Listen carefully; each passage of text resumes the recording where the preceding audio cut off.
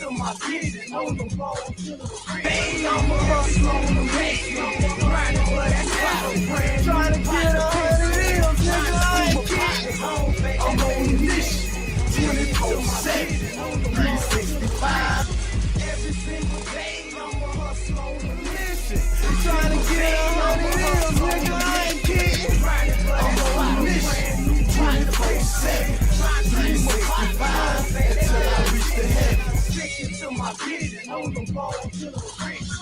Every single day, I'm a hustler on a mission. Trying to get 100 M's, nigga, I ain't kidding. I'm on a mission, 24/7, 365, until I reach the heavens. I'm on a mission, I'm on a mission, I'm on a mission, I'm on a mission, I'm on a mission, 365. One time my boy Capital J, you heard me? That boy that got it going on. I'm on a mission, I'm on a mission, I'm on a mission, I'm on a mission. Hustle on the mission every day, baby. We don't sleep. Grinding my time, fuck with the homies. I'm gonna be already snap up, man. Hustlers on a motherfucking mission, nigga. Home Inc. Shout out to my dog, man. You already know. Check it, man. It's Rolls Royce Racing. I'm just another hustler on the mission every day. You feel me? What's up, y'all? This Shiley Moore, and shout out to my boy Capital, homie. The thing behind the camera, and I can't wait to see what his work is like.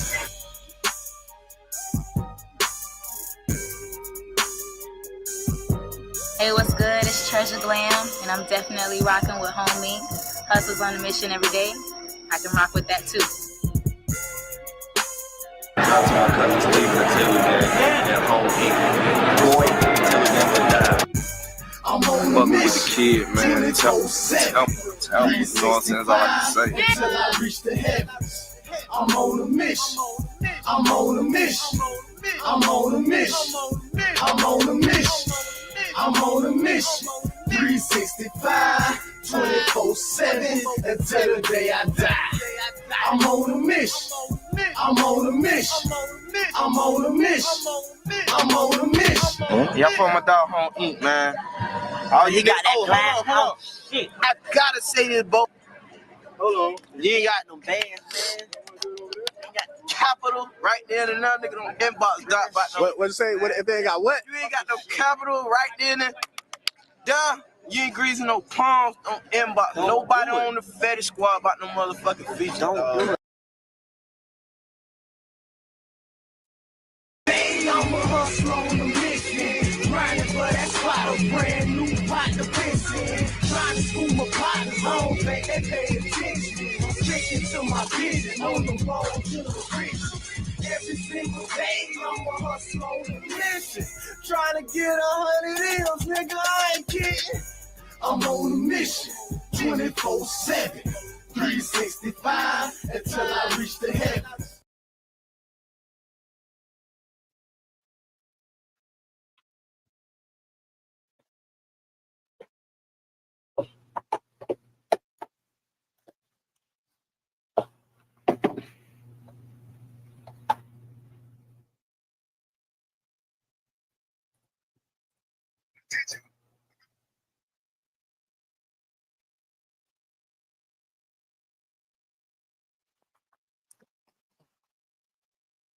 Yo, welcome back. Welcome back. Homie TV Hustlers on a mission every motherfucking day.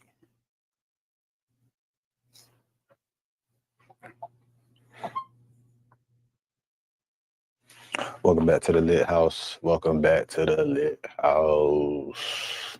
Welcome back to the Lit House.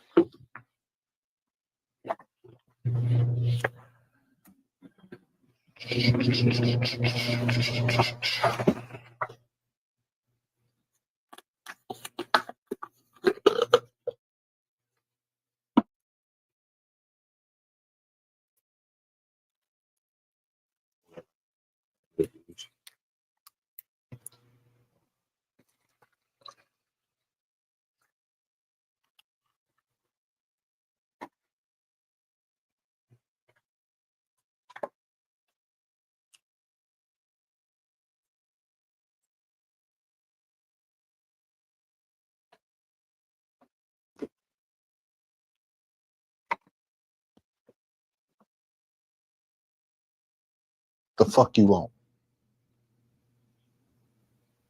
You better get the fuck out of my face.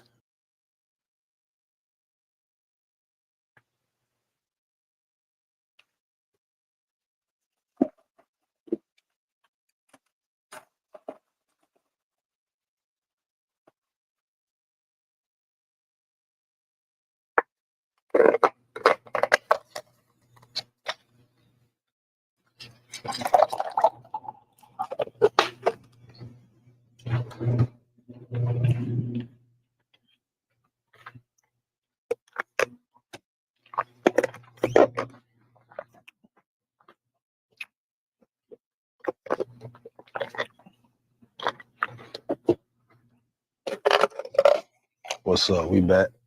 Hustle's on a mission every day. We in the lit house. Keep the light within you shining bright. You feel me? Straight like that. And I am capital. Whatever you do, make sure you do it capital and create a positive impact today and later. Fuck them haters. Get your paper straight like that. The rapper like, y'all better get y'all boy before I make this not fun. I'm feeling, hey man, ain't nobody gonna want to come to Houston no more. I'll make this not fun for nobody. We just try and fire this stuff today. Get your orders. Real talk. I don't give a what come behind it, man. Leave my name. I'm telling you right now, man. Y'all better get your man, man. I don't give a what they gonna do. Oh shit. Oh shit. Here we go again. I gotta say that shit like CJ. Oh shit. Here we go again. Before you forget, please smash that like and subscribe button for me. That's the only way to support this channel. Now, let's get into it. Sauce Walka has to be one of the most fearless gangsters in Houston for challenging J. Prince Sr. publicly. I have been around these streets and know how powerful and influential J. Prince Sr. really is in Houston, and as a man who has a lot of money, he can actually spend millions to get you out of the way. But that's not actually the case with Sauce Walka, because watching how he challenged J. Prince, you will understand he is really not scared of the old man like other ninjas. Yesterday, I posted a video when J. Prince Sr. crashed out on Sauce Walka for mentioning his name and threatening Honeycomb Brazy. Check this out. I don't know who told these guys it's cool to mention my name in situations that has nothing to do with me or my family. As Sauce Walka, you gotta be careful with this internet shit. Y'all can play your little internet game without getting me involved in unproductive conversations. Put some respect on my name, and no ninja in my city permitted to touch at Honeycomb Brazy. But today, Sauce Walka has doubled down on J. Prince Sr., even though he has squashed his beef with Brazy and got on FaceTime to speak like real men. But Sauce felt some kind of way and needed to respond back to show the old man no sign of weakness. Check this out. I have a lot of respect for the old man, but we not finna act like I'm scared of anybody in my town. If you feel a type and comb Brazy. But today, productive conversation. Sauce Walka, you gotta be careful with this internet shit. Y'all can play your little internet game without getting me involved in unproductive conversations. Put some respect.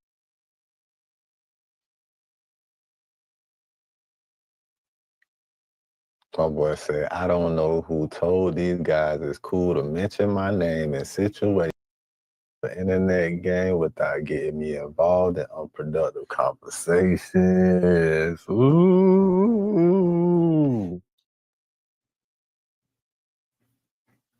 Said put some respect on my name, and no nigga in my city permitted to touch Honeycomb Brazy. That nigga saying no ninja in my city permitted.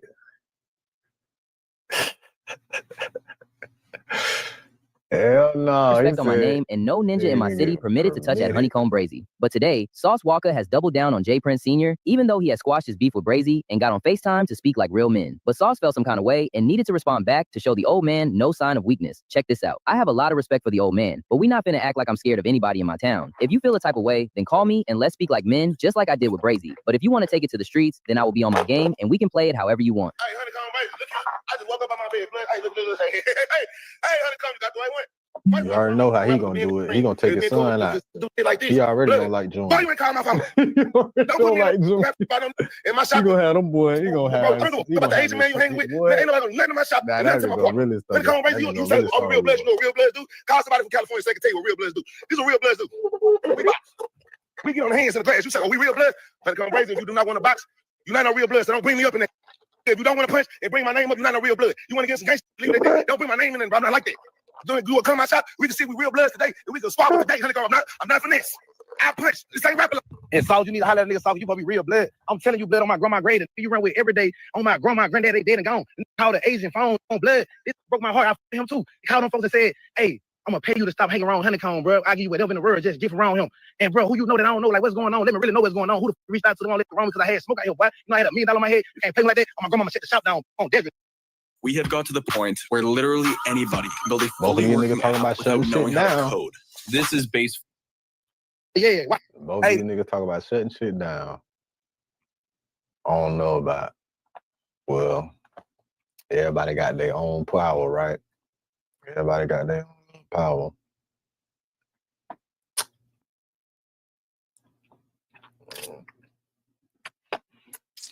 But Jay Prince and Saul, they the ones with the real power. I don't know what the fuck Honeycomb. Hey, look, bro, I ain't finna be here with this man talking about some man I'm here right now. Just like I'm saying about paying to stop hanging with me. What type of gas that is? And I say somebody found it. All you man, they want to jump on the internet, man. All you on my grandma don't give a man. Well, out down day, I'm outside all day, raising. Hey, man, who the brother for what, man? Outside today. Hey, here I come on the way right now. Let's go. And I hate when I'm on it be like, man, I'm so tired of seeing this dude on the internet, bro. Every time you on the internet, y'all be crying. Delete Instagram because you finna see me for a long time now. Leave your thoughts in the comment section. Additionally, always keep it locked in with Word on the Street channel for all of the latest news surrounding Sauce Walka and Honeycomb Brazy. Stay with us for everything else going on in the world of music and pop culture. Let me know what you got. Pop culture.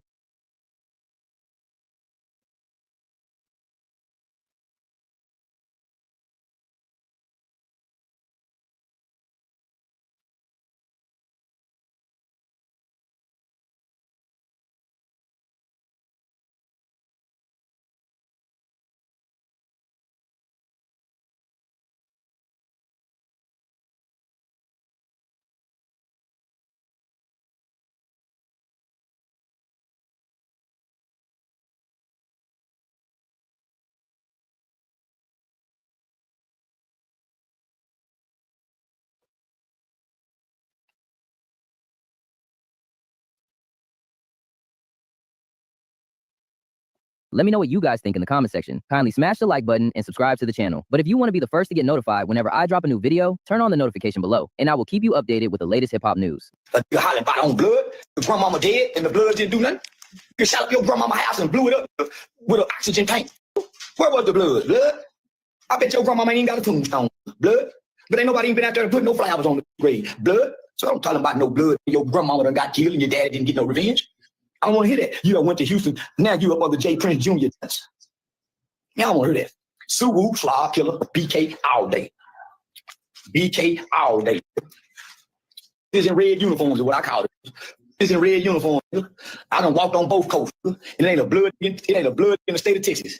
Bad enough to mention my name and disrespect. I shut the whole game down. I swear to God. The niggas scared of me. The Bloods and Crips in Texas scared of me. So tell South Walker, the Bloods. Tell that nigga Honeycomb Brazy, fuck the Bloods. And they dead homies. Honeycomb Brazy, I bet your grandmama turning over in her grave trying to get the help. I'm sure she probably not in help yet. She probably was a delay. Yeah, they probably delayed her getting help. I bet your grandmama, I bet your mama now is mad at you. You done got big mama them killed and big daddy them killed. And you can't get no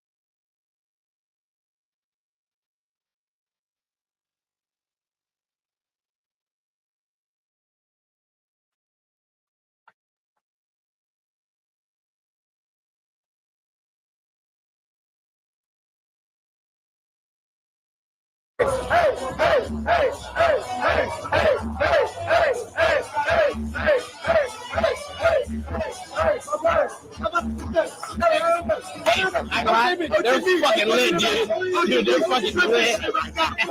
Let's get rid of the white boys. Yeah!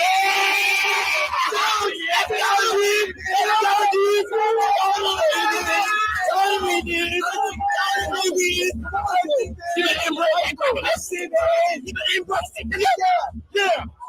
Oh, Jack. They're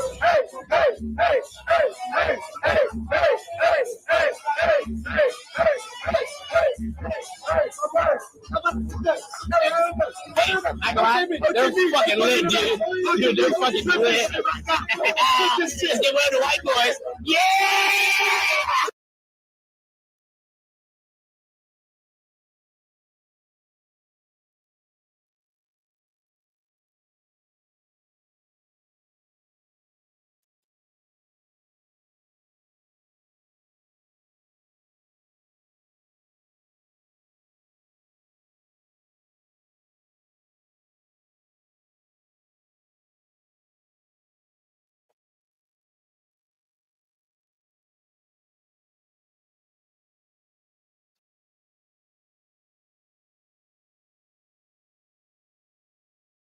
God is better than the devil. They got contracts out there that say you can't say Jesus. You can say Jesus in your studio, and he bringing it back tenfold, 100-fold, 1,000,000-fold. Blessings untold, blessings harder than gold, stronger than a gold. I return my soul to the one that told me, the one that owns me, the ones that shows me, and that's what God showed me. The devil controlled me, but he can't hold me, because God that told me, and life has shown me that God is the only, the real, not the phony. The phony would clone me. Just watch how they cloned me, and don't give me told me. I'm here with my homies, I'm here with my families. I don't need a Grammy, I'm back in the building. I'm here with my children. You know it's a feeling. You know it's a feeling. You know it's a feeling. God is better. At all. You're not drunk at all. Nigga, I was just about to call an Uber, dumbass nigga. Nigga, we got a car, nigga, goofy ass nigga. I ain't getting in with you. Where you finna go? Nigga. Where you gonna go? To the airport. You gonna make it It's at 6 in the morning, nigga. I don't give a fuck. I'm about to go back to the airport and go to lay in the bed with my mama, nigga. Oh, yo. Nigga. Don't lay in the bed with your mama, Man, don't nobody secure me like my mother. Okay, we get in the car and going home. I told you I want to climb a tree and you keep Hey, she got nice titties and big ass. At all. You're not drunk at all. Nigga, I was just about to call an Uber, dumbass nigga. Nigga, we got a car, nigga, goofy ass nigga. I ain't getting in with you. Where you finna go? Nigga. Where you gonna go? To the airport. It's at 6 in the morning, nigga. I don't give a fuck. I'm about to go back to the airport and go to lay in the bed with my mama, nigga. Oh, yo. Nigga. Don't lay in the bed with your mama, Man, don't nobody secure me like my mother. Okay, we get in the car and going home. I told you I want to climb a tree and you keep Hey, she got nice titties and big ass. At all. You're not drunk at all. Nigga, I was just about to call an Uber, dumbass nigga. Nigga, we got a car, nigga, goofy ass nigga. POV, you braided your man's hair 40 minutes before your flight. We were headed to Jamaica, but I was so busy we had no time to braid his hair. I had to do something quick, so we decided on 4-stitch braids. Look at my stitch, don't play with me. Batman, she love. Batman, she love. I was halfway done right at 9:10, which worked out perfectly. Batman, she love. Batman, she love, yeah. Our flight started boarding at 9:30, and I still had one braid left. We started his last braid, and I finished right on time. His result.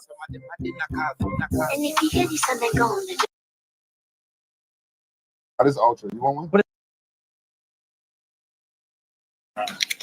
There you go. It would cost $20. Oh, no.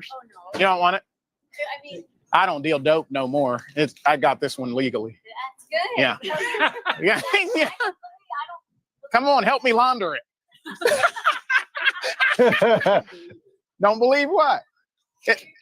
No, put it up to. I am though, because I'm a rich brother. I own an oil rig out in Austin, Texas. Yeah. It's tied up in a RICO investigation. But once I'm vindicated and relieved, meemaw, I'll be rolling in the dough again. No, it's just, I have success guilt. I'm going to be honest. Success guilt of what? Like, what do you Because I've accomplished all my goals and I got an abundance of dollars. All my bills are paid. And I just feel guilty because I don't feel like, why am I doing so well financially and then all these other people are struggling? It makes me feel bad. Yeah, so I went to therapy. No, you're good. Seriously, maybe no. give it to somebody else. Well, you got coupons. You might need it. I'm not judging, but you got coupons. Yeah. Go ahead. You're fine. Yeah, you trying to save the money, so save the money. And I don't need the number or nothing. I got a hot wife. Yeah. Yeah, I got a hot wife. Well, then you are lucky. Yeah, money will get you a lot of things. Good health. Yeah. You know, I used to take that for granted. And then you have a couple scares and you're like, that's the first thing you're thankful for when you get up. You can walk, you're mobile, you can, you tell your brain to move something and it moves. Yeah. Yeah. This is cool. Yeah. Love you, buddy. Yeah. Not all our bill. There you go. It would cost $20. Oh, You know. What happened, dude? Are you okay? Is that your bike? There's a bike shop right there, like 2 doors down. That's your bike? Yeah, that's my bike. Well, hang out here for just 1 minute, man. Poor kids. I'm just trying to get to and from though. It's a bad situation. Yeah. But did you see what was right up here? Yeah, we're about to go. There's Yeah. a bike shop. That's what I told her. I said, fix it. Well, I'll go take a look at this bike shop up here real Is that quick. what you doing? Yeah, I'm gonna go take a look. Yeah, see if there's another bike or something. Maybe that'll help them out a little bit. But I didn't know there's a bike shop literally right here. So we'll just buy my bike real fast. And then it smells like bikes. What's up, fellas? Hey, dude, this kid's bike's trash, man, right down there. And that's his only transportation. So we were just driving by. We're headed to an appointment, but y'all got a bike I can buy for? He was on a bike that was this size. The bike's right outside. But his bike is dude, trash. Oh, look at that, dude. The man is right there. Yeah. Gotta have the wheel. Hey, the wheel. Yeah, that's his head. He's gonna look at your bike. The bike shop right here next door. Are you okay? Yeah. Really appreciate you taking your time to help. Yeah. Okay. Yeah, I was All he needed was a tire. but we'll get some wiggle room on it. For sure. Okay, man. Well, let's do it, man. Would you take 175? Sure. Okay. Yeah, cool. you do that plus tax? Yeah, sure. Look at that. It's a way better bike. Oh, dang. There's the storm. That's There's what's up, the man. Create a storm. positive We're running impact out of there, time to work. Thanks for doing that. Oh, yeah, no problem, man. Awesome, man. This is great. Dude, you guys are wonderful. Hey, man, we bought you a bicycle. It's a really nice one. Help you out getting home. Yeah. Hey, that's awesome, man. Yeah. This one's got brakes and you got working gears and all that stuff. So, and a cushion He got seat. fucked up on that bike. They got a paramedic yeah. out there. Did he get hit by Yeah, a no car? problem, brother. No problem, man. Yeah, no problem, dude. I'm gonna leave it right here for you. Yeah, nice little bike. Yeah, nice little bike. Yeah, I got the brakes. You got some gears. We even got a cushion seat. So who did they get the bike? The bike shop or you did? We just bought it. Yeah. They did give us a little deal on it though because of it, so that was cool. All right, Talia, it's great to see you, buddy. meet you. And I'm gonna leave you to it, boss. This is like a warranty on that bike. And if you ever have a problem with it, you just bring it to those people, okay, man? Hey, God bless you, bro. If you bless you too, bro. Drive safe, man. See you guys. Nice to meet you, brother. Thank you, Chris. Stay safe out there. I'll date a woman that's older than me. 1,500 together. Bet 4,500. Bet 4,500. 4,500. I believe that nigga. He said bet 45. 4,500. That's what I'm saying. Keep it down, you fucking little boy. I'm a I'm gonna come up with that. That's not Tony Hawk, that flipper, man. That nigga finna do a motherfucking kick flip on the motherfucking skateboard.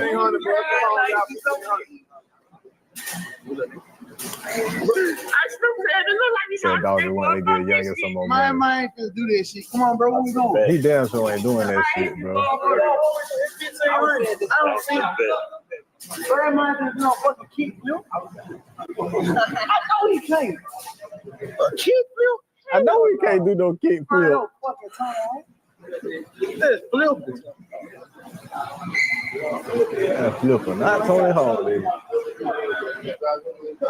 1,500 together. Bet 4,500. 4,500.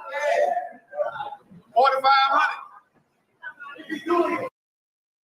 Yeah. Go on then. Hit me with the God patch. You know how many goddamn clips that would have been if that nigga actually did a kick flip. That'd have been what? Good skating ass nigga. About my partner some flowers. Good skateboarding ass nigga. Let me tell y'all why. That'd be on his ass. One, I love him dearly. He's a good dude. He's a great dude. And the second reason I bought him flowers, I can remember I was going through a rough time. Smoking drugs, snorting drugs, all that. One day, Johnny hit me up. He said, "Hey, Brian, what you got going on?" And I texted him back. I was serious. I said, "Man, nothing slipping back into my old way. Because I'll be clean for a minute, high for a minute, clean for a minute." And he texted me back and said, "Nah, bro, you too good for that." But I kept on doing what I was doing, but when I got well, that conversation always played back to me. So when I seen him lose his mama and I see him post about his mama and the hurt that he have all the time, it does something to me, but there's nothing I can do. I can't relate. I still got my mama. But when I see it, it just made me hug her a little tighter. So I just wanted to give a king his flowers while he can still smell them and just let him know that I love him from the bottom of my heart. So what I did, I booked the appointment, not for the hurt club. Just maybe so you can take yourself out to eat or something like that, man. Just take the load off. And I wanted you to know that I'm proud of you, the way that you continue to push and persevere through it all, the way that you're a big brother, the way that you raise your children, and that you're just a stand-up guy. And, man, I love you, bro, and I'm not ashamed to say that, and I want you to know that, man.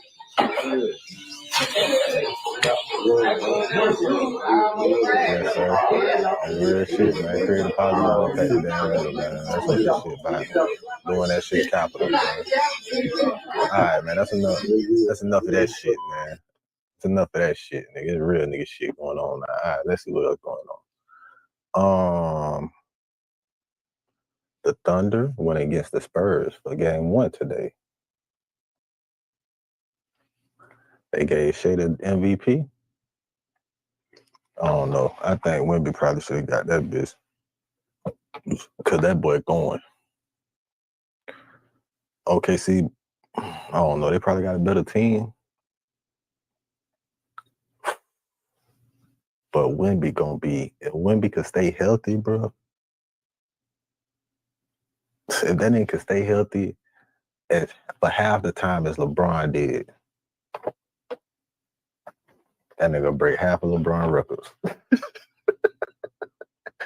nigga stay healthy for half the time Bron did, and nigga boy break half of Bron records. No bullshit. I ain't gonna cut.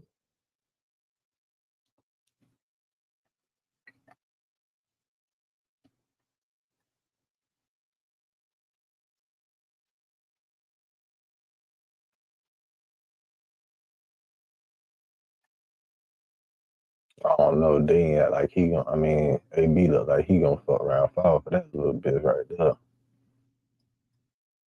That's some nice shit right there, boy.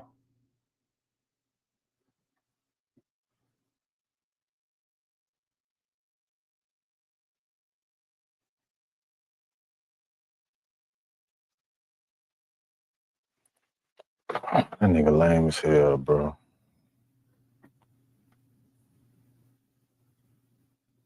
Nigga shot his girl because he got accused of cheating. That shit crazy. So, hey, Junior, I said all you can say. Quit sending that man in me. Quit just letting him come in me. I ain't gonna lie to you. I can make a diss song about honey. I'm drinking liquor for a year. Now you're asleep. You go sober on liquor for a year. Now you really nigga walking. No, don't do that. Don't do that. Look in the mirror. Let's go back to his post every time. Look in the mirror. Let's go back to the mirror. I paid for a jet ride in Jerry For a video, they got him rich. So stop bringing it to you. Stop bringing out that old, oh, he gave you. Mob time so watered down. Record label so weak. So, hey, Junior, I said all this to say, quit sitting their mind in me. Quit just letting him come in me. Oh, I ain't gonna lie to you. I can make a diss song about Honeycomb. Bring me out the country, bro. What we gotta do? What I gotta do? What I gotta meet you? The whole world hear me asking you, bro. What we gotta do? I just talked to Baby J. I still ain't talked to you. I did beating with you. I ain't do beating with Baby J. I did beating with you. And you tell him I ain't trying to pull up. Who ain't trying to pull up? Who ain't trying to pull up? Family couldn't get to check in when he showed up and had a residency in Houston was 50 Cent. A lot of that comes from 50's reputation in the streets still being strong to this day. And most people don't want to deal with somebody known for taking things to another level when problems start. So it looks like J. Prince saw 50 Cent and thought, nah, we're not going to make any moves on that ninja. But now J. Prince Sr. has reportedly been watching how 50 Cent is trying to help Finesse 2 Times handle issues connected to his Mob Ties contract. That situation apparently caused some tension behind the scenes, and the OG finally decided to address everything directly. Check this out. All the rap ninjas trying to jump into the trend and say some cool shit. But when there was war and threats to life, he was begging Brazy to get in contact with me because nobody could step in and save his ass from the streets. Looks like I will start kicking some ass since they think my silence has turned into weakness.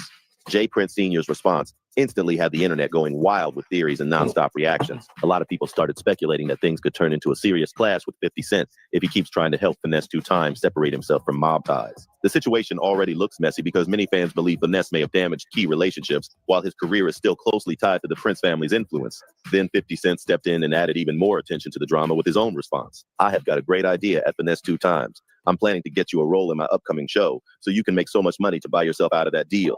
I've been watching Finesse closely, and dude gonna kill any character on any movie. 50 Cent's message instantly grabbed attention online because people saw it as a direct move to help Finesse 2 Times create a way out of his situation through acting and entertainment money. But not everybody was feeling the idea, especially J. Prince Jr., who quickly made it clear he wasn't impressed by 50 stepping into the situation. Check this out. At 50 Cent, don't go wasting your resources on a ninja who will not value what you did for him afterwards. Remember how Game played you. That's the same way this ninja gonna play in your face. You can put Yayo or Uncle Murda on the show. Told y'all he always want to blame me for everything happening in his life. Y'all been seeing me and Cone go with this for probably about 2 years. Who said that Yayo shit? and check this out. At 50 Cent Jr., who quickly made it clear he wasn't impressed by 50 stepping into the situation. Check this out. At 50 Cent, don't go wasting your resources on a ninja who will not value what you did for him afterwards. Remember how Game played you. That's the same way this ninja gonna play in your face. You can put Yayo or Uncle Murda on the show. Told y'all he always want to blame me for everything happening in his life. Y'all been seeing me and Cone go with this for probably about as a Finesse 2 years. That he thinking about. If that was the case, he would have did that off the rip. How old is the new hire? I got to tell him. I don't know, but he literally uses Excel. You must be the new analyst. Yes, first day. He said know exactly what he's doing. Y'all ain't never tried to get me in their mind to sit down. Every record label that has the artists that I don't want to sit down with the nigga now. Don't get it twisted. I don't want to sit down with the nigga. I only want to make no music with the nigga. He's old with now. She done been tried it. But every record label always try to make amends. Mob Ties so watered down, record label so weak, that he'll sit up and let both of his artists argue and won't even try to calm it down. What they mean? He's using it as preaching. Junior need any type of... That man hates accountability, and that's why he blew through millions of dollars and came back asking for more money without explaining what happened to the money he already got. Things got even more heated after that, because videos started spreading online showing Finesse 2 Times calling out J. Prince Jr. and speaking on issues tied to Mob Ties. The clips quickly had fans debating everything happening behind the scenes, especially with tensions already building between everybody involved. The situation kept getting louder online after those clips started making rounds, and fans immediately began picking sides. Some people felt like Finesse 2 Times was exposing real issues behind the scenes, while others believed he was damaging relationships with powerful people in the industry at the worst possible time. Meanwhile, 50 Cent kept posting and reacting in his usual slick way, which only added more pressure to the whole situation. Every new post, interview, and comment had social media going crazy, with people wondering how far this drama was really going to go. Anything to help Mob Ties right now, because I ain't. Anything I drop, they're going to recoup, they're going to make money, they're going to, and hey, and since I can't talk to you, man, what's up, man? I know the label didn't recoup that $5.5 million back by now, man. Last time I checked, man, before the last tape came out, man, they had damn near recoup So, man, when they recruit, man, goddamn me, call me, man, and let me know something, man. I don't know nothing about going on with the business, man. And that's why I won't encourage nobody. I won't tell nobody to come sign with this. Cause look how you doing it. Look how you doing this, gentlemen. And for all the people who telling me to go out like Pooh Shiesty, I'm not going out like no Pooh Shiesty. At the same time, people started noticing that 50 Cent wasn't backing away from the situation at all. Instead, he seemed even more interested in showing support for Finesse 2 Times, and that had fans reading between the lines like crazy. Some online users even started comparing this situation to past rap industry fallouts, where business, loyalty, and street reputations all got mixed together in a dangerous way. Meanwhile, everybody connected to the drama kept throwing little shots online, and every single post instantly turned into headline news across social media pages and hip-hop blogs. What really got people talking was how quiet some major names. Man, when it comes to CEOs and label bosses, label CEOs, and who handle their business the best and most correct way, it's always been Master P #1. Master P took care of his artists the best, better than any other CEO you fucking know. The only other person came closest to taking care of their people like Master P did is 50 Cent, nigga. That's the only other person, bro. The only other person that came closest to taking care of all their artists completely like how they supposed to is 50 Cent.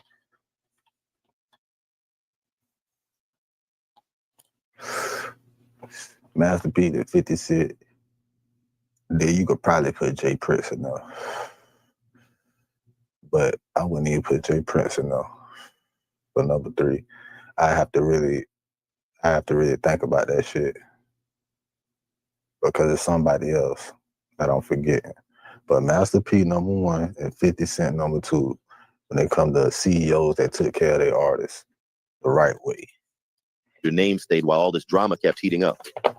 I'm 34 years old. Pooh Shiesty was 24, 25. He still had a lot more learning to do. He still had a lot more growing to do. Man, you can't pay me to be around those niggas. You want to shoot somebody? You want to kill somebody? That's all you want to do? You don't want to get no money. You don't want to do nothing but kill people and have who want you around me? And watch my pockets. And look at my girl. See me? If that was me. Yeah. I wouldn't have been the one. Gangster is keeping your hand clean. Gangster is being free with your kids. Gangster, that's what I learned that gangster is. The new gangster is crashing out. And if that's the new gangster, then I'm not a gangster. Fans noticed that a lot of industry figures were watching from the sidelines instead of publicly choosing sides. And that only made the rumors grow even bigger. Meanwhile, clips, reposts, and old interviews started resurfacing online, with people trying to connect every detail back to the tension between 50 Cent, Finesse 2 Times, and the Prince family. The internet turned the whole situation into nonstop debate material. I'm not. If being a crash out is a gangster, I'm not. I'm not a gangster. I'm a man. I'm a father. I'm a son. I'm a big brother, an uncle. So, hey, Joey. With Base 44,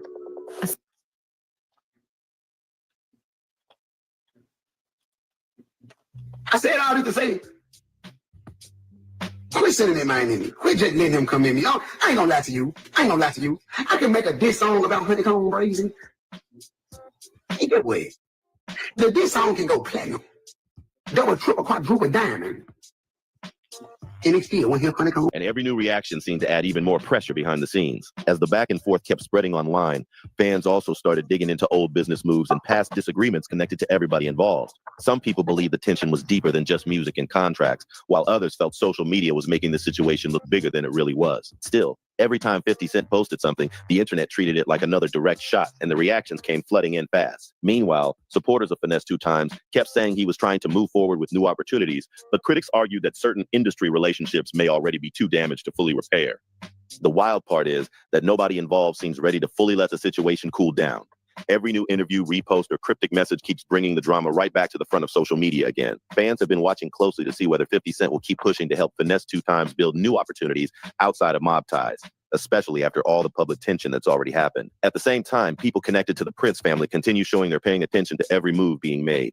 Right now, the whole situation still feels unpredictable, and the internet keeps waiting for the next major response to drop. Now a lot of fans are wondering if this situation will eventually calm down behind closed doors or turn into an even bigger public fallout. Social media keeps making everything more intense because every small comment instantly gets turned into blogs, reaction videos, and viral debates. Meanwhile, people close to the industry have been paying attention to how carefully everybody is choosing their words while still throwing subtle shots at each other online. One thing is clear, though. The connection between rap business, personal loyalty, and public reputation is keeping this whole story trending, and fans can't stop watching every new move that gets made. At this point, the drama has grown way bigger than... That's crazy. Nigga say, man, nigga did a bid, came home, and still got his life took. Nigga did a bid, came home, he's still alive and got his life. That's crazy.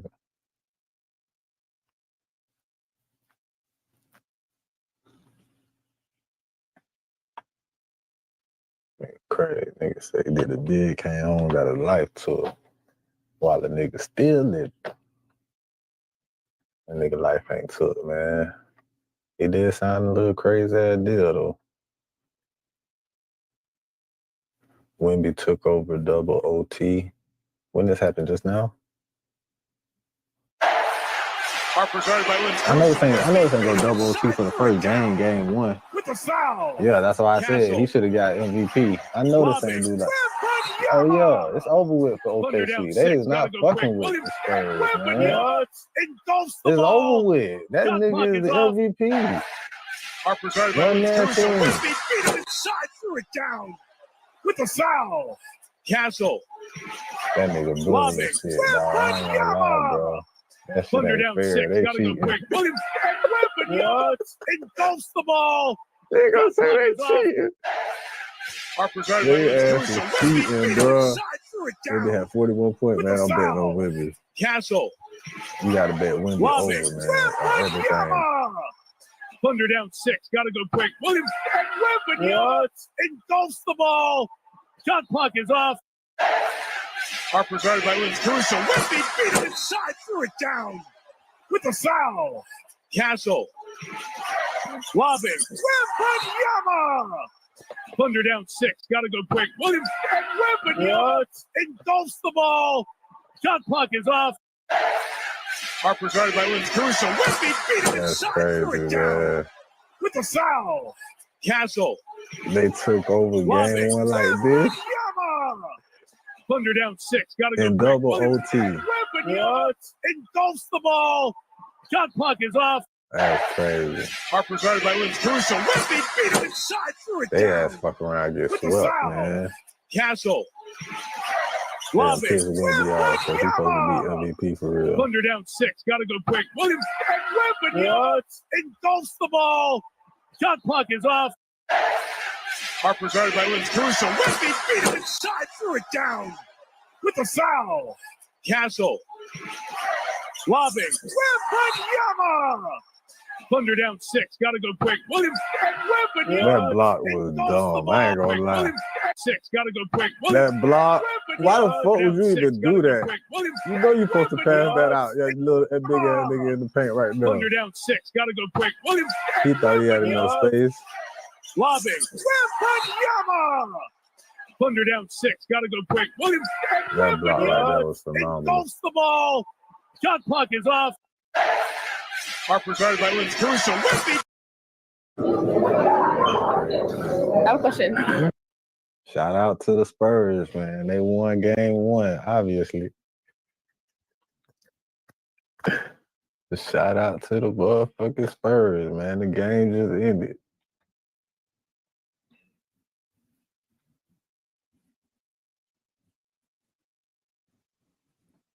All right, shit.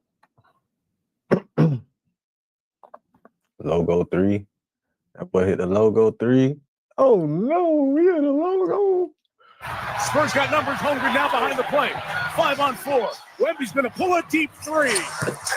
Oh my God, that was the tie of the game too. In OT. Oh. Spurs got numbers hungry now behind the plate. 5 on 4. Wemby's gonna pull a deep 3. Oh.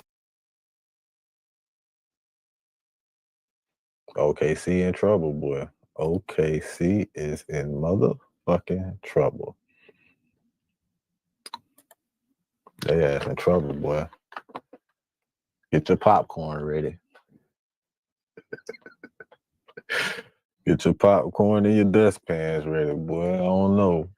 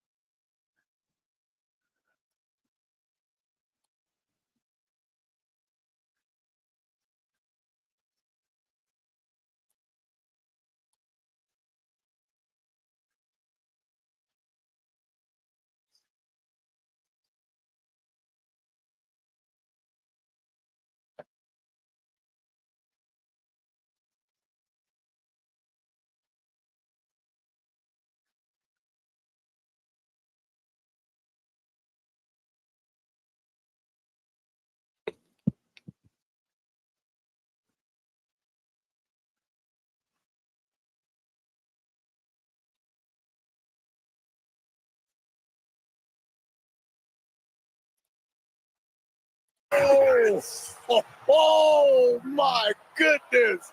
Oh. Spurs got numbers hungry now behind the plate. 5 on 4. Wemby's going to pull a deep three. Oh my goodness. Oh.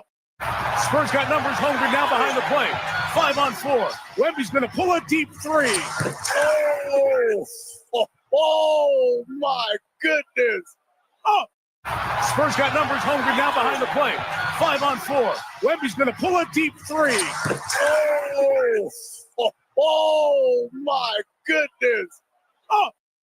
Spurs got numbers hungry now behind the plate. 5 on 4. Wemby's going to pull a deep three. Oh my goodness. Oh. Spurs got numbers hungry now behind the plate. 5 on 4. Wemby's going to pull a deep three. Oh my goodness. Oh. Spurs got numbers hungry now behind the plate. 5 on 4. Wemby's going to pull a deep three.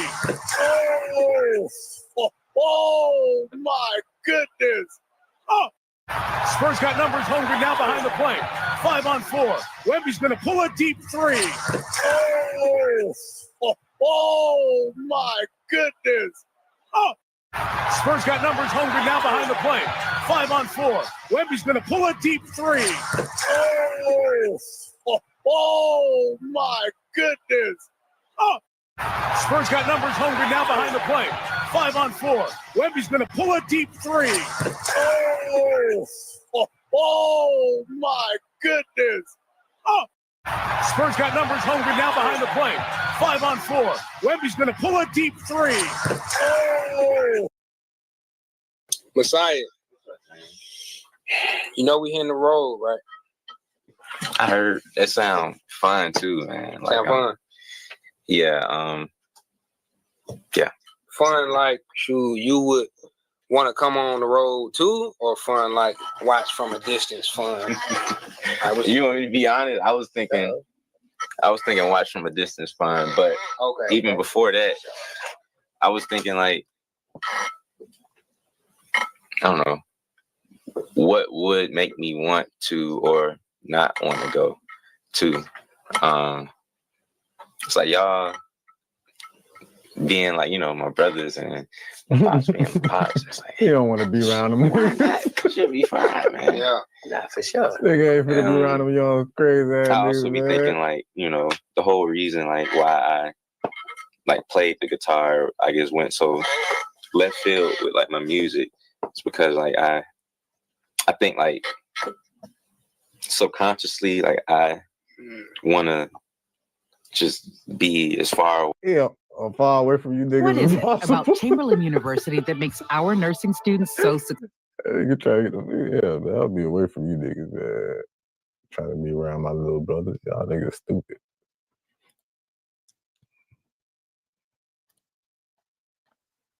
Type shit.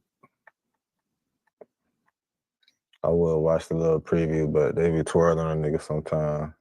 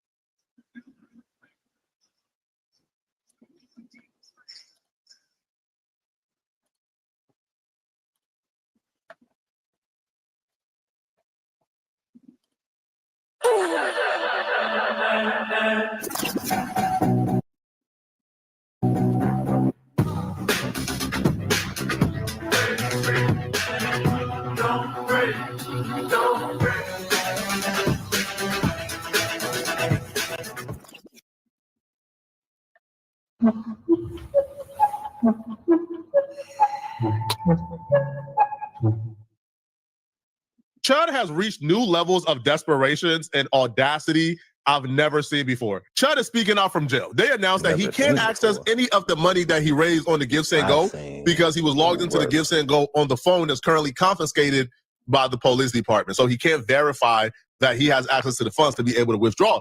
So now the new strategy is more begging. Okay, now we're going to get into how ridiculous the begging has gotten. But before we get there, they dropped a commercial, right, to get people to, I guess, feel sorry for Chud.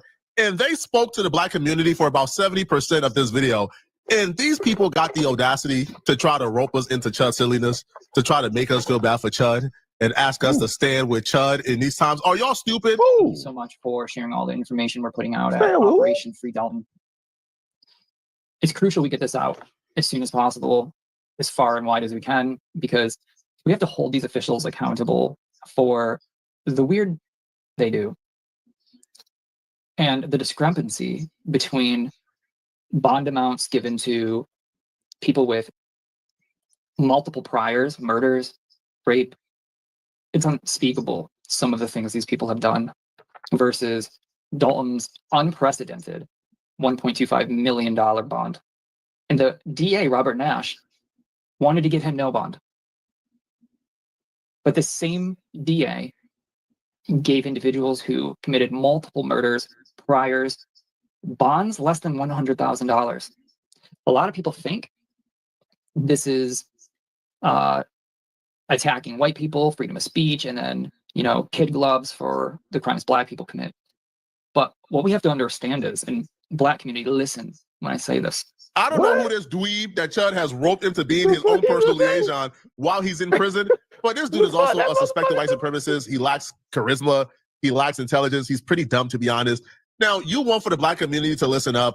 You think niggas, man, we wouldn't even know about this nigga if it wasn't for this nigga. Who the fuck is that nigga? And why the fuck are we even listening to this shit? Y'all close your ears. I'm going to do all the listening for us, right? And let y'all know if this is something we need to consider, right? But they are effectively about to try to make the Black community get on board with going against the police on behalf of Chud. But not because, right, we like Chud according to them, but because we should stand against the police. Man, listen, man, if y'all think that we is that stupid, if y'all think y'all can say F the police and get... Oh, no. Man, niggas been against the police the whole motherfucking time, man. Us being against the police ain't got shit to do with him and being, what the fuck? What the fuck? What the hell that nigga said? And get us on board to help out Chud's cause, you're out of your mind. You are losing your effing mind. Black people, the overwhelming majority of us, want Chud to spend the rest of his life in prison. And we don't care how it happens. We the wrong demographic to be speaking to, brother. It ain't working. When they give these low bonds to the people terrorizing your communities, they're doing that to hurt you. That's a weapon.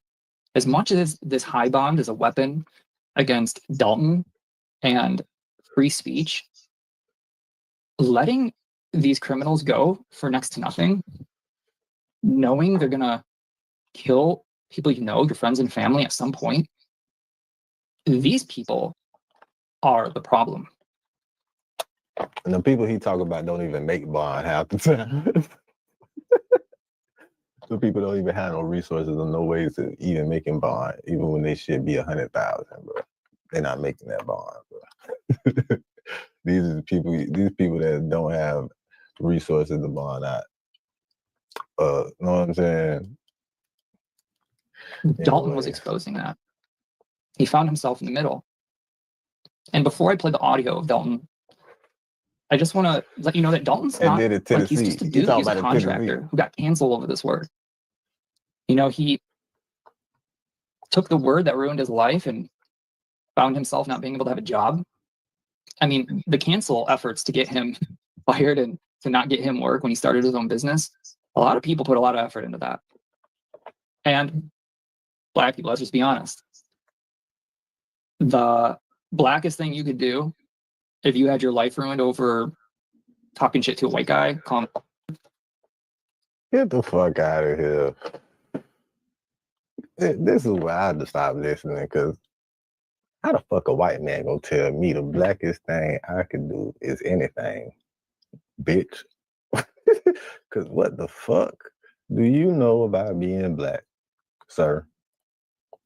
How the fuck is the white man gonna say the, the blackest thing you could do? Anything he say after that is some bullshit. Because, bitch, what the fuck do you know about being black, sir? The blackest thing you can, that's some manipulative ass shit. You just say that's some shit. That's some shit women say when they be like, they be trying to tell me, as a man, or some shit. Like, what, bitch? How you gonna say anything about being the black? What being black? Anything? Blackest thing you could do is walk around, call everyone, you get paid for it. That was the spirits of the civil rights movement. Chud is currently in prison suffering, so I guess they want you to also suffer, right? Just walk around, call everyone, you get paid for it.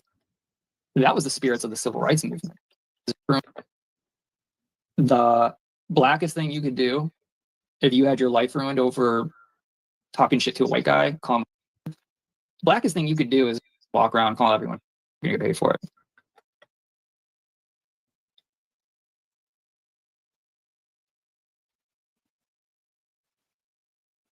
But he's not getting paid for it. It's actually costing him his life.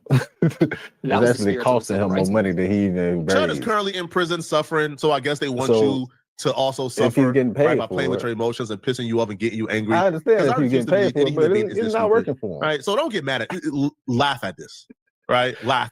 It's not working for him. So, like, at the end of the day, niggas will lose their job for saying cracker, just like crackers will lose their job for saying nigga.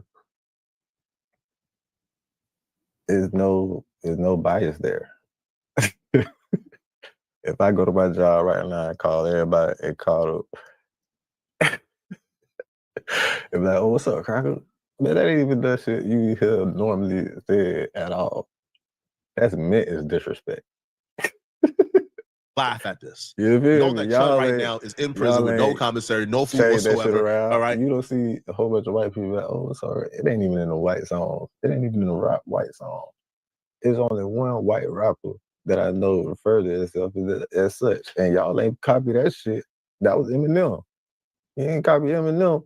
You was calling yourself. All right. And he's eating oatmeal and dry bread for breakfast, lunch, and dinner, right? In solitary confinement. Have pleasure in that. And he gave y'all own fucking word, wiggle. What the fuck? Y'all still want to say ill? Which y'all can say, put a W in front of that bitch. This is jokes and remarks they're making, man. We're not worried about this, man. All right, your boy gonna suffer. He's gonna spend the rest of his life in prison, probably. All right, he's gonna spend the rest of his life as an absolute pariah. It's over with for you guys. All right, we don't even got to respond, rebuttal, right, rebuke those remarks that the civil rights movement was all about people like Chud going around and having a right to call black folks the N-word to their faces, and when they get upset, he maces them in the eye. We don't even need to respond or rebuttal that. We know it's nonsense. Whoever the spokesperson is, he's terrible at his job, and he's probably dumber than Chud. But other people, right, who apparently have stuck up for Chud, they have somehow conveyed this message a little better than him. The message here is, hey, black people, we can't trust the police. We can't trust the government. The government is corrupt. We now acknowledge how they do you. Are you guys really going to be on the side of the government as they do this to Chud? Do y'all think a $1.25 million bond is fair? And yeah, we think it's fair. Yeah, we think it's fair. Okay, yes, we think it's yes. When he's getting, let's just add up his numbers of views. Let's just add up the numbers of views of motherfuckers talking about the issues of him in the last month. Estimating it, I'm computing this shit myself. Estimating it, it's about a roughly 5 million plus views of just shit like this. Videos of niggas talking about his situation and shit like that. he raised what, over $500,000 in his GoFundMe? Double that, that's $1 million. The 0.25 is roughly what he could double that in his views. What he probably was already doing streaming. So it's all about they allow him to use it. And any popular person that has something public, like publicity, like that type of national publicity, is gonna have a large bond. That's a given. It's a standard. That's why celebrities and entertainers always normally have larger bonds, because of their notoriety to the public in the case. Bitch ain't acknowledge that shit at all, though, did he? I think it's 100% fair. Okay, when Chud was out here advocating for black people to be sent back to Africa, when he's out here advocating for black people not to be able to live in civilized society with white people, what, like you think that Chud would be out here advocating for justice and equality for black people? You think Chud would be out here advocating for the justice system doing a black man wrong? Chud wouldn't give a damn. So no, you can't rope it. And then the people that want black people to be sent back to Africa. What about the people that wasn't even brought from Africa? What about the ancestors that weren't brought from Africa? What about the motherfucking niggas that was already here? Would you be willing to go back where your motherfucking ancestors came from before they took this motherfucker over and stole it? Think about that. Just answer that. Just think about that. That's a real question, though. Like our struggles with the justice system into the Chud situation. Chud is somebody who despises black people. He hates black people, and his hatred for black people got him in this situation. So he got to lie here, do his time. All right. What you crying for? What you put in the universe is ultimately what you're gonna get back. And a martyr for white folks, right? Everybody wants to be a martyr. Nobody wants to die. I don't get it. You got to reap the consequences if you want to be a martyr. No, your consequences is you got. Just like all these niggas want to be demons, but don't nobody want to go to hell. You want to be a martyr, but you don't want to die. You want to be an angel, but you don't want to fly.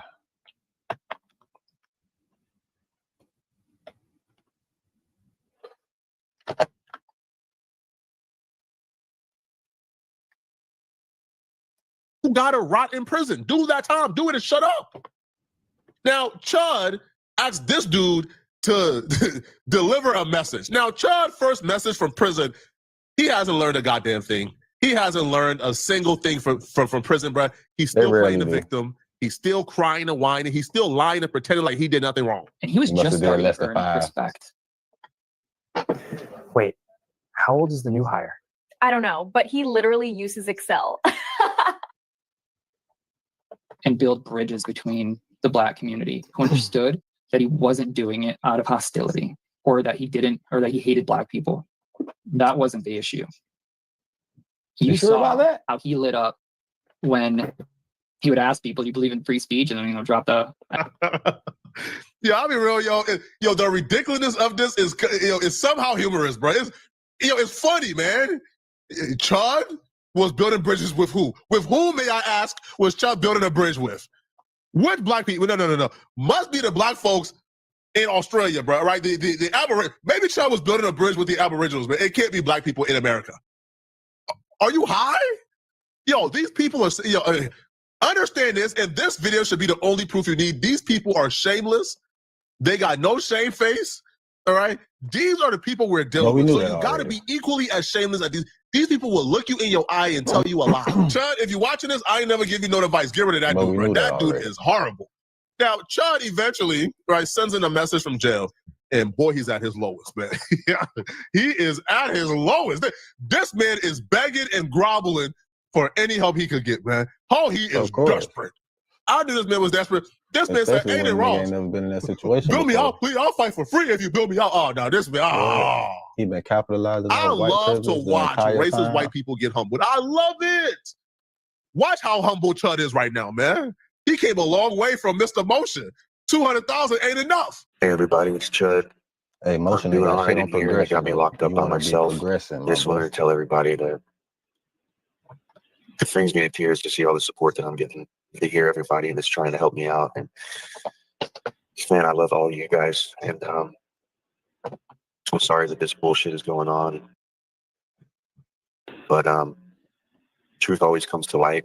The Lord is with me in here. They can never take him from me. Thank you guys for all your support.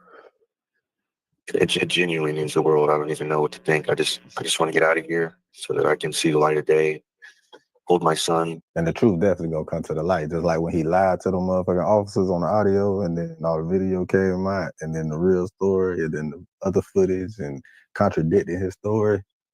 Fucked up for him. That's why they gave him that charge. Hold my girl, see my family again. Thank you to everybody who sent any money. So I got to get out of here so that we can do something, so we can fight this.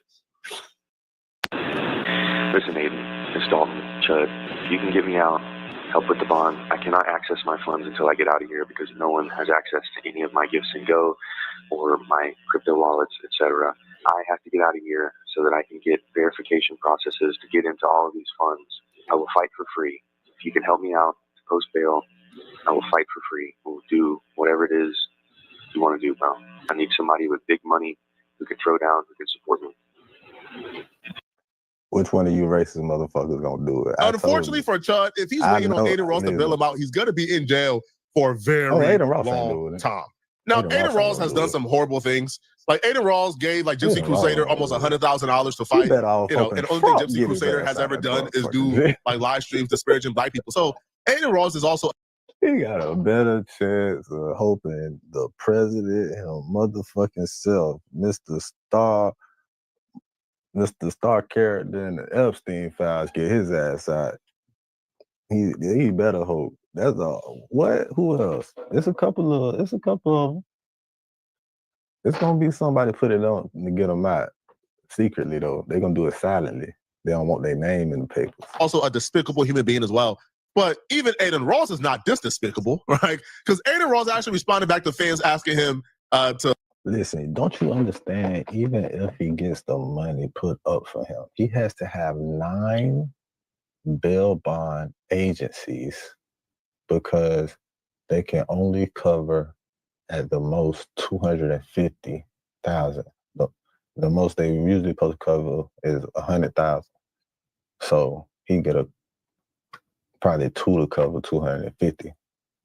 But he still need 7 more motherfucking bail bond agencies to cover that amount of 1.25. Yeah, you can get the money, but you got to find a bail out Chud. And here's what he had to say. All right, yeah, bro. Listen, I'm gonna just tell you this, bro. Like, I already have my take on him. I already said what I said about him, bro. I really would prefer not to get into dumb, hateful night. It's a really special night for Drake and for us and for all the fans. So let's just not even talk about this. Send me Drake only, bro. Can you bet on Chud, the Chud guy? What's his name again? Joe. Holy shit. So he is on here. Can you pay his bail? Imagine the clips, dude. No, absolutely not. What the? Are you? They're getting so desperate, new levels of desperation. They're now asking a black man in Tristan Tate to pay Chud's bond. So they go, bill out Chud. Tristan Tate goes, I actually am not such a fan of his. I was asked to bill him out and it was only 1.2 million. So I looked into his content. No. If you provoke a man, be ready for a fist fight. That's the law I live by. $0 donated. Now, Jake Shield, who is this 63 IQ, inbred, just disgusting human being, he writes and he says, I initially had the same view. No, you didn't, Jake Shield. Jake Shields, you and Chud are the same person, Jake. Cut it out. But after looking into the case, I saw the guy wasn't actually provoked. I watched videos and saw that Chud wasn't what they claimed he was. I'm sure you can relate to the chat. Hold on. Jake Shield says, after looking into the case, I saw the guy that Chud shot wasn't actually provoked. What case did you look into that you figure out a guy wasn't provoked? Because from everything we've gathered, from the police report, from the police, from the charges, they're saying Chud is who instigated this conflict. Chud had his hand on his gun, brandishing his gun while calling a dude the N-word, and that's before assault. Any altercation even took place. And that's assault. So what exactly? He goes and he says, I watched videos and saw that Chud wasn't what they claimed he was. I'm sure you can relate to that. Tristan Tate says, "Can you send him over? You'll be waiting all day." But this is just despicable, man. Yo, they're all across the timeline right now. Yo, if you go and get involved in this Chuck community, yo, they're like on the timeline right now, like publishing all type of statistics. Hey, I pulled all the bail and the bonds from all the attempted murder cases, and none of them exceed 250. Well, this is a special scenario, right? It's a special circumstance. I'm sure you can't find, right, any attempted murder charges of somebody who premeditated it for months as they go around and antagonize people. I'm sure you can't find any attempted murder charges where... Let alone when a motherfucker post a tweet talking about the next episode of what's about to happen, and then just coincidentally, this shit almost happened what he said when he tweeted about it. Come on, man. Coincidence. Where the person being charged with attempted murder is vowing to murder a black person and get away with it. Man, y'all let me know what y'all think about this, man. All right, y'all think Chuck gonna make this? Hey, man, like I said, racist gonna racist. Racism is gonna racist. I'm gonna tell you, that's it, my boy. That's it. Racism gonna racist, dog. Somebody gonna do it. It's gonna have to be a collective of people if he get out, though. It's gonna have to be a collective of people if he get out, and we know what that collective and who that collective of people gonna be. If you don't know, think about it.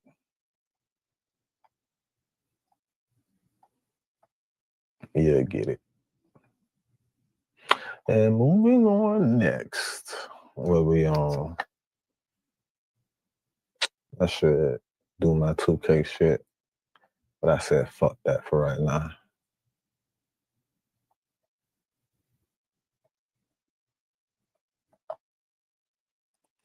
They say Dr. Umar got some words for Kevin Hart. Man, don't nobody give a fuck about this. Wireless can feel like a world of surprises. Don't fall for the... I clicked on that shit and then I said, oh, I don't want to see that shit. I don't even want to see that shit. The fuck? Who gives a fuck what Dr. Umar got to say about Kevin Hart and that shit that everybody else already been saying? You're too late, my boy. You're a week too late with that shit, nigga. I don't know, that boy got 71K on that bitch. At 6 hours. They missed Dr. Umar, huh? No, that's a dialogue.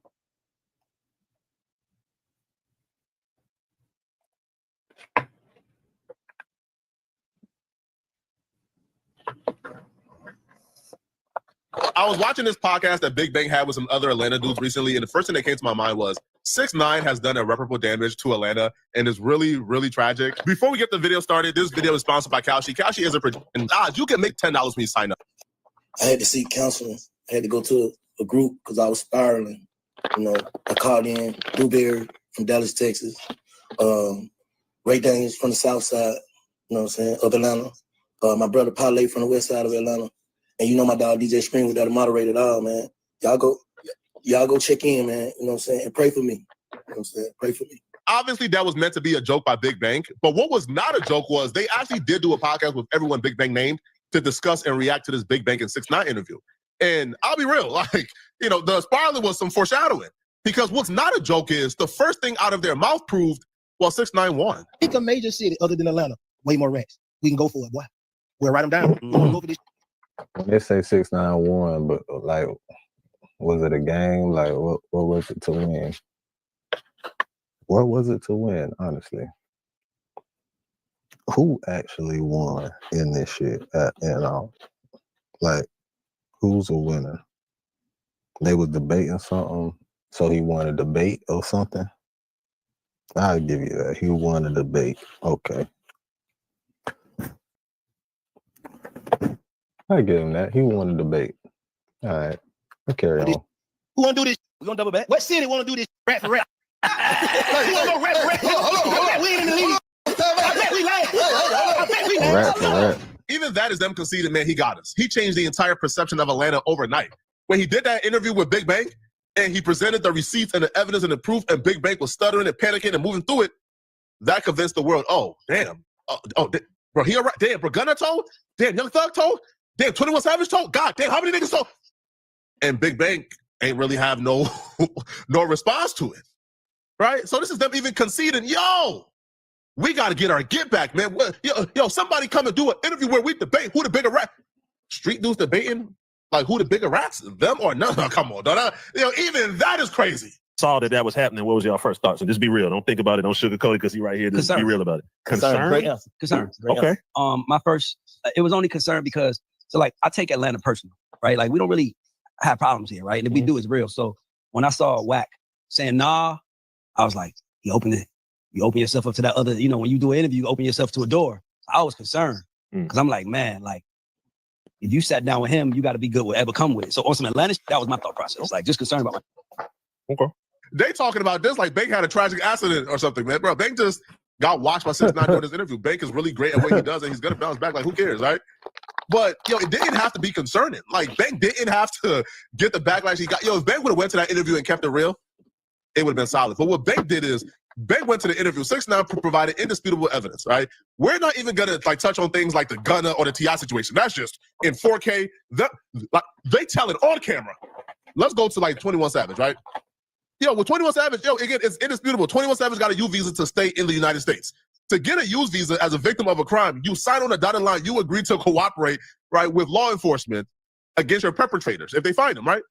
So 21 Savage signed on a bottom line and agreed to it. And that's being Bank is reading it, and then Bank tells 6ix9ine, well, what that mean? Well, and it's like, bro, people see through. Like, hold on, bro. Like, yo, you're being dishonest here.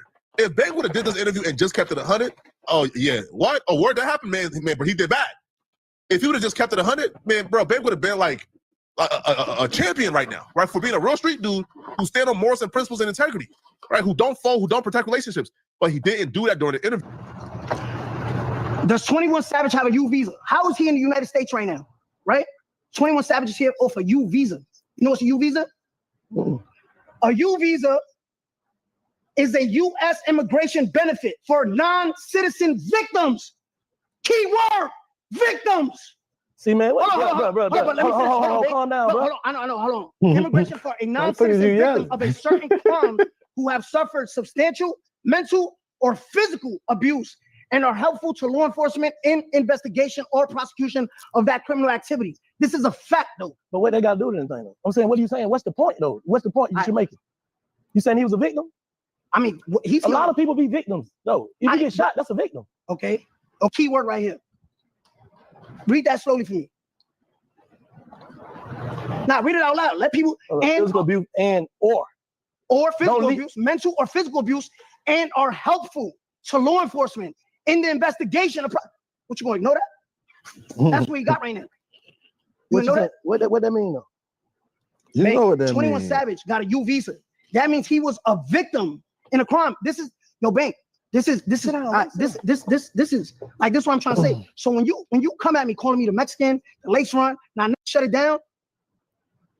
Yo, homie, every action has a reaction, right? So now you're gonna make me dick. Really don't mean shit, no. That don't mean nothing. That don't mean shit. So that's the only way you saying that's the only way you can get a visa? Yeah. Look, Bank read the fine print in 4K and then asked, man, it don't mean nothing, man. Is that the only way they can get a U visa? Yeah, that's what a U visa is, right? But Bank went from defending the rats, right, and defending them with all his heart to until 6ix9ine provided too much evidence, and then he transitioned to he don't care about ratting. But you cared about ratting 20 minutes ago when you was defending them, right, with every breath in your lung. 7 rat or not, bro. I ain't here to be who a rat. I don't give a fuck. Why you that ain't me, bro. I don't got no problem with you or none of these. So when Young Thug and 21 Savage has something to say about me, why in the interview say, yo, I don't know what that man went through, man. I don't know what that man didn't do nothing wrong. I basically just said, he said like he quit.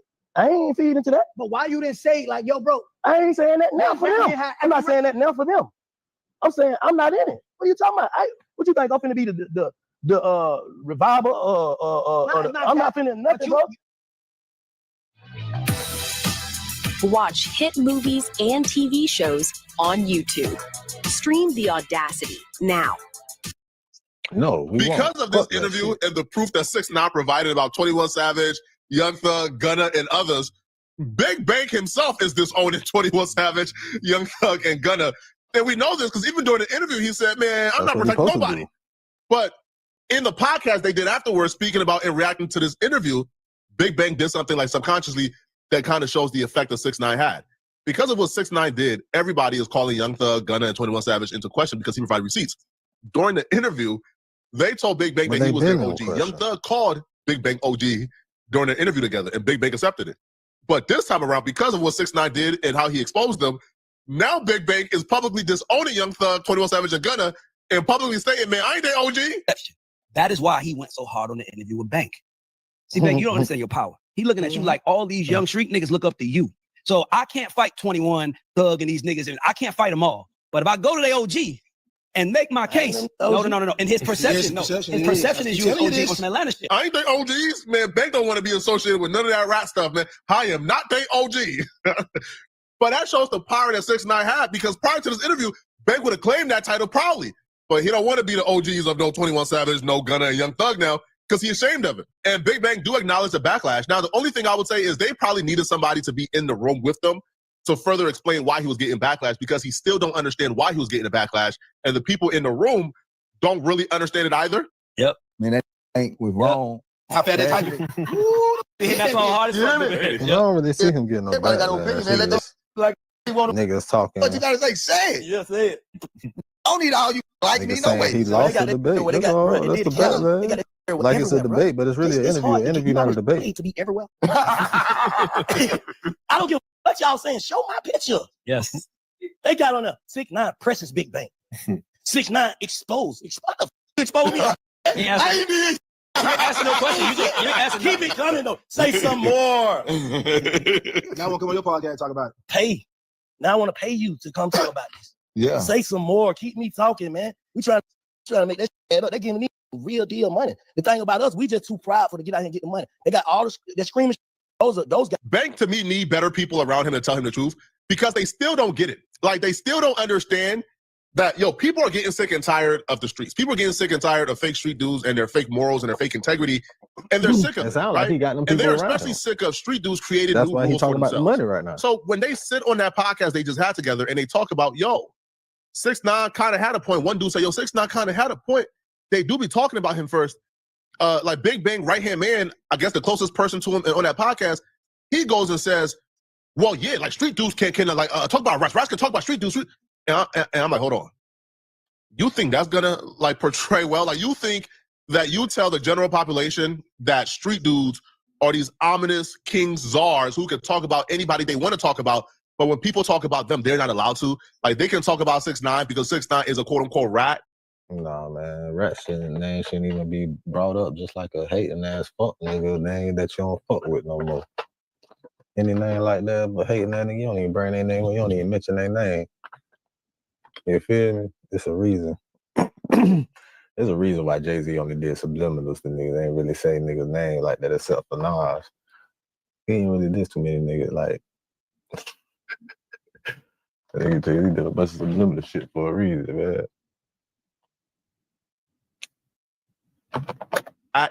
But 6ix9ine can't talk about people talking about him.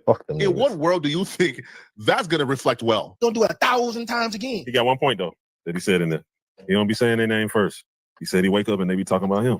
What you mean? Because streets don't talk about rats. You're a rat. So if you talking about it, like I say, if we do the verses, it's gonna be a lot of people be feeling like that then. Because a lot of these ain't gonna go on there. But guess So what? you talk about us? Well, Bank You can't says, call no rat with accusations. You might well shut your rat too. No, you right. That's why I'm trying to tell you, like, bro, even though, okay, you trying to put me in the middle. Who told, but you told. Yeah. So I ain't finna say, nothing to validate that you told too. Yes. I ain't in there. Right. Exactly. Let's just talk about you in your case, bro. I don't give a now one of y'all did. Yeah. I need this content, partner. I can do this interview for Screen, you saying something though, and that's what our people don't realize. That's a rat, right?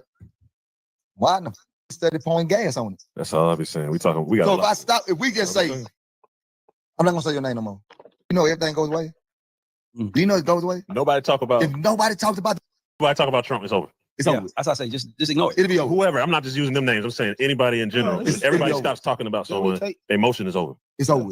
Yeah, You got what it takes. it happened and it's over. Feel like that. But see, the thing about it is the people who it means more to are not the people who's tuning in. Facts. So that's why I say I don't know what y'all saying. No, y'all talking about it. You got now. You basically on because keep going on their side. But no. Because guess what? I'm just being real. You haven't heard now New York talk about 6ix9ine. Who? Talk to him. Ask one. Then what happened to? Ain't now one of them said nothing. You ain't heard Jim. You ain't heard none of them speak that dude name. Not one of them. And they was the one that was, come on now. Jim tried to brought him up in the beyond case. reproach. If you can speak on somebody, they can speak on you. Jim And investigated probably right the now most, because like the easiest people to like critique. They're the most flawed human beings ever. But y'all let me know in the comment section, what do you guys think about this, man? Do y'all feel like Big Bank in Atlanta is handling this L that 6ix9ine? Jim better not say nothing about that nigga, man. Jimmy better not say nothing about that nigga. 6ix9ine, the reason the feds on Jim ass right now for that old shit that he said. They still watching his ass, but for that bullshit that he said. And Jim ass been out here acting out too. They still watching Jimmy ass. They waiting on his ass to slip up. They know he gonna slip up.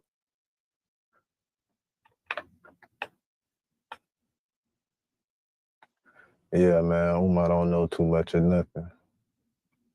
But that's why I ain't look at that shit. We're not finna pay that shit no attention, man. We're creating a positive impact over here today and later. Welcome to the Lit House. We in the Lit House, keep the light within you shining bright, you feel me? Fuck that shit, get paid. And that's every single motherfucking day. If you're new to the channel, subscribe, like, you feel me? Share this shit. Real niggas gotta stick together. That's all I've been saying the whole time. Gotta reset the algorithm, as my boy Damon would say. Carissa Shields banned for life by LVP. Banned for life from what?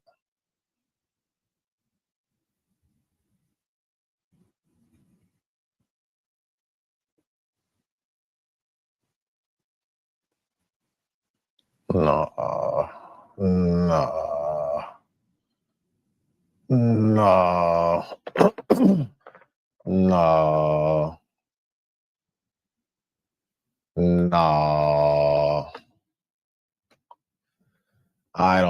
I don't want to. Charleston White is going viral for storming off a podcast that got really heated. Charleston White walked off this podcast before things got out of hand and got bad. This conversation got really frustrating for Charleston White because he essentially met people who were more ignorant than him. Before we get the video started, this video is sponsored by Kalshi. Kalshi is a prediction market. You okay? This is not a competition. I'm not. My daughter with Kalshi by clicking the link in my description or using code Flacco to get $10 when you sign up. My son has never been arrested. My daughter graduated. Hold on, this is not a competition. This is not a competition. I'm not banning with no black man that got a problem with his baby mama. You hate your baby mama. She hates you. How we gonna get together and the two people who made a seed can't even come together? I don't trust you. All right, so what you think we need to do as a community to change that? You need to go back. That nigga said some shit right there, boy. That nigga said some shit right there, boy. Listen to that again. You niggas, boy. But look, hold on. You can't put it on the niggas all the time, though, my guy. This is not a competition. This is not a competition. I'm not banning with no black man that got a problem with his baby mama. You hate your baby mama. She hates you. How we gonna get together and the two people who made a seed can't even come together? I don't trust you. All right, so what you think we need to do as a community to change that? You need to go back and apologize to every woman you think you have hurt, whether you think you've done it or not. I've been witnessing a trend. Now, I like Charleston White, so hopefully I'm not blowing up Charleston White's spot here. But, these dudes are getting hustled out of their money. The last couple of interviews that Charleston White did on small platforms, they always end really quickly. So these dudes are paying Charleston White, let's just say $7,000 to $10,000 for hour-plus interviews, right? But Charleston will go on these platforms, start a fight, and then walk off, and then walk off the platform early. Go look at all the small platforms that Charleston White has done in the last couple of months. It all has ended up with him walking out because Charleston White realized if he can start an argument and it gets really heated and then walk out, he can leave after 20 minutes, after 30 minutes, and he don't got to stay for the whole hour, even though he's getting paid for the full hour. It's very smart and it's brilliant. But in this conversation, it started off where it still helped the people too, though. It was a productive conversation. But the problem here is Charleston White met a group of niggas who's more ignorant than him. All right? Charleston White is often not in a room with people who can out-ignorant him. These folks out-ignorant Charleston White at all levels. What you think we need to do as a community to change that? You need to go back and apologize to every woman you think you have hurt, whether you think you've done it or not. Apologize. That's why we can't get ahead. All I'm gonna say is, I'm gonna say why I say this. I got two kids. I got two kids by one woman who I was married to. I ain't got bastard baby. So go apologize. Go apologize. I don't apologize. So have you gone to jail on your kids? Have you gone to jail on your kids? No. I come from a household. I come from a household with no mama, no daddy, no. I don't want to hear the sad story. I know plenty out there. But what are your morals like? Do your children behave properly? Do they pray like? Do they serve your God? Because you failed as a father, as a mother. Your children don't serve your God. My son has never been arrested. My daughter, hold on, this is not a competition. This is not a competition. Man's 18 and a truck driver. No felonies with business accounts. Have you ever been to jail on your children? Have you ever been to jail on your children? I have, yeah. I haven't. Oh, I haven't. I never. So hold on. It's about to get out of hand quickly. So the conversation started where they're talking about solutions for the black community. Charleston White is saying it's the black man's job and duty to be head of the household and to teach his family and to lead his family. However, we have gone astray because we're beefing with our baby mamas. We're beefing with our families, right? And the black family structure is torn apart. And the solution to this is for the black man to go back and apologize to his baby mama, get right, and band back together and fix the family structure. Charleston also says he can ban and do no work in fixing the community with any man who's beefing with his baby mama. Now, did Charleston White believe this? Obviously not. Obviously he doesn't, right? Charleston White is just talking. But the message is correct though, right? Like the black family structure is crucial and at the center of, all of our problems, right? Now, they get on this conversation. What I think happened is before this interview with Charleston White, dude probably told his homies, man, Charleston White be rowdy, but I ain't gonna let him, out muscle me and out talk me. When he get loud, I'm gonna get loud too. And that's exactly what we saw. Again, this was a productive conversation with a positive message, but once Charleston White starts getting loud, Buddy stood up too and started getting loud. The dude at the edge of the table, his job during his interview was he didn't want to look soft when these clips go out. He didn't want to look like Charleston White came to my city and out talk me in my city. So this just felt like war instead of a productive conversation. And once it starts going left, it was just derailed completely and it couldn't come back to the center, right? Like, honestly, right? Even when Charleston White was like, hey, listen, man, my child ain't never cussed. That's because I was in my kid's life and I was cool with my baby mama. Buddy starts, yeah, not me too. Me too, what you say? Not me too. It was like, all right, man. This conversation is, at this point, once it starts going here, we just watching at this point for the train wreck and the car crash. We're not watching to listen anymore. Okay, I haven't. This is not a competition. I'm just asking questions because I'm a day one father. I didn't make bastard babies, for one. That's a curse that you put upon your children that the white man has nothing to do with. You curse your children having children out of wedlock. So I'm going to say this. I'm a day one daddy. My children don't know what it's like not to be in the house with their father. They was raised by me, live with me. If you ain't done that, it's hard to talk to you brothers because you're getting offensive about what I'm saying rather than receiving. Not with me. No. It ain't about what you, because you still looking in the past. You just say, I know. Come down to some can't be corrected. Some bitches can't be corrected. It ain't about it's about what you done wrong to the do wrong to you first. How you know? You showed up. You showed up based off what you just said. Based off what you just said. You just said you were with no mother. You can't correct the. This ain't got nothing to do with talking about us, black man. Take the eyes off. You said you showed up already with no mama. So how you gonna love her? And you ain't get love from mama, which is the first teacher. Mama is the first teacher. So if you don't get love and nurture from mama, you go misuse and abuse her because you sure don't know how to use a woman, black man. That's your opinion. It's not my opinion. That's your opinion. Hey, man, I don't want to argue next question. Let's change the subject. I would book the talk. I would book the talk. I booked you. A lot of podcasts make the mistake of over talking their guests because they want to be seen. Why have the guests here if you want to do all the talking? The content comes from me asking the question. Boom, get out your feelings. It's for them. Yes, it's for them. But I watch from the streets. This ain't their lane because you have to ask, then listen. See, you lose your advertisers. Bunch of black men done got angry. This video just lost its sting. Charleston White has a decent message that is half correct because you can't tell me that the man is 100% wrong all the time. But I do understand the message, which is, hey, bruh, if it's a petty disagreement, put your pride to the side, man. Even if she's wrong, apologize, man. So in that regards, I understand. Yeah, you should thrive to be emotionally mature to where you can put the kid before your own feelings. Understand. But to say like 100% of the time, like the woman is the one who's been wrong first. No. We know some good men who's been wrong first, right? Like who did everything right and the woman is just tripping. So in that regard, yes. But when Charleston White is talking, they kept on interjecting. Now, this is where I do agree with Charleston White halfway. Now, I've seen interviews, like for example, with Say Cheese, where Say Cheese is just like responding back and rebuttaling, and Charleston White gets pissed. Or even with the Loon conversation, where Charleston White is talking to Loon. Now, Loon is giving him room to talk, but he is rebutting things he don't agree with, and Charleston White gets pissed and threatened to walk off. And I think during the interview, he does walk off as well, right? Because he don't want to be challenged. Now, in those interviews, I had a problem with it because it's a conversation, right? You're here to have a conversation. With this podcast, I kind of understand.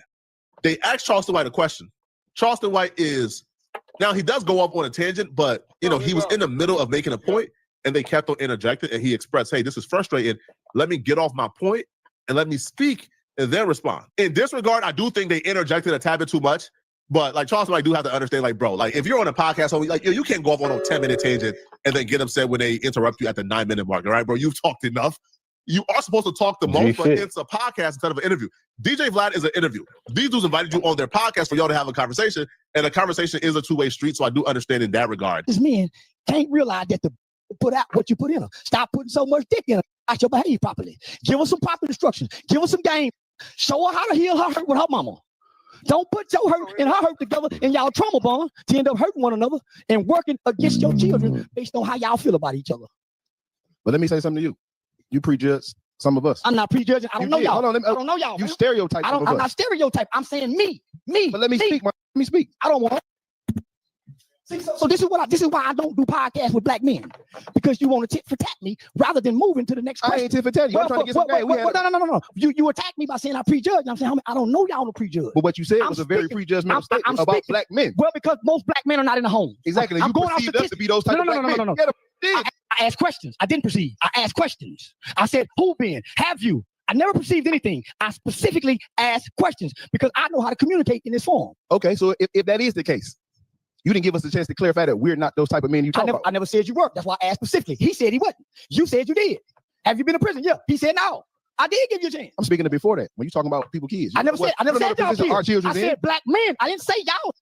73% of households. 73% of households. I didn't attack y'all. He took it as that. 73. I'm talking statistics without saying numbers. 73% of households are headed by a single mother. 80% of kids, father names is not on an emergency contact in school. I can keep going on, homie. So it's not y'all. I said us as a whole. So again, us as a whole, because it's about changing the narrative. We don't want to keep perpetuating. It's not about changing a narrative. How it ain't? It's about you don't want it to be changed? No. Narrative. It's about changing the man in the mirror. I didn't look at a narrative. I went in the mirror. I walked back from the mirror, fixing what I needed to fix. I became the change I wanted to see. I looked around in the house. I didn't say nothing to the kids. I started fixing what needed to be fixed. I started cleaning up. I started focusing on me. And as I got me better, my house got better. And what I'm telling you, at the point of life that all of us are at, we're at that page. It's about self-improvement.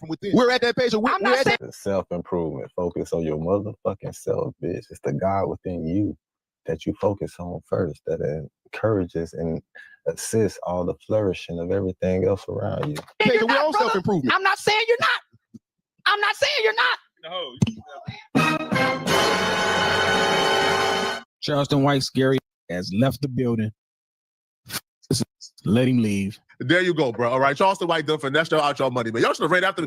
Hey, Charleston, we paid you for an hour, bro. You can't do this.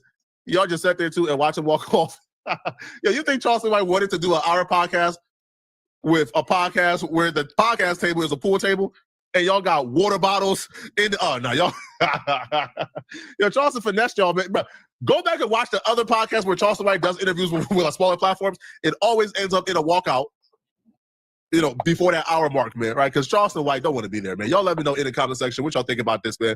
Who do you guys think was in the right during this conversation? And if you enjoyed this video and you want to watch another good video, then click on this.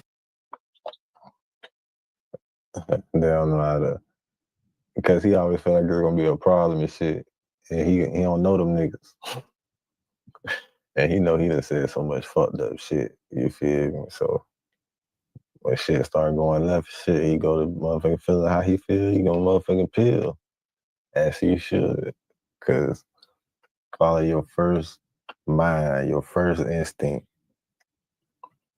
You're a little longer, nigga. You see, you're a little longer.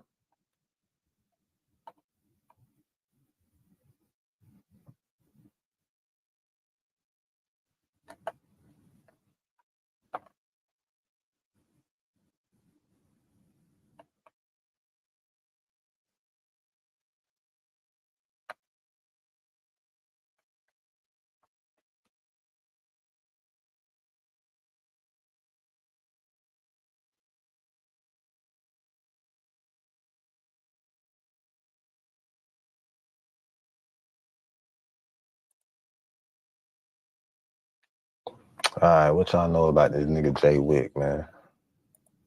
The first-degree murder. And for those that don't know what that means whoever got hit up didn't make it. Now, say cheese would drop today. 2 hours ago, Georgia rapper Jay Wick attempted murder charge has area to watch Jay was. Jay was with a female. He stated that man sent him down there and described the purpose as essentially first-degree murder. And for those that don't know what that means whoever got hit up didn't make it. Now, say cheese would drop today. 2 hours ago, Georgia rapper Jay Wick attempted murder charge has now upgraded to first-degree premeditated homicide. Damn. Premeditated. Oh. That is a strong word right there. He was in Florida. Being premeditated means Georgia, this was thought out before it happened. This was planned. This wasn't something that just went down, which would fall under a second-degree murder. This wasn't an accident, which would fall under a manslaughter. Premeditated means it was planned. No different than the Fulio assassination. Why you niggas be in Florida? If that's the case, Jay Wick is now facing, at minimum, life in prison in the state of Florida or the death penalty. Comments would say, damn, free bro, 100, 100, 100, 100. What the fuck I missed? What happened? Cooked them, pork chop sandwich. Damn, my boy was at the beginning of a promising career. Out of all this bullshit, this is the only comment that's actually hitting home because literally, Jay Wick just started firing off. He just started going viral. I think he has like 2 big songs. Was moving around, doing shows. This is the very... I think they bring the electric chair back. That's fucked up if they bring the electric chair back.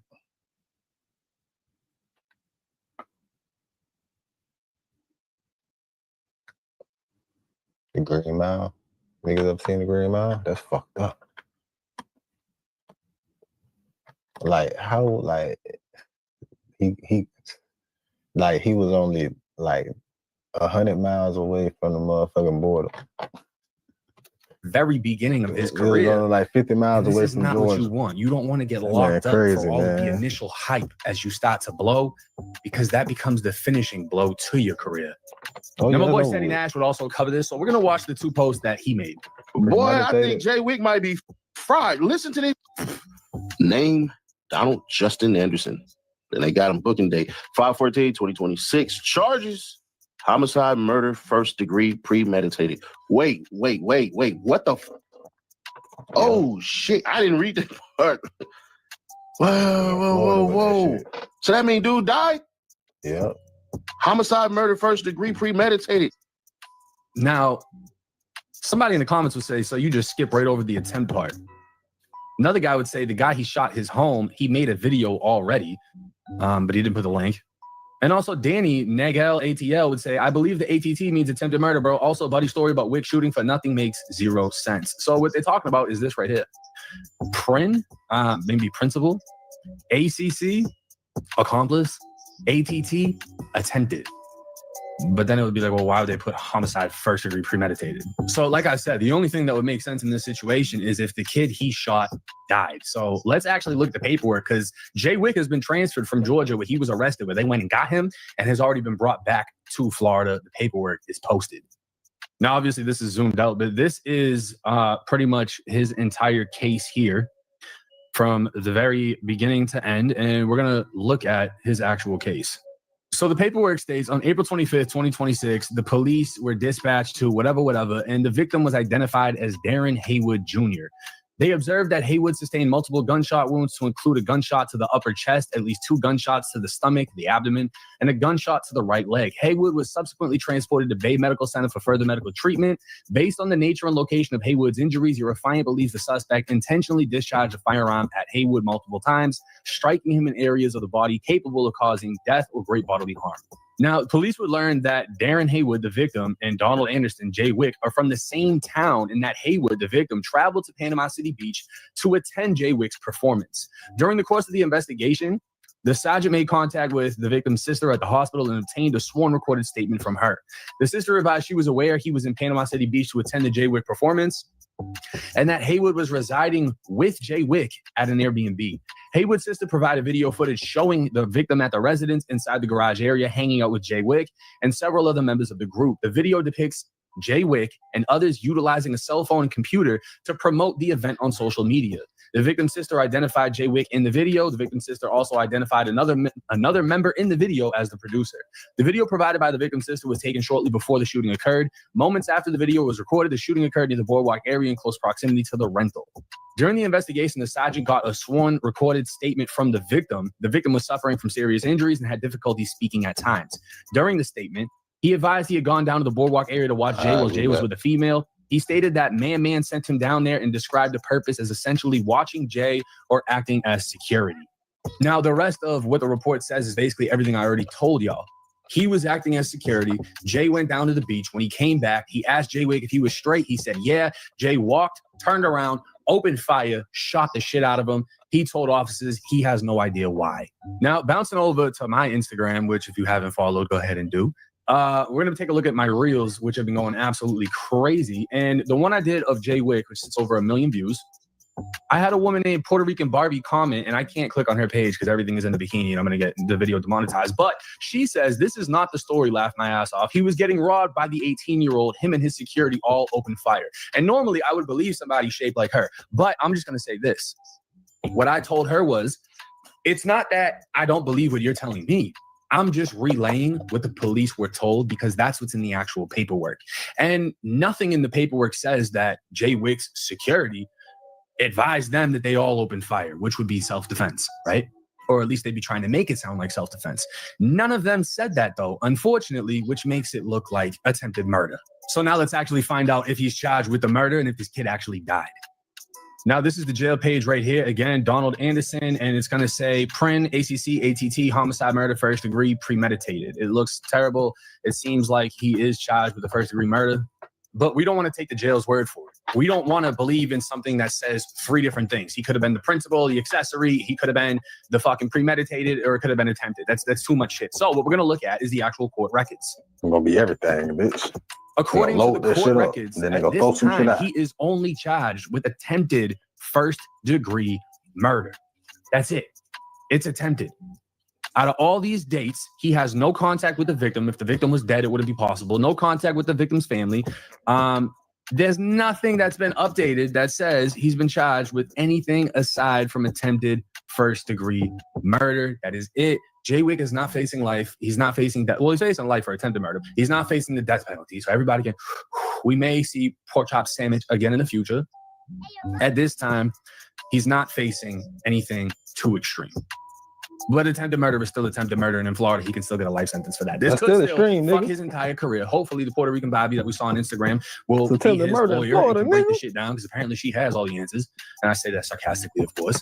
But I think the confusion, and nothing against Seti Nash, nothing against Say Cheese, anyone else that reported this. I think that's why they say niggas in Florida really crazy. When them niggas be having them choppers and shit, ready to do something, they do that shit. You know, them niggas really don't give a fuck about life at all. They don't. That's how it used to be, though. You know what I'm saying? It used to be easier to get away with this shit, but this shit is highly under surveillance. If you're in any major city, you could be watched by any spot in the city, any major city. Even the small towns, though, little country towns, they got the satellite camera, but it ain't like a major city. Major cities, oh, you going down. Everything under surveillance. They got drone cameras with thermal imaging, nigga, with facial recognition. You think you get away? You think you gonna get away from a drone with thermal imaging and facial recognition that the police got? All this money that they're taking from taxpayers for wars and shit. They're using that shit for the war on drugs in the streets, for real. They're not using that shit for cross seas and shit. They got some shit for that, but it ain't time to use those weapons yet. The real weapons they got for the wars, the police got. Them drones, all that shit with thermal imaging, they got the helicopter with facial recognition. Nigga, they had that shit on GTA. And I seen that shit the next year. The police were using that shit the next year when they brought the update on GTA with the gang. You had to do some shit. The helicopter had facial recognition. Nigga, this was like 8 years ago. They been had facial recognition 10 years ago, nigga, in the helicopters. So you think they ain't got that shit on drones with the thermal imaging? They got the thermal imaging on drones, nigga. They don't even gotta chase your ass no more, bro. They just they got drone in a motherfucking trunk with the choppers. They send a drone in the sky. And searching for your ass. They don't even call for the helicopter no more, nigga. They just call. If 3 niggas that's chasing your ass, they got drones in the back. They just send their drones up, and they gonna search and skim the area with a thermal image and the facial recognition. Bro, that shit serious, bro. That shit's like serious. I think the confusion all came from literally that title of where nigga, it's that shit. Just think about it. Just find something you like to do, build your business, invest your money in something, learn the stock market, trade some shit. Get your ass out the street, bro. Ain't even worth it, dog. Ain't none of this shit worth it, bro. Only time is worth it if your kids involved. Your kids involved, kill them all. That's all I say. Your kids involved, kill them all, man. That's how I feel. That shit ain't if it ain't about your kids, it ain't worth it to me. Motherfucker trying your kids. All right. Protect the kids at all costs. That's all I'm saying. Protect your seeds, your future, your legacy. I'm just saying what I would do. I wouldn't tell you to do nothing that I wouldn't do. Nigga said, fuck Twitch. Well, Twitch, what up? I never say that to y'all. Kick, what up? YouTube, what up, man? Where we at, man? Check in, man. Where y'all from in this bitch? Y'all know Florida in this bitch. We are approaching the 2-hour mark. It is Tuesday, nigga. 2 hours. Tuesday. What's up, nigga? How y'all feeling? What's going on, man? I appreciate y'all for checking in with a real nigga. Y'all know how it is. I'm a hustler on a mission, grinding for that spot, a brand new pot to piss in. Trying to school my partners home, baby, they pay attention. I'm sticking to my vision, on the road to the rich. This shit smoking, I ain't gonna count. Trying to get 100 in, I'm on a mission, 24/7. All right, what we going next? Until I reach the heaven. Nah, we ain't paying no attention to none of that. Man forgets his fake name. Gets locked up. He gave us as a fake ID.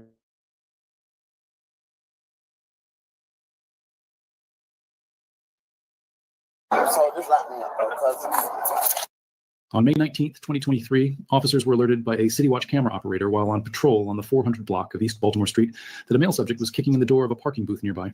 Surprisingly, this young Baltimore scholar was unable to remember his fake names and was eventually transported to the Great Central Booking Intake Facility in Baltimore City.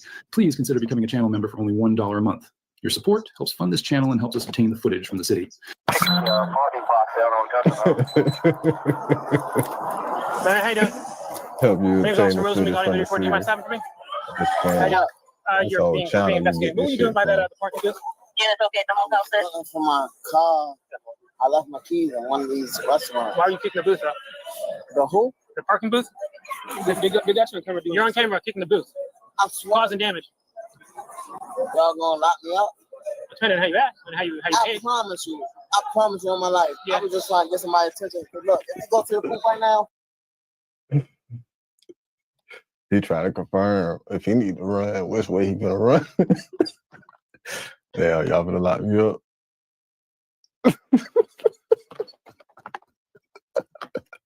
Yeah, but don't They got my keys. No, they don't. On my life. Yeah. Y'all gonna lock me up? Depending on how you act and how you I promise you. I promise you on my life. Yeah. I was just trying to get somebody's attention. Look, if you go to the booth right now. Yeah, but don't they got my keys. No, they don't. There's no one in there. It's been locked since the whole entire night. No. You have your ID on you? You have your ID on you? Yeah. No. You're stopped right now. So. But I'm not convicted of a felony or crime. Okay, you are intoxicated, and what you're saying doesn't make sense. No. You're stopped. You're being investigated for a crime. You're on camera. You're on camera kicking that box and doing damage. That nigga say, okay, you're intoxicated, nigga, because we ain't even got that far yet. We ain't even got to that part of the conversation yet. You skipping steps. Do not start walking away from me. Do not walk away from me. Okay. Do not walk away from me. And when I tell you to do something, to do it. I said, give me your ID. Don't get smart with me. Yeah, you know that Don't man get smart with me. So give me your ID so hard. You can your pocket. Give it to me. Buddy, why you on a power trip, bro? You ain't gotta be yelling at that nigga, bro. You know that man is intoxicated. You don't know if he's slow a little bit. It might be slow. And if he's slow and intoxicated. I promise you. I should in a car. So what you reach? You said you're not gonna give it? No, because I was going to give it to you, but I swear to God, it's in a car, bro. Other person said. That's stupid. Okay. Yo, this is so funny. Yo, you know that, bro. What's your last name, sir? My name is Tyrone, bro. Spell your last name. Mason. Spell your last name. B-A-S-A. E. Like basement. What?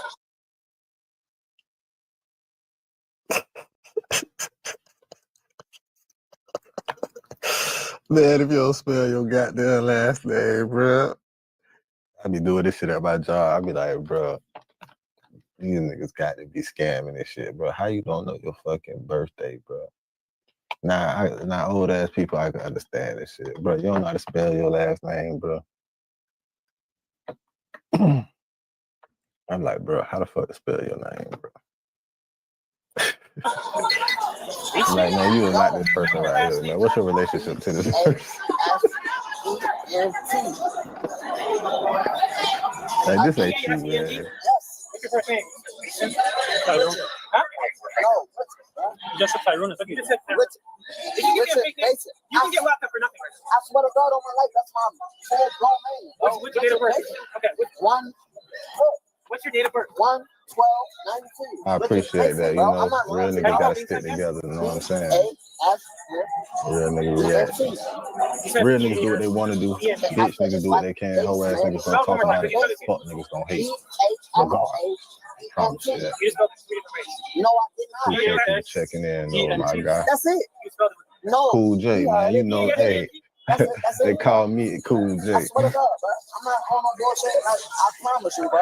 I changed it to capital though, because I create a positive impact the damn nigga. You feel me? That's my mission. Hustle's on a mission every I don't day. get in trouble with the You have a Maryland license? No. This nigga here going to jail. Bro, just told me I don't have a license. I have a permit. You have a Maryland permit? Okay, well, give me a fake name. Something. Come on, You got bro. a driving permit. Give me your real name. I just told you. What kind of nigga got a driving permit? What kind of grown ass man got a permit, bro? How long you graduated? Nigga said a permit. Just lock his ass up. Okay, so you. Just detain him right now. I would have just had to detain him. Just detain him. You know he full of shit. Okay, so it's not coming back. So right now, I'm going to explain something, Mr. Richard Mason. You're a construction property. So for the most part, we don't want people up as long as we can identify them. But right now, I can't identify them. You know why? So just lock me up, bro. I'll do that right now. All right, just lock me up there. I didn't do nothing wrong, bro. Oh, I didn't do nothing wrong. He tried to take off, I didn't. and then he fall. I'll do that right now. I didn't do nothing wrong, bro. That was the weakest getaway attempt I ever seen in my life. Did you see the way this nigga ripped? The officer right there, clearly positioned in front of him. And this the nigga officer. If you ain't seen this officer, this the nigga officer right here. He just already waiting on the bullshit. This is the officer that grabbed his ass. This is the officer right here in the cut. He already ready to grab his ass right here. You think he getting away from him? Look at this pathetic ass attempt to get away. You know what? After you say, all right, just lock me up. I didn't do nothing wrong, bro. Oh, I didn't do nothing. And then as soon as nigga, man, I ain't do nothing wrong, man. Fuck that, nigga. Why the fuck you try to run after you say lock you up, bro? You just supposed to goddamn. You supposed to take off before you said lock you up. All right, man. Then you take off, man. They give you more time to goddamn get somewhere. Bitch. In the middle of your sentence. You know what I'm saying? In the middle of your sentence, you like, all right, man. Just take the fuck off then. He really is, but he fucked up. He fucked up. That's how you know he drunk as fuck. Yo, why y'all hurt me? I said Mason. Mason. If you fight with us. I'm not hurting. Come on, bro. You're gonna get maced. You're gonna get maced. You're gonna get maced. Get on the floor. Yo, that's what happened, bro. Put your other hand behind your back. Said Mason. He like, man, I ain't dealing with that mace, bro. That's gonna fuck up all three of us. He said, nah, man, we don't need no goddamn mace for this nigga. Give me your goddamn arm.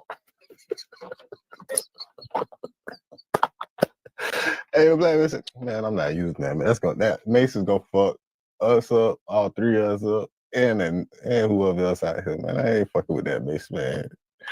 All you need is a little bit more elbow grease to get that nigga arm back here. What did I do wrong? What did I do wrong? I told y'all everything. I did not do nothing wrong, bro. Sit up. Sit up. Sit up. I can't. My right arm, this right cuff is so hard. I swear to God. That's what happens when you resist arrest. I did not resist, bro. Come on, bro. Right cuff is so hard. Bro, I swear to God. Listen, you the sergeant. You the sergeant. Then he tried to run from us. I swear to, come on, bro. Don't do that, bro. I explained to him. I just identified him. Bro, can y'all unloosen his right cuff? No, I did not. I told you who I was. I told you my first and my last name. You didn't come back and Do you have ID? I don't. Okay, we just gotta verify who you are. All right, so hold on. Please, I'm just asking, please, bro. Which one is too good? The white one. The white one is so tough. Like, for nothing, bro. I swear to God, I did not do nothing wrong, bro. Oh my God, that shit is so. First thing you did wrong was take long to run if you was gonna try to run in the first place.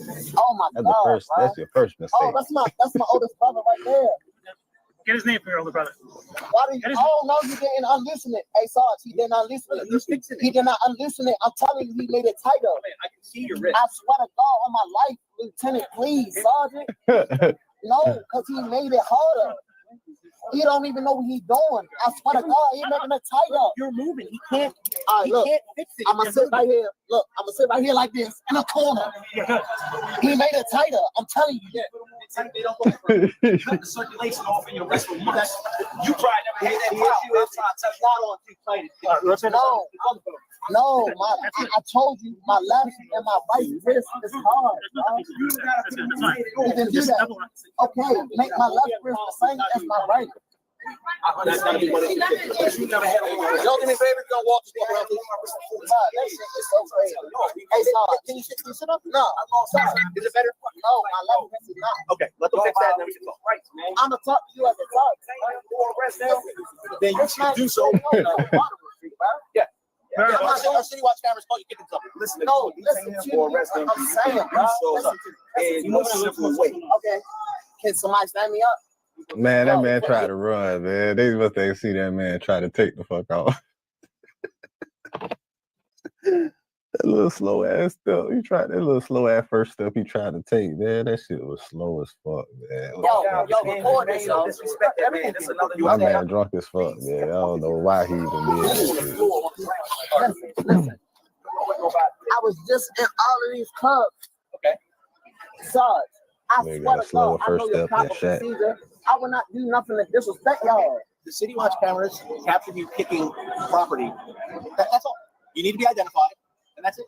And I told him I don't got no ID. I said I have my ID in the house. The information you gave them was not verified? No, Richard, I told him that. I don't got no reason. Spell his last name in 3 different ways. No, I didn't. He lied. No, he got body cam. Okay. Read it. No, Richard. What's your last name? Give it time. Hold on. No, you give it to no. What's your last name? Please, Sarge. No, this how I would let you know that he a liar. To ask him what my name was. Oh my God, no. I'm asking you what your last name is. No. You don't want to be identified. I don't. Because I'm not. The only other way for you to do this is to go to booking and you can be identified. All right, I'll go to booking. You want to go to booking? I don't. Okay, then give me your last name.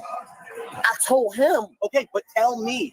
If he didn't get it right, I need you to tell me. No, ask him. Sir, I'm asking you. You're a grown adult, right? Right. I need your ID. Man, that's that bitch ass. Man, that's him.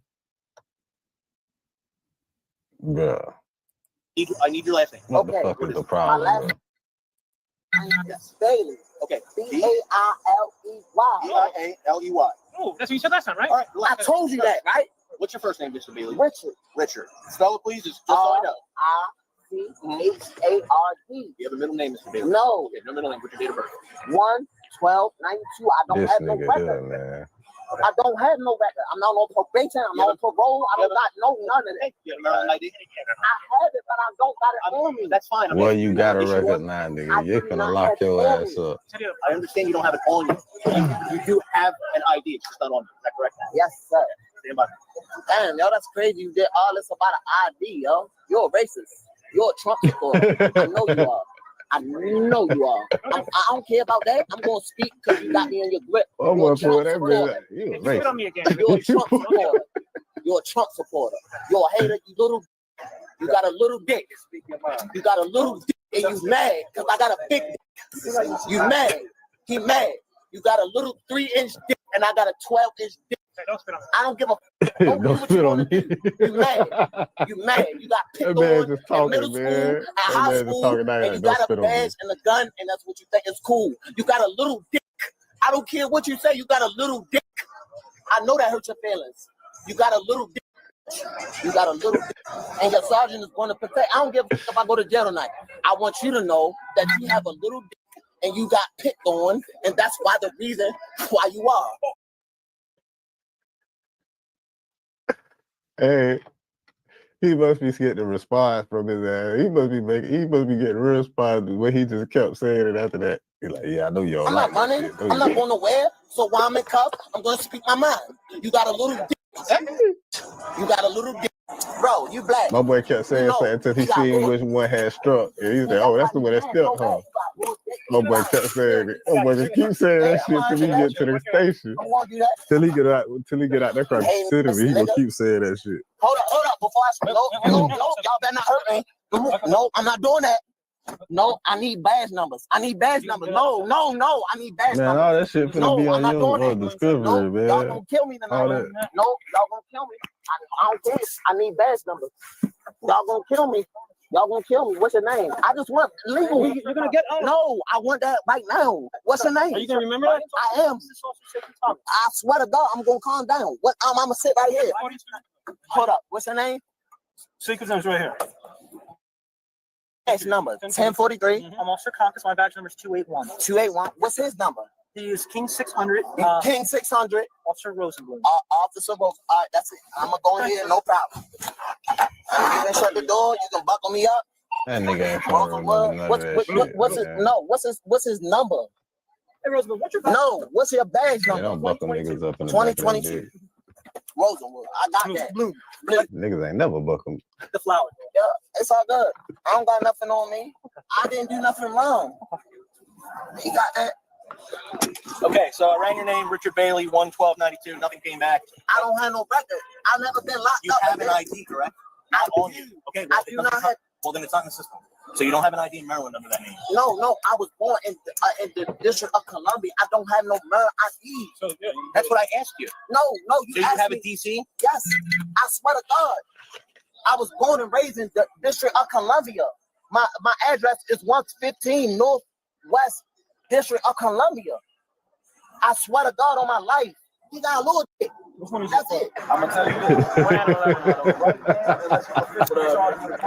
Oh boy, gonna hear. I told him he gonna say that shit till he get from around his ass.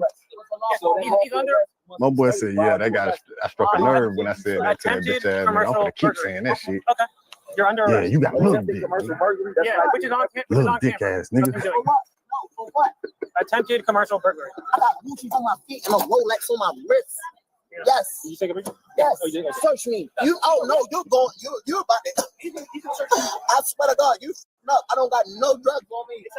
Oh no, you're going to be in the worst. I swear to God.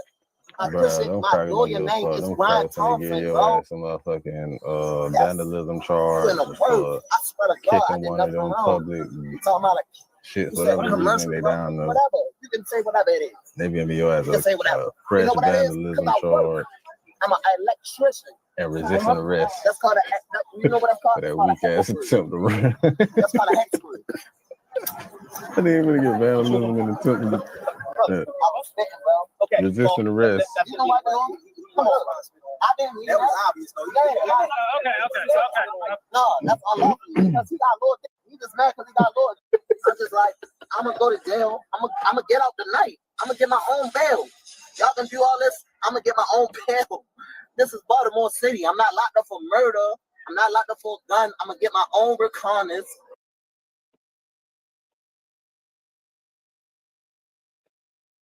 So why you even try to do that stupid ass? I don't know about reconnaissance. You did that stupid ass. That slow ass first step, man. That's the first step was slower than Shaq, man. He would have never got away anyway. That nigga would have ran and fell. The way he took off trying to run. Yeah, shout out to the Spurs, man. Them boys. That boy Wemby showed his ass, didn't he? I'm looking at the highlights like, damn. I'm putting the over on the next game. You might as well just put over on every game and Wemby ass. I fuck around, put over his ass, fuck around and get hurt on some bullshit. Hit his head on the damn ground. Get the fuck out of here. Concussion out for the next game too. What? This nigga, man.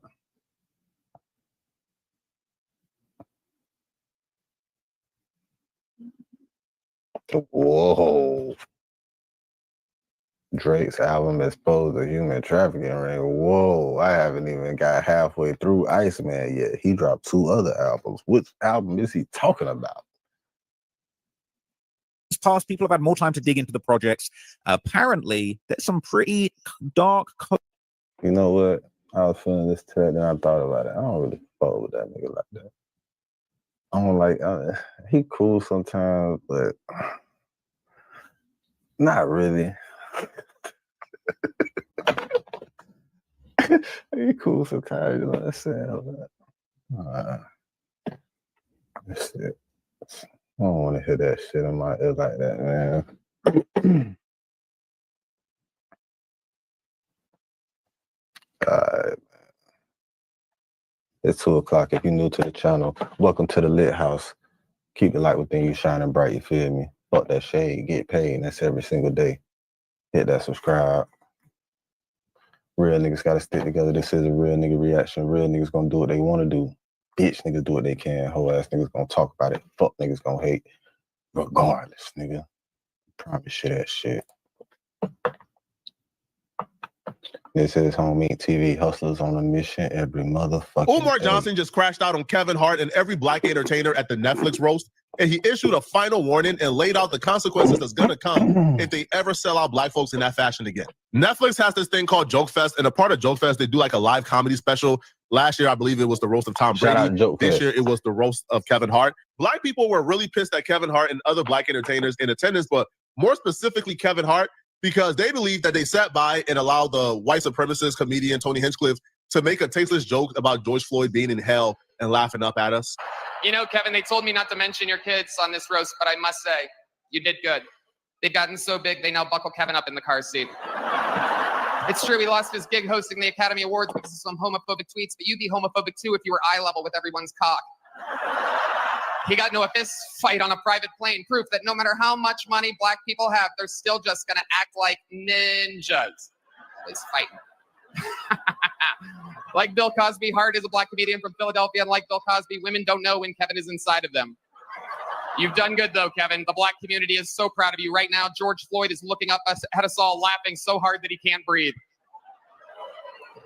God bless you, Kevin. God bless this room, and God bless the United States of America. Thank you so much. I thought that was super corny on Kevin Hart's behalf and Tony Hinchcliffe's behalf. That wasn't even a joke about Kevin Hart. Like, you didn't even mix Kevin Hart into that joke.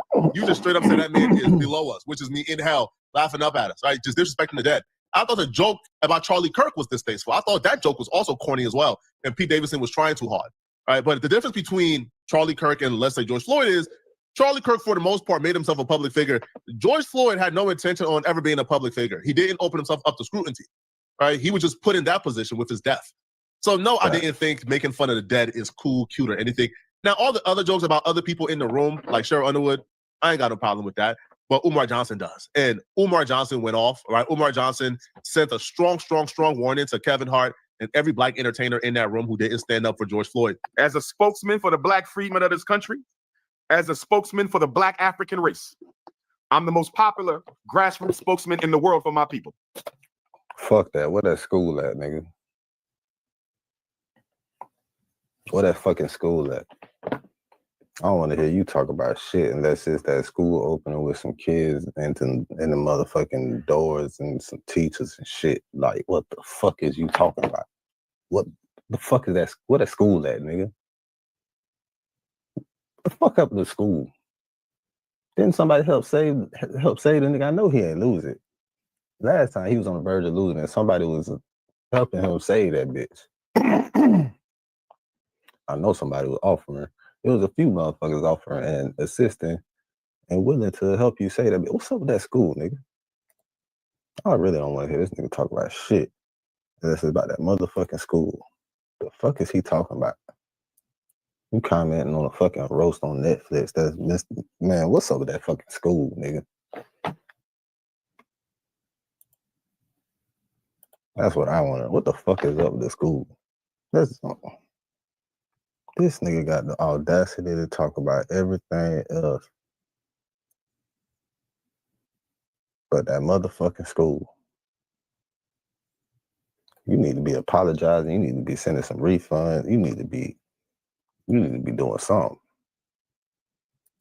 You need to be setting up online classes or something for these children or something around this bitch. What's up with that school, nigga?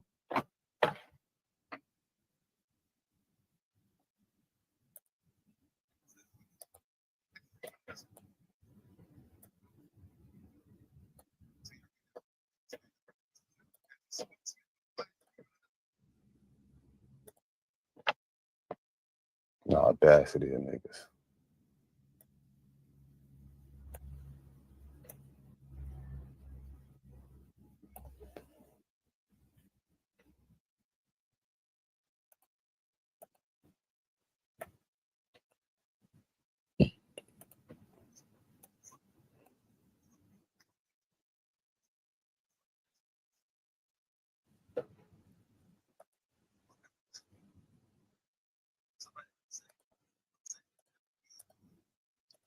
Y'all get a pass on Mother's Day. I'm giving him a pass, Art. One pass. But I want Kevin Hart to know, and I don't care who in Philadelphia don't like it. I don't care. I'm letting Lizzo know. I'm letting Cheryl Underwood know. I'm letting Draymond Green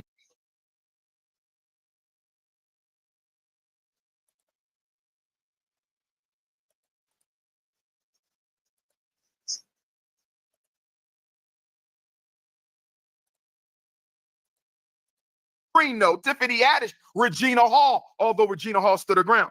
If y'all ever let white people do this to us again, if y'all ever sit at a comedy show and let white people insult and castrate, verbally castrate and humiliate and shame the black race like y'all did on Mother's Day, we will cancel y'all too.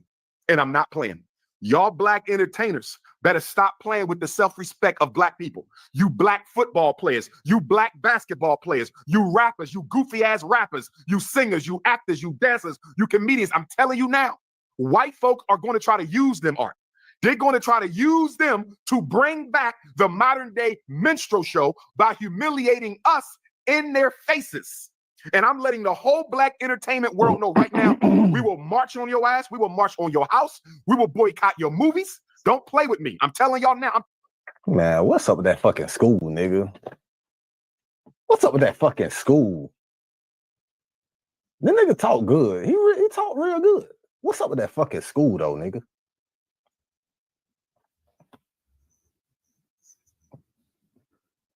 I'm talking to every black entertainer in this country. Don't play with me. If you think we're going to sit by and allow you to let white people make a mockery of black people so you can get paid, you got another thing coming. Who elected Umar Johnson as the representative for black people? I'm not saying I got a problem with it. He said he's the voice of black people. I want to know who elected him. Y'all let me know in the comment section who elected Umar Johnson and when were the votes casted. Now, based on what Umar Johnson said, let's just take the Netflix roast from out of it. I think we need to be on this, like on this stance, on this code, regardless of the Netflix special. We should have been had this stance. When these rappers is rapping about doing drugs that they don't do to line up their pockets, right? Because they white zaddy at the record labels told them to do so, we need to get them out of here, right? You're destroying our community for profit. You're destroying our community to line up the pockets of non-blacks who got you signed, right? When these rappers is rapping about killing people in a lifestyle they've never lived, right? And they're destroying and brainwashing our community to line up the pockets of non-blacks who got them signed, we need to call that out. You got to get out of here. You got to get canceled. When these rappers is pushing agendas or these entertainers is pushing agendas that ain't really beneficial for our people, we need to get them out of here. Outside of the Netflix roast, get them out of here for their everyday treason. I agree 1,000%. I don't think we needed this Netflix roast, right, to see these people ain't never on code, never will be on code. The average black entertainer got ushered into the industry, got given their first opportunity by a non-black on average. The average black entertainer has an addiction to proximity to whiteness because they understand proximity to whiteness is how you advance forward in this industry. The average entertainer is going to put, like career advancements over being a revolutionary. So when we watch them sit in the room, laugh, geek up, smile, chuck and jive, when George Floyd was disrespected, I wasn't shocked. These folks had never been on code, right? I'm not shocked. This is who they are. Now, Umar Johnson had issues with other jokes outside of the George Floyd joke. Now, I only had an issue with the George Floyd joke, right? Because if Cheryl Underwood, if Kevin Hart and others put themselves in the room for a roast, they got to deal with the jokes that come towards them individually, regardless of how harsh it is. But the George Floyd joke to me was especially egregious because George Floyd was not in the room. Here's another joke. Who they talking about again? Cheryl Underwood art. This was not about Kevin Hart. This was an Erica Kirk get back. Listen to this. Her husband committed suicide after 3 years of marriage. I've only been sitting next to her for 2 hours, and I want to ask him, how did he last so long? Her husband committed suicide after 3 years. I've been sitting next to her for 2 hours. I want to ask him, how did he last so long? Art, somebody better tell Netflix. Somebody better tell Netflix that if you ever disrespect our women like this again, we are boycotting Netflix. It won't be no more Netflix. It won't be no more Netflix. In fact, Tyler Perry, start your Blackflix. Tyler Perry, Oprah Winfrey, somebody needs to start Blackflix. We need to get away from Netflix anyway. We do have a Blackflix. It's called Tubi. Black folks have denigrated Tubi, the brand, so much that when we say Tubi or, oh, that's a Tubi movie, it's synonymous for low budget. It's synonymous for bad acting. It's synonymous for trap. It ain't Blackflix, though. I understand what Dr. Umar is saying when he say Blackflix, though. It need to be not just something to go again. Yeah, because, who owns Tubi? We need to investigate that. If it was black owned, I think we'll know by now. But I don't know. I'm not certain. I'm not certain. So black folks label Tubi as low budget and added negative connotations to it. So, like, who can we blame for that? Like, who can we blame, right, for denigrating our own brand that's for us and by us? Tubi exists. Black folks make sure no A-listers, no real actors, no real entertainers worth they saw is trying to be associated with the Tubi brand because we calling it low. No, but it's another site too. It's another site that the dude from Three Strikes what the fuck is the name of this shit, man? Budget. So we got ourselves to blame. Now, also too, I'm gonna say this, okay? When it comes to Cheryl Underwood, Underwood and Tiffany Haddish, both black women in the room. Off the real. After the fact, they were asked about the George Floyd joke. Tiffany Haddish said the only people mad about the George Floyd jokes were people who couldn't be in the room. Cheryl Underwood ain't really have no issues with the George Floyd joke. So, like, I should boycott Netflix because Netflix made jokes about Cheryl Underwood. 1, she signed up to have herself be made fun of. 2, she made fun of people. 3, she didn't have no issue with George Floyd being dissed. Why would I care if Cheryl Underwood gets dissed? I'm not boycotting Netflix because of Cheryl Underwood. I will boycott Netflix because of George Floyd. And you know what's funny? I just renewed my subscription to watch this. Let's continue, Art. Almost done. Here we go. George Floyd is looking up at us and laughing so hard that he can't breathe. You making jokes about black people who were murdered by police? That's funny? That's comedy? And let me say this to all the coons, Art, because guess what the coons was saying on my Instagram yesterday? You don't understand risque comedy. Nah, house nigga. Nah, house nigga. I understand risque comedy, but what I'm telling you, I don't care what kind of comedy it is. You're not going to disrespect black people because, Art, what they're trying to do is bring back the minstrel show. What was the minstrel show, Art? Back from 1830 to 1930. Hold on, man. This nigga got a different, this nigga got a agenda. This nigga got another agenda, bro. Because it's been a minute, right, since we heard about this nigga. The last few times we heard about this nigga, it was scandals. It was the feds locked his account. It bitches coming out with other shit. I guess supposedly ended up lying on him to almost losing the school. Somebody supposed to help him get it back. And we ain't heard shit else since that. And now he comes out with this super aggressive tone.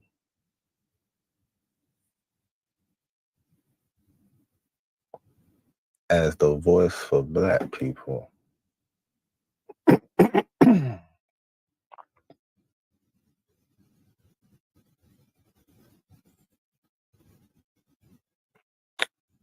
In regards to us not letting it happen. In which black people really didn't fuck with them comedians anyway, or those specific people anyway, right?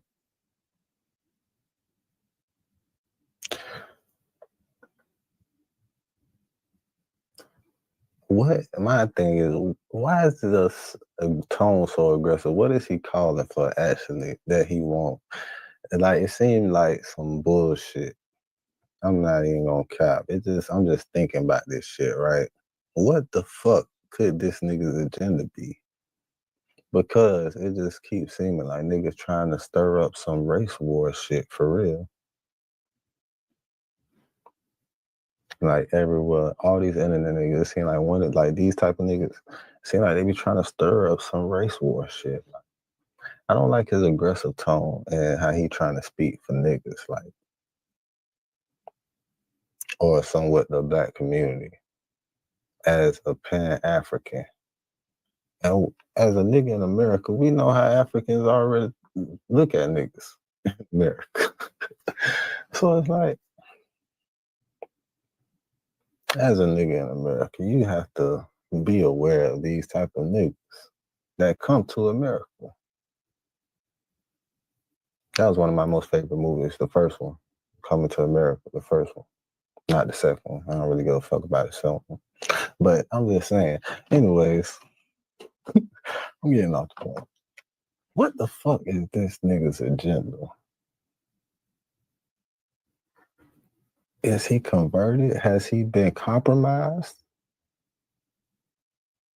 Is it possible Dr. Umar could have been compromised by the feds and they got him to a point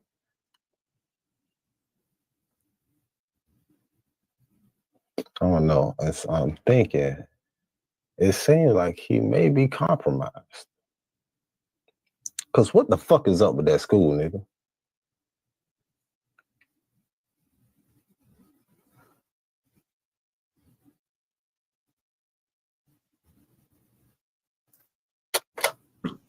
From the Nat Turner War until the heyday of the Marcus Garvey movement, our greatest black movement of modern history, white people would dress up in blackface art and they would play ridiculous, stereotypical black characters. Zip Coon, the Pickaninny, the Mammy, Uncle Tom, the Laughing Sambo, and they made us look like complete animals and morons. And why did they do it, Art? The minstrel shows, which was the most popular form of entertainment in America at that time, were done to do what? Justify the mistreatment of blacks, justify the lynching of blacks, justify the slavery of blacks. And guess what, Art? They're trying to do it again. They're trying to bring back the minstrel show, with the only difference being now, Art, instead of painting their white faces black, they're just going to laugh in our black faces. It should have been called the Netflix Racist roast of Black America featuring Cheryl Underwood. Listen to this, Art. Kevin Hart gets up there. He's the last half hour, Art. So this is about almost 3 hours. He's the last half hour right before he bring out Meek Mill to do his closeout rap. Shout out to Meek. Kevin Hart says, y'all told me y'all want to see a real nigga tonight, so I'm going to be a real nigga. Kevin Hart, I love you, bro, but don't you dare use the N-word around these Caucasians, and don't you dare make them think it's okay to use the N-word. I'm not reading Kevin Hart saying I'm gonna act like a real N-word as him giving permission to white folks to say the N-word. I don't know. I think that's a reach per se. But this next part, though, I kind of agree with, because I didn't see Kevin Hart roast any white women at that roast. Now, everything isn't about race, so please, if I'm focusing on the race too much, I don't know. So Umar Johnson pointed out the fact that Kevin Hart, for the most part, there's no viral clips of Kevin Hart roasting any white women, but Kevin Hart went out of his way to roast the sisters, right? The Black women, right? Cheryl Underwood, who already had it hard enough. Listen, man, if anybody other than George Floyd had it tough, it was Cheryl Underwood. Kevin Hart went out of his way to do a final roast for Lizzo, Cheryl Underwood, and Tiffany Haddish. And Umar Johnson felt like after Cheryl Underwood and the night that she had, for you to pile on, even if it was a roast, Umar Johnson felt like that was cruel. We don't do that, bro. We don't do that. And then he says, Shane was one Bud Light away from calling me a nigga. And then Kevin did something I didn't like, Art, and this is my last piece, and I'm just going to close with my assessment of this. Kevin Hart said, I'm not going to let y'all stand up here and disrespect my Black queens, my Black sisters, or something to that effect, right, Art? So I'm thinking he about to clap back. I'm thinking Kevin Hart about to be an alpha male and say, I didn't appreciate them jokes you made about Black women tonight. You went too far, right? Instead, you know what he says? He thanks them for coming out. Regina Hall, Lizzo, Tiffany Haddish, Cheryl Underwood. And guess what he says? None of these women have a man. They a bunch of lonely BITCHs. Art, they sat through a whole night of humiliation from white comics. And here's Kevin Hart, my North Philly brother who I love and respect. He gonna turn around and right when you think he about to defend the honor of Black women, Art, he throws them under the bus too. And say the honor of Black women, Art, he throws them under the bus too. And say, ain't none of them got no man. They a bunch of lonely BITCHs. Damn. Y'all let me know what y'all think, man. Was this Kevin Hart roast out of pocket? All right, the Black entertainers let the Black community down. Or you guys riding with Umar Johnson? Hey, man. I ain't never got to watch the shit, because after listening to everybody talk about the shit and telling me like the jokes and shit, I done seen the whole roast. Like, what I need Netflix for, you feel me? Like, people gonna always tell you about the stories of the shows they see and shit. I don't never gotta motherfucking get Netflix, bro. I can just listen to my niggas talk about it, tell me what's going on, look at the videos, react to it. The fuck I need Netflix for? I don't know. I don't fuck with Netflix anyway. Shout out to Tubi though, man. I got like 2 movies coming on Tubi soon. You'll see them. Home Meat TV, hustles on a mission every day. DavidAsApparel.com. This is the lit house. Keep the light within you shining bright. You feel me? Fuck that shade, get paid. That's every single motherfucking day, bitch. Home Meat TV. Hustles on a mission. This is real nigga reaction. Real niggas do what they want to do. Bitch niggas do what they can. Whole ass niggas gonna talk about it. Fuck niggas gonna hate. Regardless. Promise you that. Hell yeah, Kevin Hart a wild boy for that shit, man. We'll be right back after these messages. Baby, I'm a hustler on a mission. Grinding for that spot, a brand new partner pissing. Trying to school my partners home, baby, they pay attention. I'm sticking to my vision, on the road to the rich. Every single day, I'm a hustler on a mission. Trying to get 100 M's, nigga, I ain't kidding. I'm on a mission. 24/7, 365 until I reach the heavens.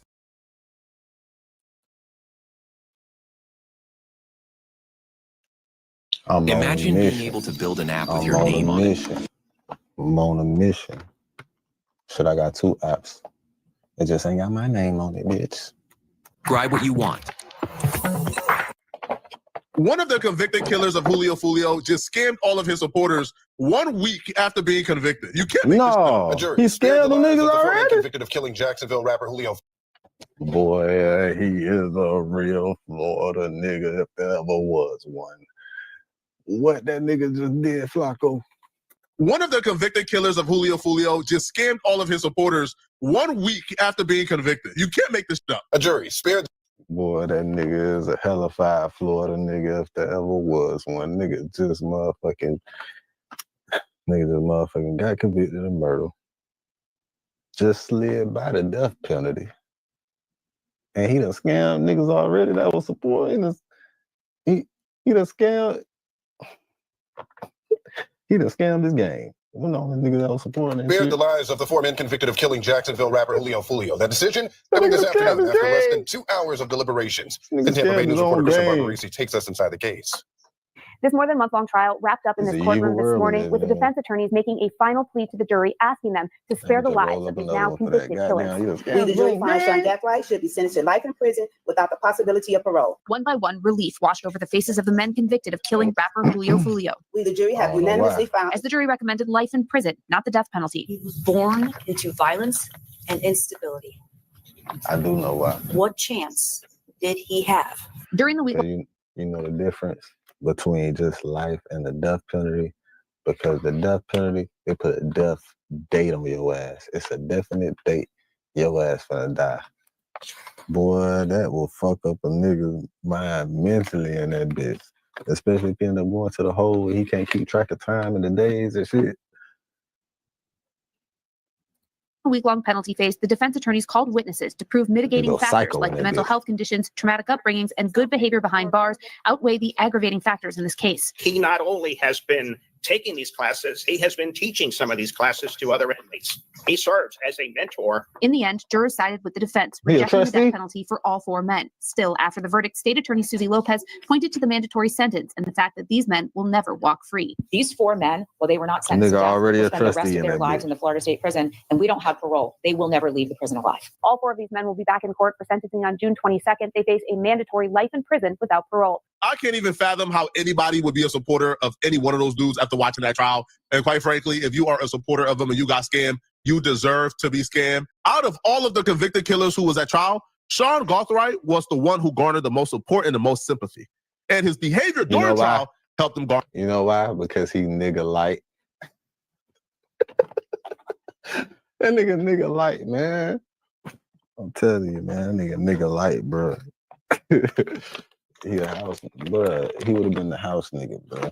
That's why they're like, no, ain't no way he could do that. Garner sympathy, but also his family taking a stand and showing he grew up in the suburbs. They showed the zip lining pictures, the trips to Africa, the two-parent household, the straight A student, and people couldn't help themselves but think, how did this kid go down this path?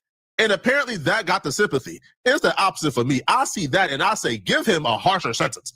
Because any kid given a silver spoon and chose to do this with their life, clearly, this is what they wanted to do with their life because they had other options opposed to other people. And you know what else? You know what else they tell me? They were disrespectful young motherfuckers growing up too.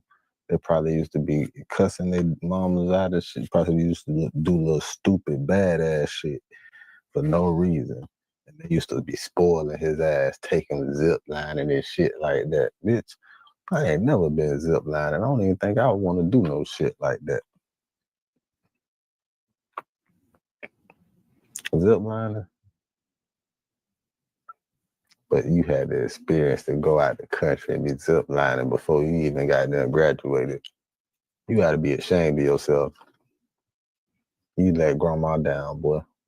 People who this life is the only thing they knew and they really didn't have any other option. I'll say the quiet part out loud. Pretty privilege is a thing. They see a handsome kid with silky waves, mixed breed, and they say, man, all this prettiness going rot in a jail cell. Oh, it's unfair, man. It's not unfair.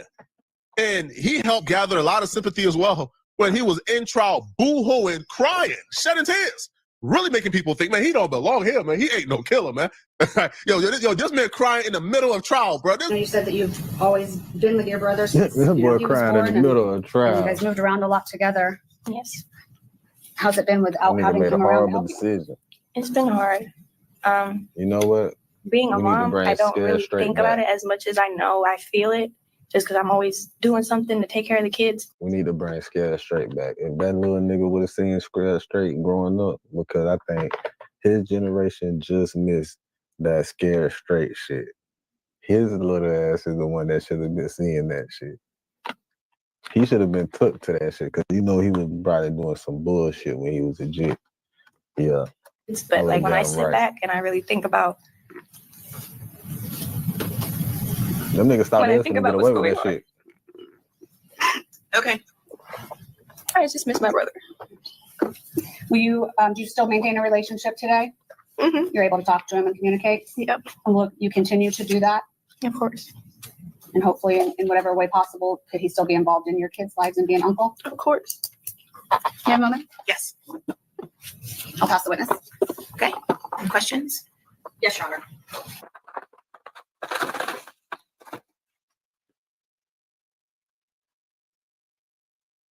Boy, till you know you ain't finna never see them again for real. It's over with for you, my boy. That nigga broke down.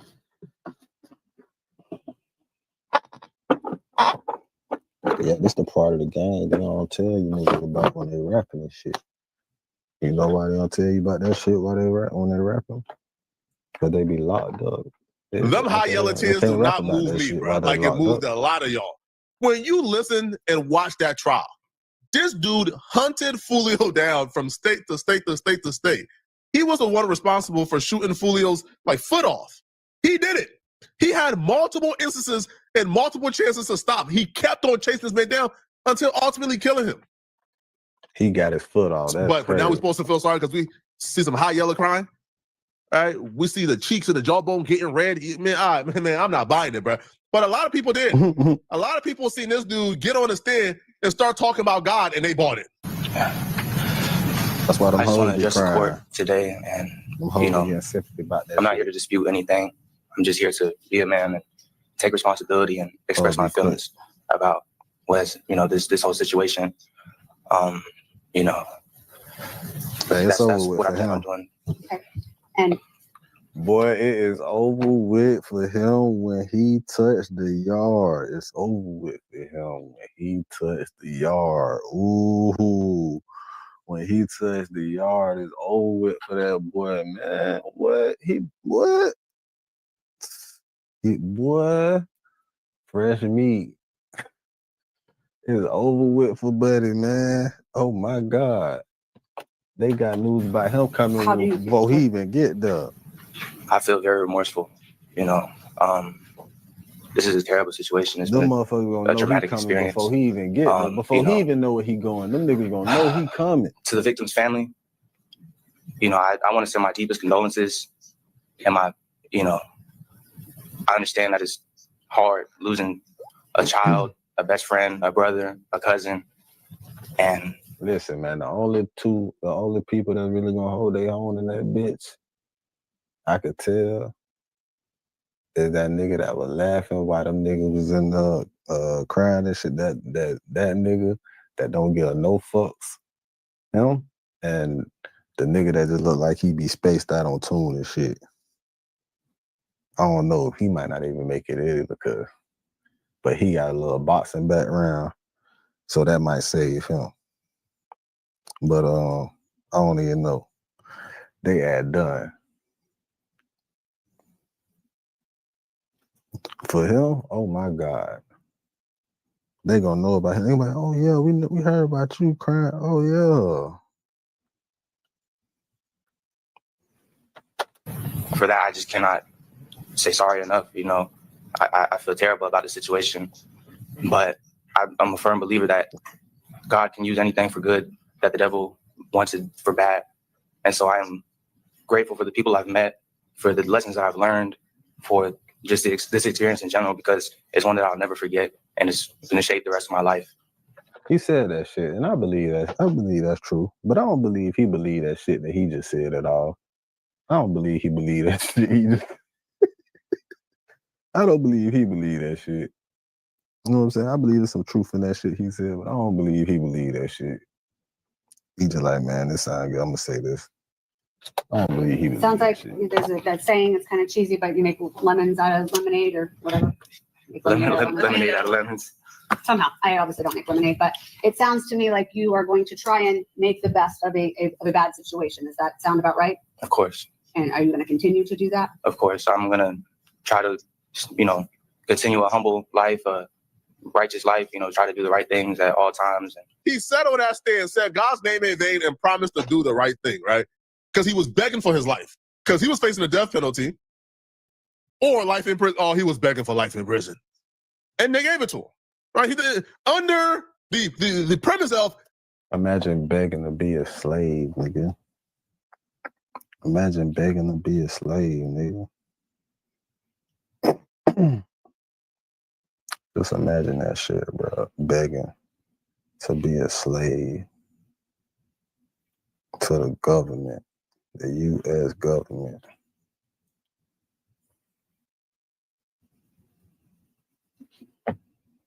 Nigga, slavery was never abolished. It just moved to the prisons, nigga. They just built 20 more of them bitches around this motherfucker to lock niggas up in. If you think they ain't trying to fill them bitches up, right. You think they ain't trying to fill them bitches up? I think they got 4 in motherfucking Georgia specifically. I may be exaggerating, but I definitely know they got 1. Definitely know they got 1.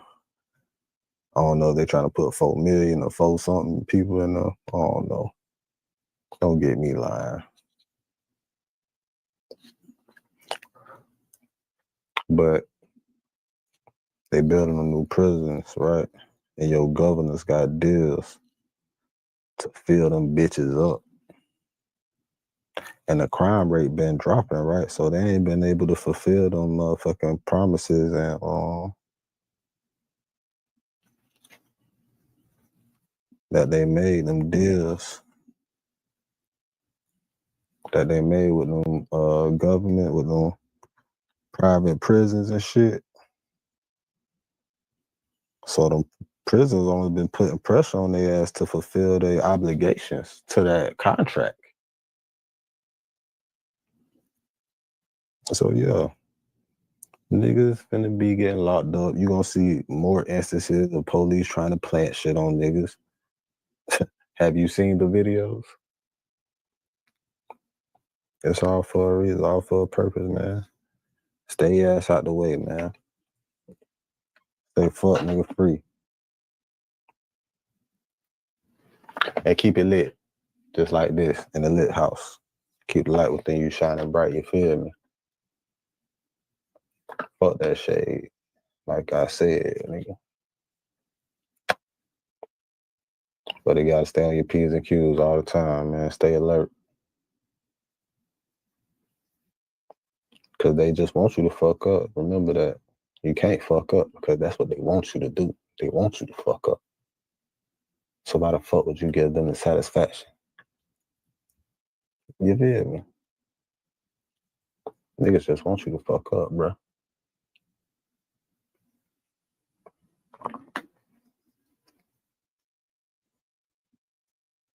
When the hate don't work, they start telling lies.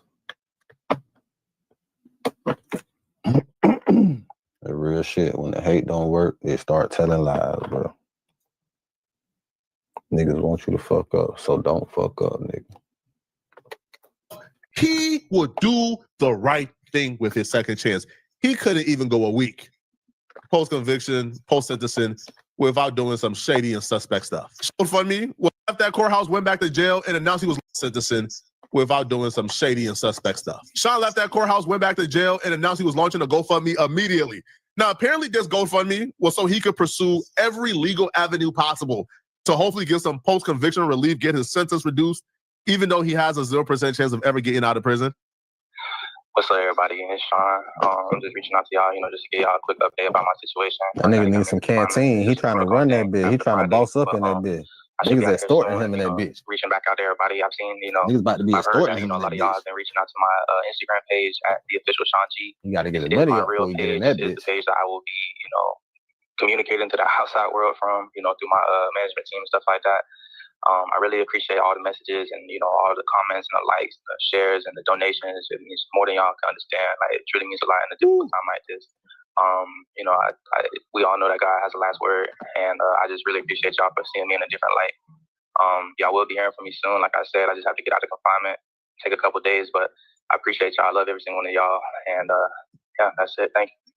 This is what they wrote in the initial bio for the GoFundMe. It says, "Dear friends, family, and supporters, this is a fundraiser on behalf of Sean Gathright. Sean is only 20 years old and is currently facing the fight of his life after being convicted in a case that has completely changed the course of his future. Anyone who truly knows Sean knows he is not the person being portrayed by the state of Florida. He is a son, a brother, a friend, and someone who has always shown love and loyalty to the people around him. Before the situation, Sean had no history of violent behavior and had so many people step forward to speak on his character and potential. Everyone deserves a second chance." Oh, yeah, okay. At redemption, and with Sean being so young, no prior criminal history, and such a bright future ahead of him, we are fighting to give him that redemption that everyone deserves. Okay? Sean, like, just bullshit, bro. All right, Sean maintains his innocence, et cetera, et cetera. So they're saying, listen, bro, it's Florida, bro. I'm sorry to say it, my boy. A life was taken. You were convicted of premeditated murder, nigga. You lucky you ain't getting the death penalty, boy. The only way your ass gonna get out is aparting from the governor. And nigga, I guarantee that ain't gonna happen. Not even after 25 years, they not gonna do that shit. The only way that shit gonna happen, nigga, is if the governor is your little brother or somebody, boy. I hate to say that shit, boy. I'm telling you, boy. Even after 25 years, nigga, Arnold Schwarzenegger was the governor, and he ain't let Tookie Williams out. And nigga, you know them Crips apply pressure. Hey, all I'm saying is, bro, unless his motherfucking family member plan on being the governor and goddamn 25 years or something,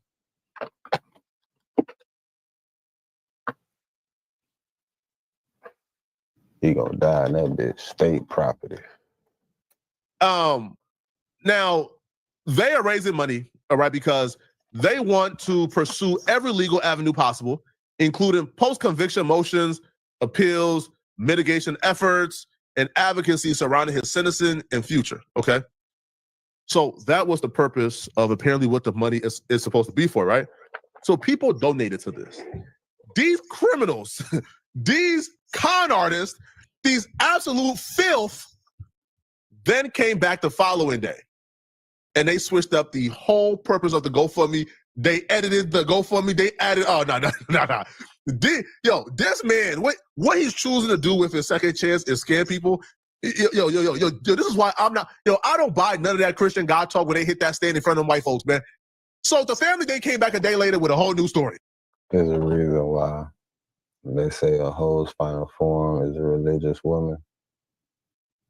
And why I say, I think a couple other people say it too, but it's a reason why ex-pimps is preachers and reverends and shit, bro. It's a fucking reason for that shit, bro. It's a reason. It's a reason, bro. Story about what the GoFundMe is being used for. Believe After that shit if taking you want people's to. hard-earned money under the premise that the money is gonna go towards like pursuing legal avenues to get Sean out of jail, these criminals then came back to their Instagram story today with some updates, okay? So the update says, "We want to address the recent reports being made against Sean's GoFundMe. While we completely understand that not everyone would choose to support Sean, going as far as reporting the fundraiser, sending threats, and continuously harassing not only Sean, but also his loved ones and family members is truly nasty-spirited and completely out of control." Do you not know what your son did? Like, do you not know what Sean decided as a human being that he has the right to take somebody's life. He decided that he has the right of God, that he wants to play God and take somebody's life. Sean hasn't suffered enough yet. They continued. We have updated the GoFundMe to clarify that the funds are intended to support Sean's family as they navigate the emotional, financial, and personal hardships that comes with the events ahead. Oh my God, man. Oh. So they took everybody's money, and now they say, hey, the money ain't going to nothing illegal. Man, Sean ain't never getting out of jail, man. We know this, bro. We about to take that money and ball. So now they just scammed everybody. Right? The people who donated under the assumption that Sean, this is going to go towards getting Sean out of jail early. Well, hey, guess what? Their money ain't being refunded. Now the family just admitted they ran an absolute scam. They're now about to take the money and use it on themselves. Sean don't got no kids. So who the money go to, right? Sean wasn't supporting y'all. Y'all are adults. Sean is like barely legal. Like ain't Sean like 20 years old? Right? Sean wasn't paying y'all bills before he got locked up. So like, why are we paying y'all bills? Well, not we, because I ain't doing it a dime. But why is his supporters money being given to y'all? They continued, okay? And personal hardships that come with the events ahead. Throughout all of this, we continue to hold sincere empathy and respect for everyone impacted by the situation. Supporting Sean does not mean we are dismissing the hurt, pain. Man, shut up, man. I would like to say I'm shocked. I would like to say I expected for him to get out of jail. Well, not get out of jail, but leave trial and actually stick to his promise of living a productive life. But I'm not shocked at all, bro. All right, these dudes are career criminals, right? These dudes are degenerates. These dudes are despicable. These dudes are in a position they're in for obvious reasons because they make bad decisions, not good ones. But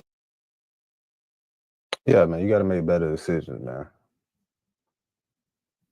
That's a key rule to winning this thing called life.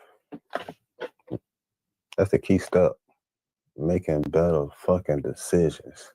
That's a key fundamental number one, nigga.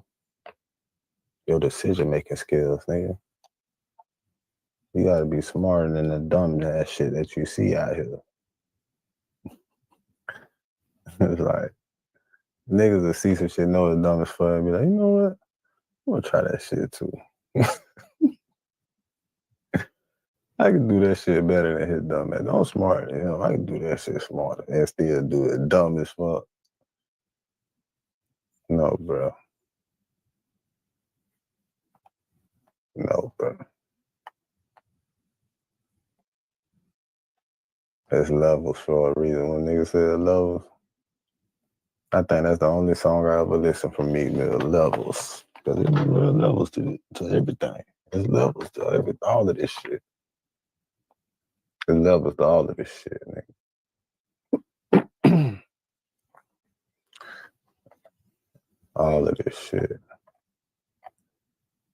All right, man. Well, it's been a good night, good morning.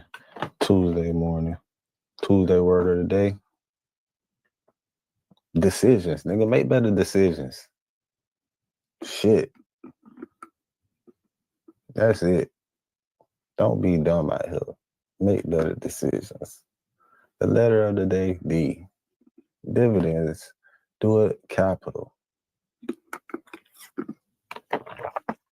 And create a positive impact today and later, man. And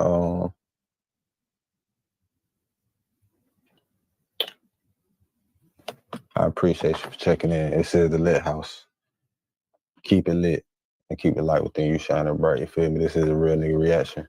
Remember, real niggas do what they want to do. Bitch niggas do what they can. Hoe ass niggas gonna talk about it. And fuck niggas gonna hate regardless. I promise you that.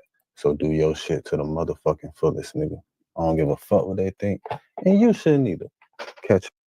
I'm a hustler on a mission, grinding for that spot, a brand new pot to piss in. Trying to school my partners home, babe, they pay attention. I'm sticking to my vision, on the road to the riches. Every single day, I'm a hustler on a mission, trying to get 100 M's, nigga, I ain't kidding.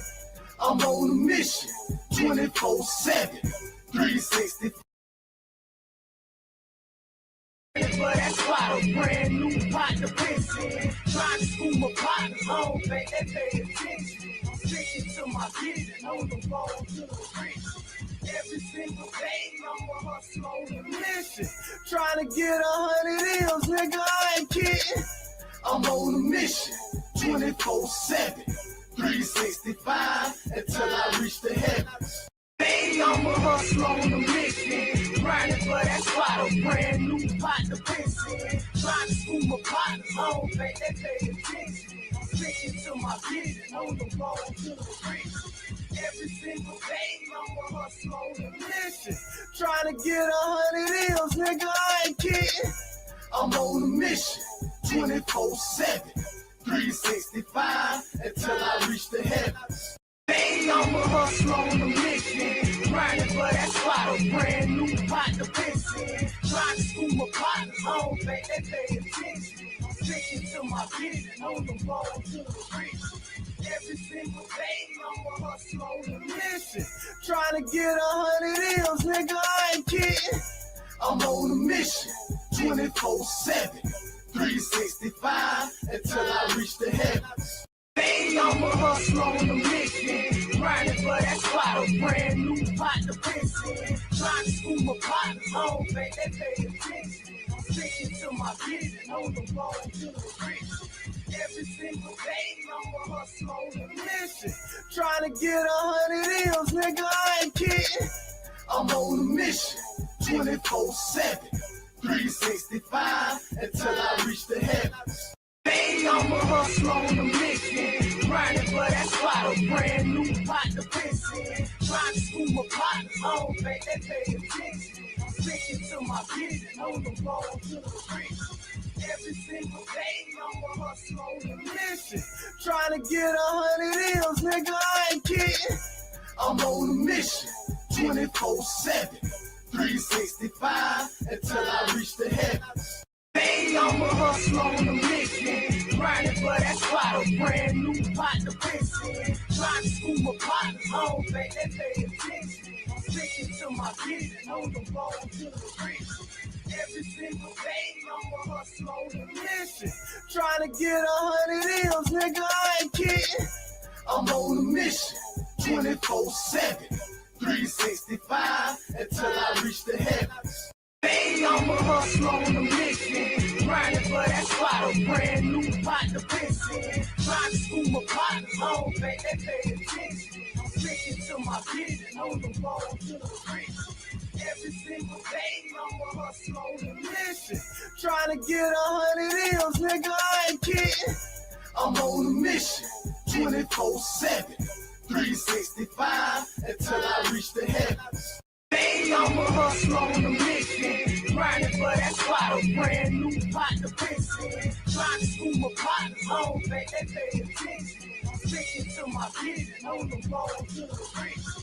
Every single day, I'm a hustler on a mission, trying to get 100 M's, nigga, I ain't kidding.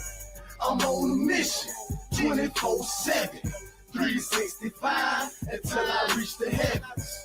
Hey, I'm a hustler on a mission, grinding for that spot, a brand new pot to piss in. Trying to school my partners home, they pay attention.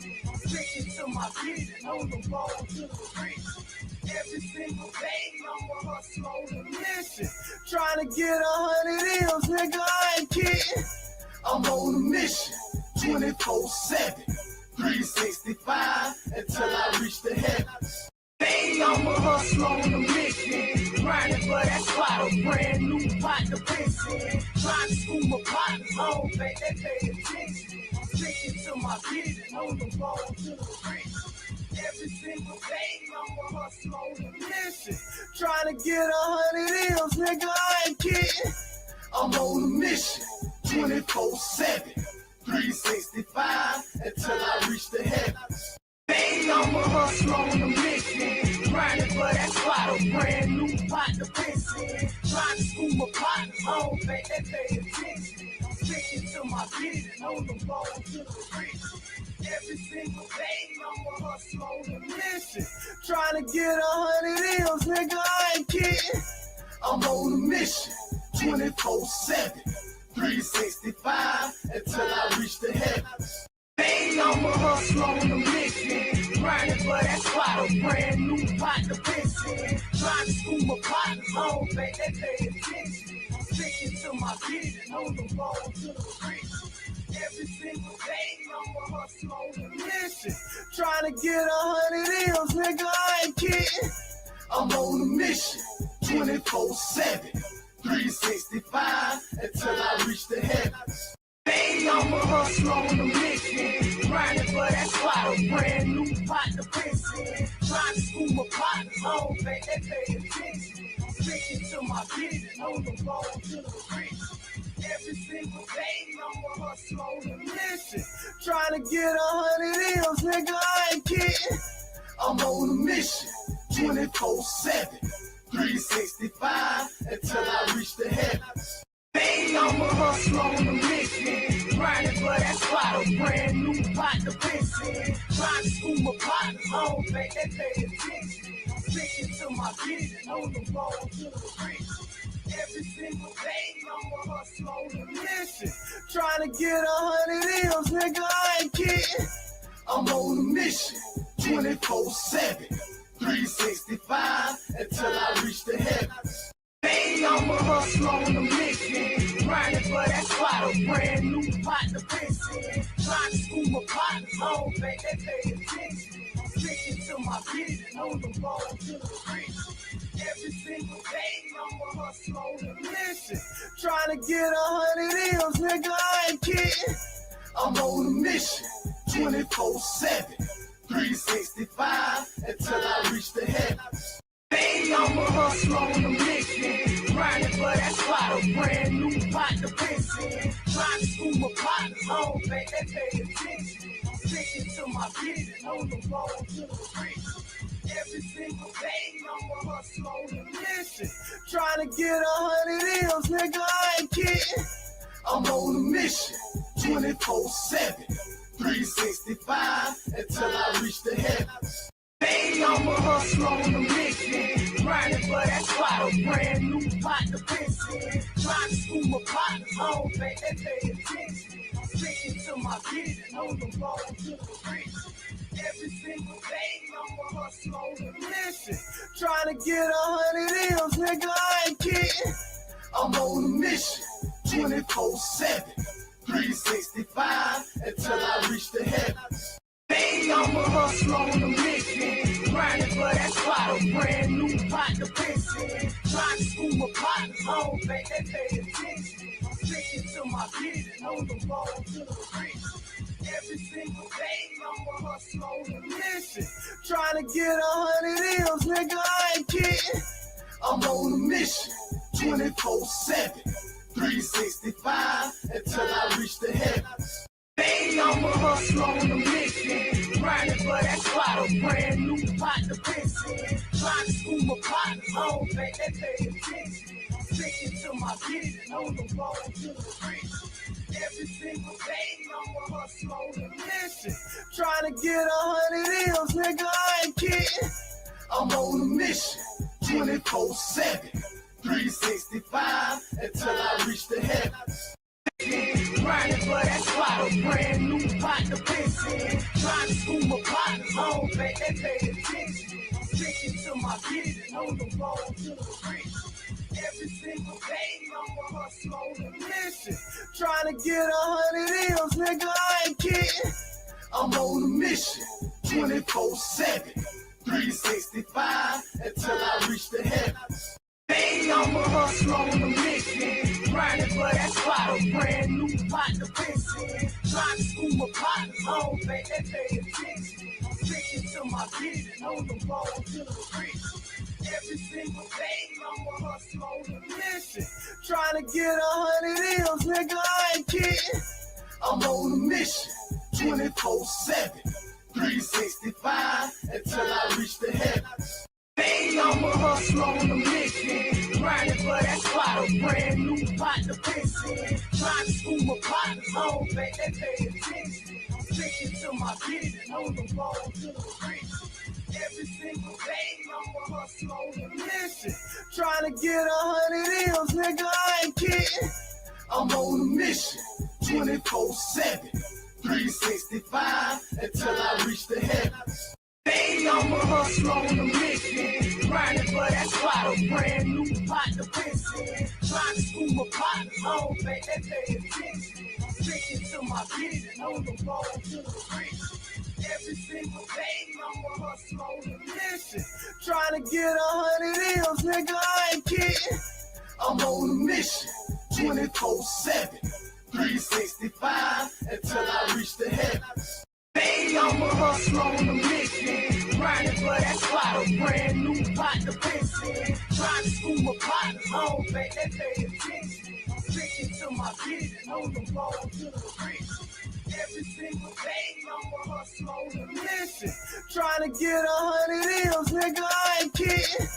I'm on a mission, 24/7, 365, until I reach the heavens. Hey, I'm a hustler on a mission, grinding for that spot, a brand new pot to piss in. Trying to school my partners, I don't think they pay attention. I'm sticking to my vision, on the road to the rich. Every single day, I'm a hustler on a mission, trying to get 100 M's, nigga, I ain't kidding. I'm on a mission, 24/7, 365, until I reach the heavens.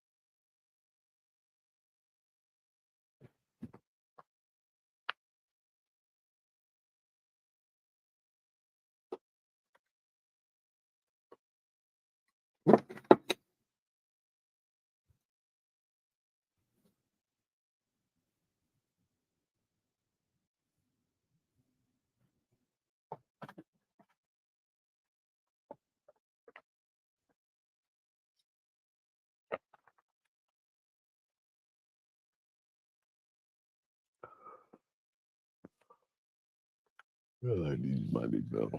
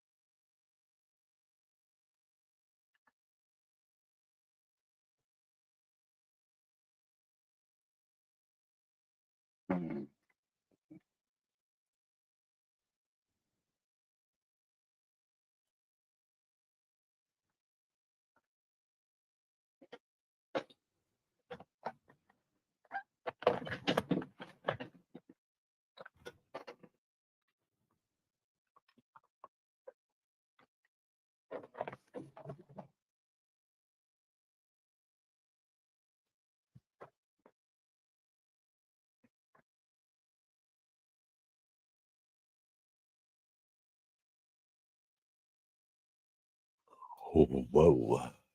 Whoa.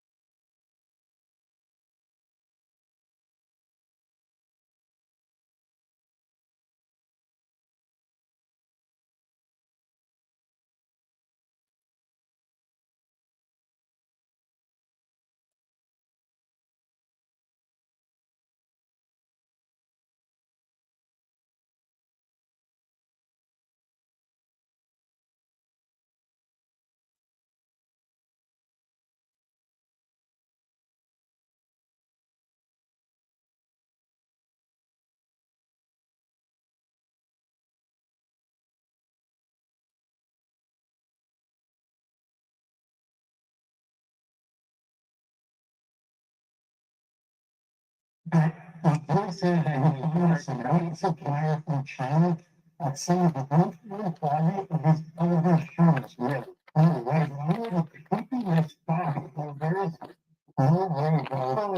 at that box. That is insane. How much did he pay for the box?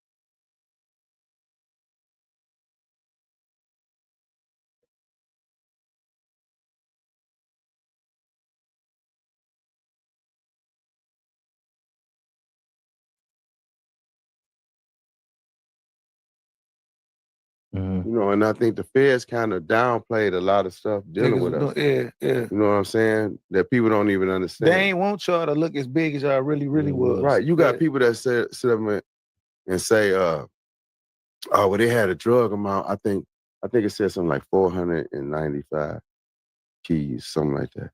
And like 200 of them, J-Rock got caught with red-handed in LA.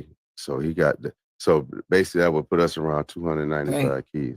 So you got a certain podcaster like, but I don't think they really had that much because they only got caught with these. This is the only keys that they caught up. Because we wasn't getting caught all the time. Niggas moving right. We wasn't losing loads. You gotta think know how what I'm long saying? y'all run was. Right. They had this shit figured out. I got a 22-year run, you know, and I think the feds kind of downplayed a lot of stuff dealing with us. Yeah. You know what I'm saying? That people don't even understand. They ain't want y'all to look as big as y'all really was. Right. You got people that sit up and say, oh, well, they had a drug amount. I think it said something like 495 keys, something like that. And like 200.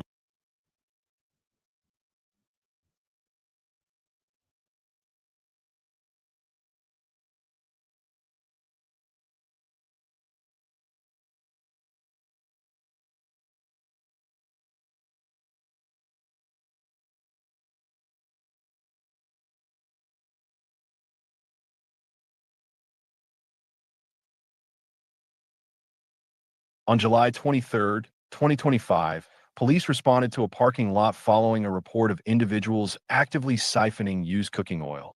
Officers quickly intercepted the suspects and initiated an investigation that revealed much more than a simple property crime. Yo, my man. Stop. Go over there. Where's your partner? Sit over there. Sit over there. Where's your partner at? I'm gonna be out with two male partners.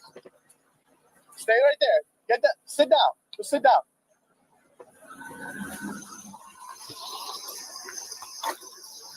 My man, do me a favor. Go next to your partner. Right there. Have a seat. Have a seat. Well, don't go anywhere. Sit, I said. Sit. Sit. Who the fuck you think All you're right, talking we'll to? figure this whole thing out. All right. I got called on something.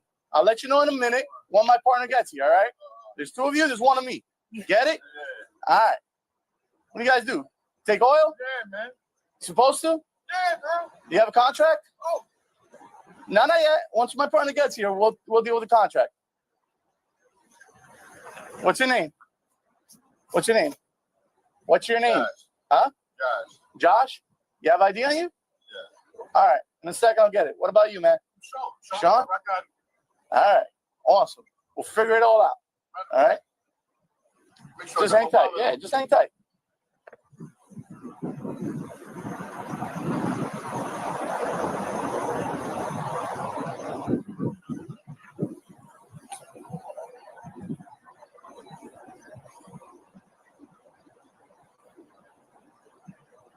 Because it may be a miscommunication. That's the whole thing. All right. Just don't want to do anything. There you go. Then we'll get all this done and everything will be cool. All right. Next, are you under the level? Negative. I'm right behind the parking deck. Right after you pass the UPS truck, you'll see my vehicle.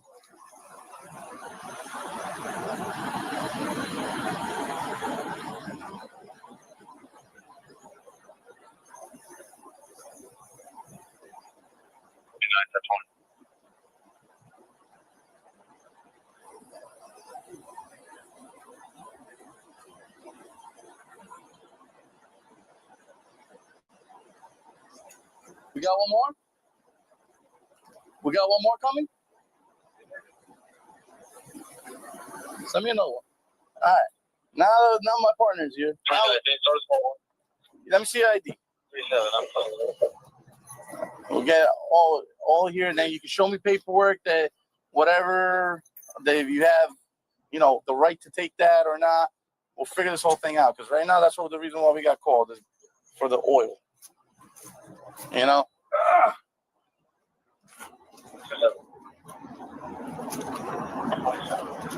then you can have a seat back down there, and then we'll figure this whole thing out. All right. Hey, who's driving the vehicle, by the way? I was. You were, sir? All right. Damn, did you eat this? Hey, come on, man. All right, cool. Just have a seat. All right.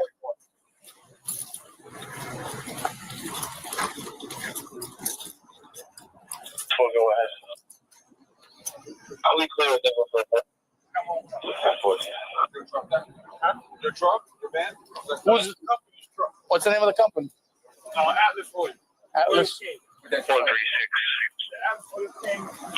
Go ahead. I know it's 700.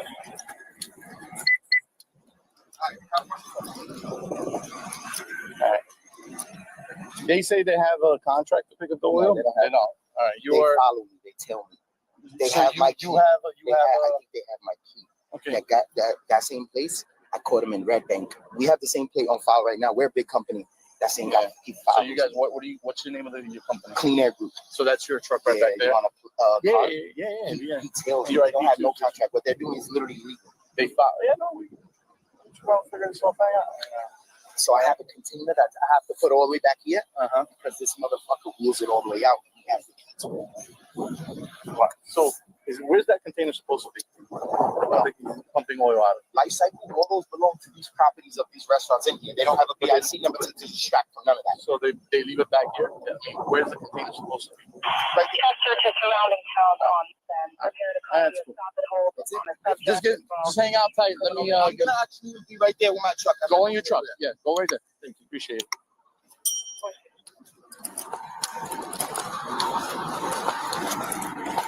What's the name of the company? What's the name of the company you work for? Atlas? Let me see.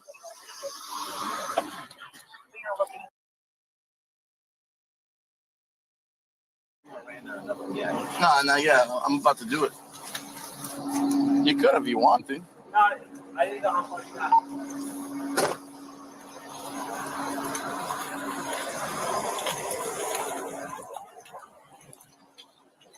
All right. So this is the deal. I'm just gonna read you something real quick, all right, and then we can go move on from there. All right. You have the right to remain silent. Anything you say can and will be used against you in the court of law.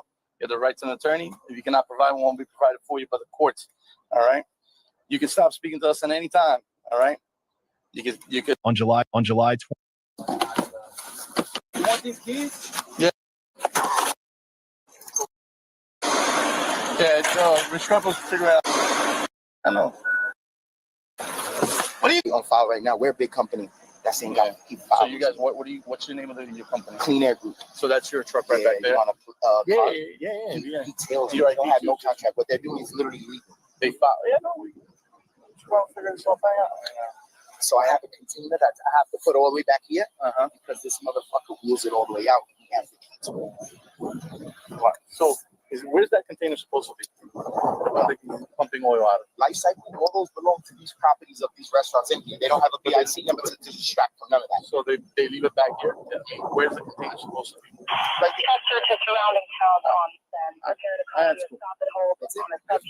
Just hang out tight. Let me. I'm gonna actually be right there with my truck. Go in your truck. Yeah, go right there. Thank you. Appreciate it.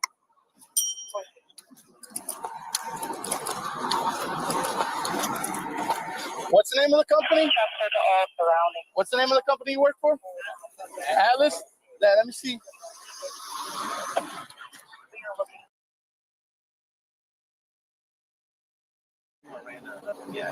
No, yeah, I'm about to do it.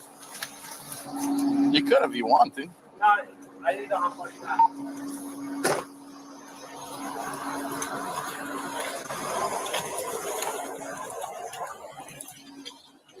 All right. So this is the deal.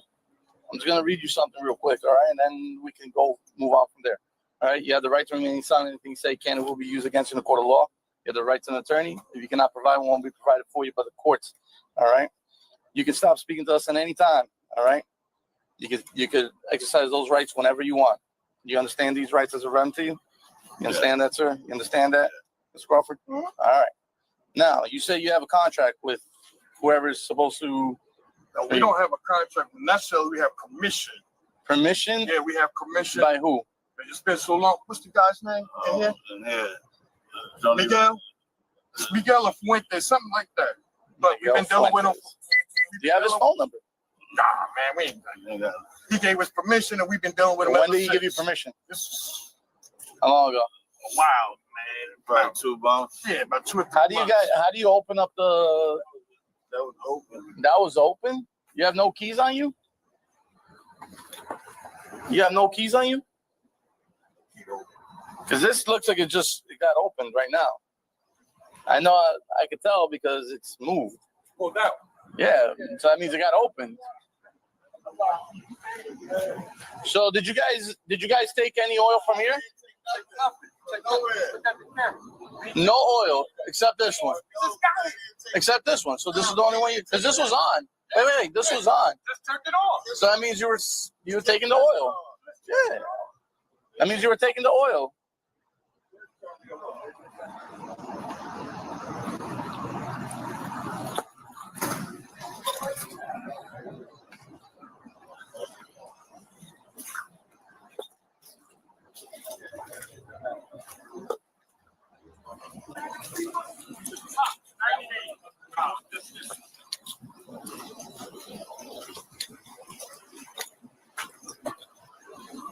Some pills. I don't know why I cut off. Doc, what's up, man?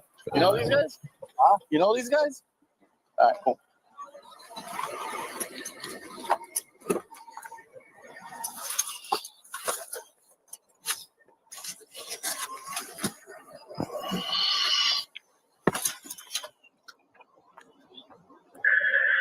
One day, 19% of it.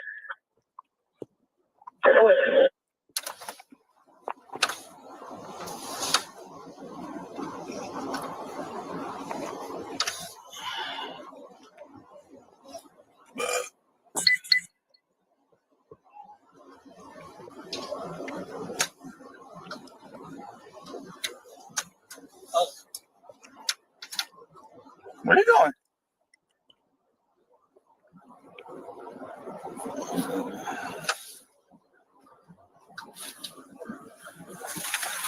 What are you doing? All right, you're gonna have to wait for a minute.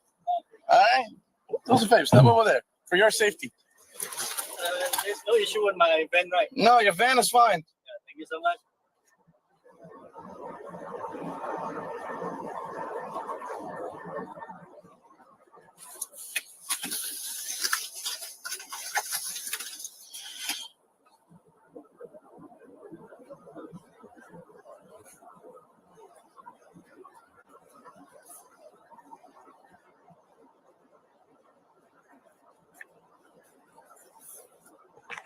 You didn't make type of phone call. You're okay. Hey, buddy.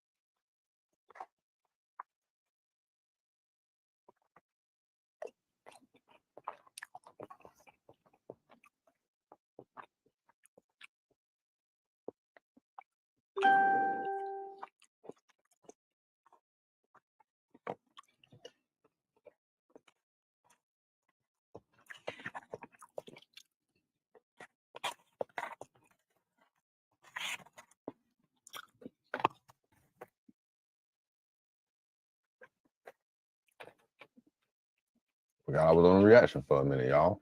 I've been went dead silent. All right, welcome back to the Lit House on Meat TV. Good morning, motherfuckers. I would never be up this early if it wasn't for my daughter, bro. Never. Shit, I want to lay back down right now.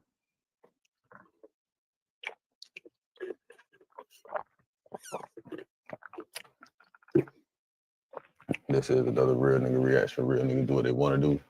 Bitch niggas do what they can. Whole ass niggas gonna talk about it and fuck niggas gonna hate. Regardless, nigga. I promise you that. So do your shit to the motherfucking fullest, nigga. The fullest capabilities possible, nigga.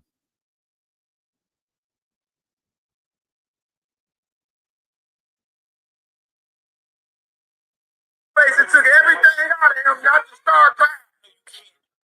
He said, hey, do you like Jews? I heard you don't like Jews. I said, I don't like nobody. Jews, niggas, Asians, blacks, whites, Mexicans, Puerto Ricans, Cubans, dogs, horses, fish, roaches, worms, butterflies, ants. Nigga, I don't like nothing. Nigga, I done said all that. God, Jesus, Mohammed, Buddhist, the devil, everything. Nigga, I ain't never not said nothing about nothing. I ain't never not said nothing about nothing.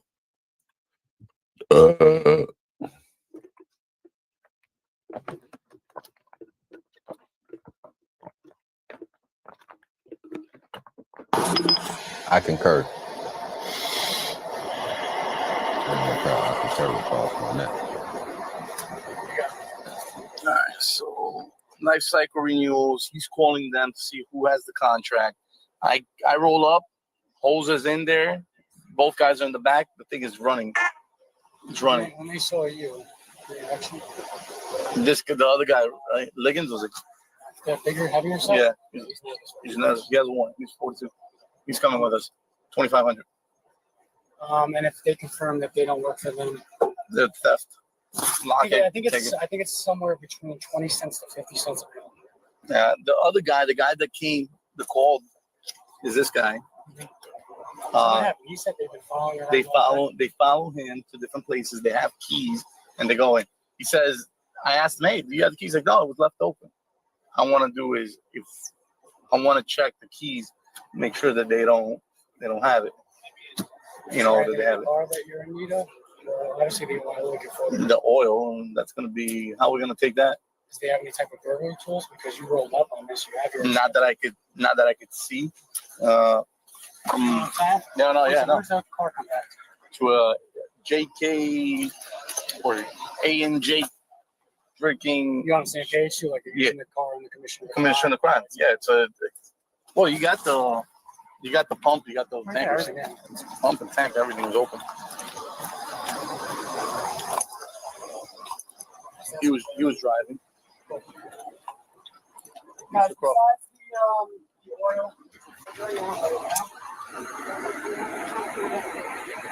You can't give me my teeth. It's in the Don't worry yellow about it. thing, bro. So the reason I say that is I'm not trying to trick you up, it's just because anything else that you want, like oh no. Like tools, nothing like that. You ain't got to worry about none of that, bro. 51 years old. Yeah, man. I'm in the bag, in the yellow container. We'll get him. You want it now or you want to? If you turn that van on for a moment. What you got? Call me back in the next few minutes. Does he have the contract for this? No, he doesn't. That's the problem. Okay. He has the contract for whatever that company name is labeled on a civil police truck. He's saying that's the company responsible.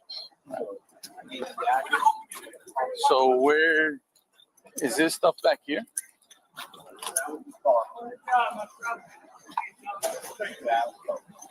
This is Darling. What is this one?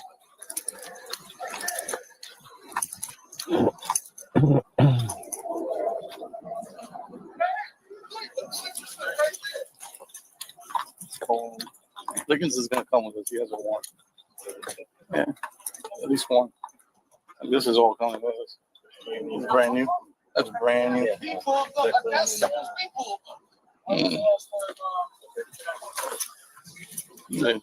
That's what they're claiming. Okay. But this is not what you do. This is not how you take any of this. Well, I told him as soon as possible. So we're on seal with them. So hopefully they'll call me the next 2 minutes. Who's been in this? Exactly. He keeps it. So we don't know. I don't know. Yeah, you can do that. Yeah, if you got me that info, that's great. Nah. So, I did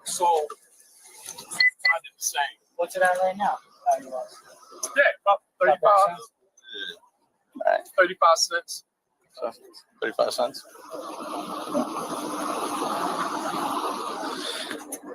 I'll figure this out. Animal feed. I did not know. I mean, it's really not too much. You guys have an EPA number? Because this is technically it's. No, it's not. It's not hazardous. It's considered used. Yeah. It's not hazardous. You don't need no permit, no none of that. Okay. What about a big number? You need that. You don't need that neither. Okay. Listen, first and foremost, the only people that are supposed to take the oil are the companies' names that are on there. See, and it doesn't matter with the permission of whoever it is. That's the confusion of it all. There's no confusion. There's no confusion. No, because listen, if I give you a contract, you will have They don't subcontract. I'll tell you this right now. I'm saying, this is what I'm saying to you. If I give a person a contract and they already have the utensil here, there's no need for me to drop one off. You understand what I'm saying? Where's the contract? Say for instance, you work for like a Popeyes, and I come in and say, you know, do you have trap service, grease service, or whatever, and you already have a drum? There's no need for me to drop one off. You see what I'm saying? All this is it's only contractual, isn't it? And it's not bonded. But the fact of the matter is that you're using. So if you have a can, I don't need to drop one off. The fact of the matter is you're using somebody else's can. If I'm this company, right? I'm this company. Yeah. And you're utilizing my can, right, to collect grease, right, but another company is sucking it out To make a profit. That's the restaurant. Wait. Hold. Not a profit. Here we go. Here y'all go. We don't even know because last time. But you see the problem when we say we give you permission, we don't even know the rest. That's what I'm saying. But see, that's We got a big issue part about the business. Yeah, just the restaurant down. But other than that, huh? Yeah. Someone's gonna comes back. Yeah, see, most clients be like, Let's get a call back. Okay. For both. Yeah. Yeah, you continue. Sorry, I cut you off. yeah, it's like most clients, they be like, you use this one or if But it's bad, how long if you the been drum is doing- bad, I change it. How long you been doing this business? Man, I've been doing this a couple of years. Go with it. Go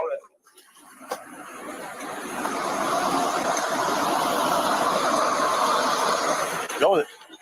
149 or 155. Go with your message. Again, haven't asked it to see how we stay open those containers. States he that was already open.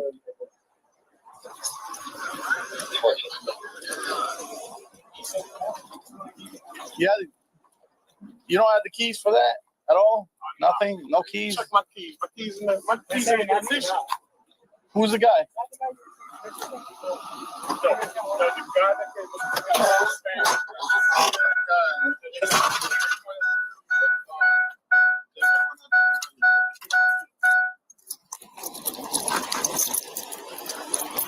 Any guns in the car? Any narcotics? No.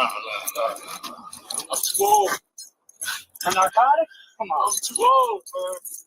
Maybe the gun part, not the narcotics. That shit doesn't scare me. No, you're right. You mind if I just check them? I'm going to take each one off the ring if you got it. You have to. Stay close.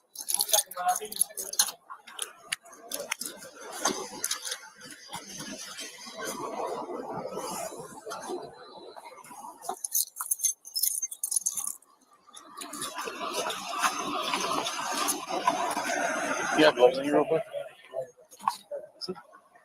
They actually come there? I don't think so. I think they only know that because when I asked them, when the Arts guy came out, I asked them, I was like, was it somebody from Arts? He's like, who's Arts? Arts Security? I was like, Arts. Like, that's how they know that.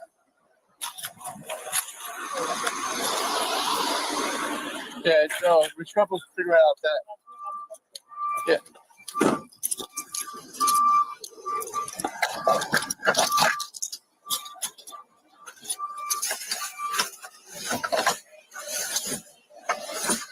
Okay, what the hell the gloves go? Run 36 to headquarters. We have a walk up all the place.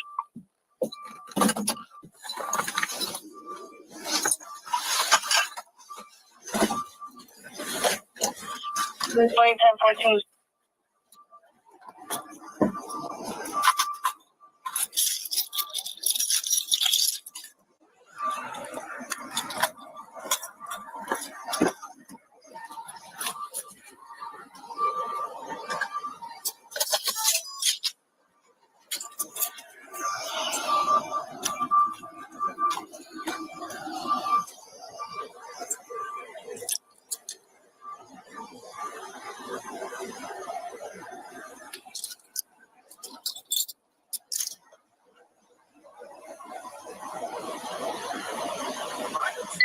Anyway, you got two co-parents still having to speak. We got the father gets emotionally overwhelmed. He's going to approach the mom wrestling like you just saw it.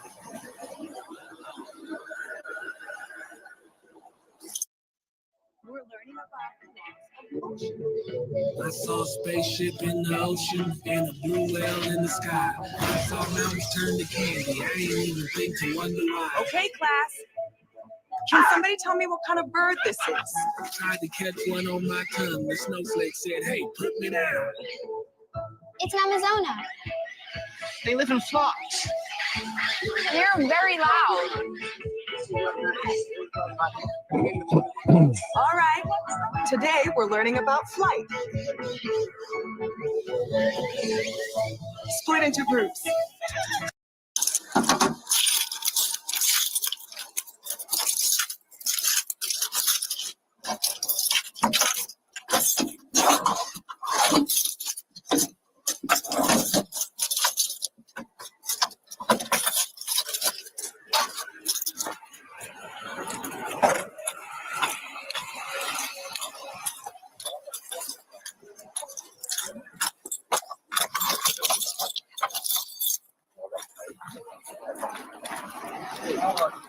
You don't work for them, and they said they would be equipped with a proper truck.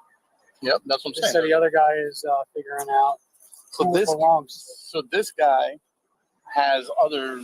He's an actual. That's what it's supposed to look like. That truck. He's the one that's supposed to pull the oil, not from here. He doesn't know whose it is. He doesn't know whose it is. He has other contracts with other guys underneath, whatever. All right, so we got to figure out whose that is for the victim. But this guy is 42. Sean? No. Look at. Look at him. 21. 21. You said Liggins is 42, right?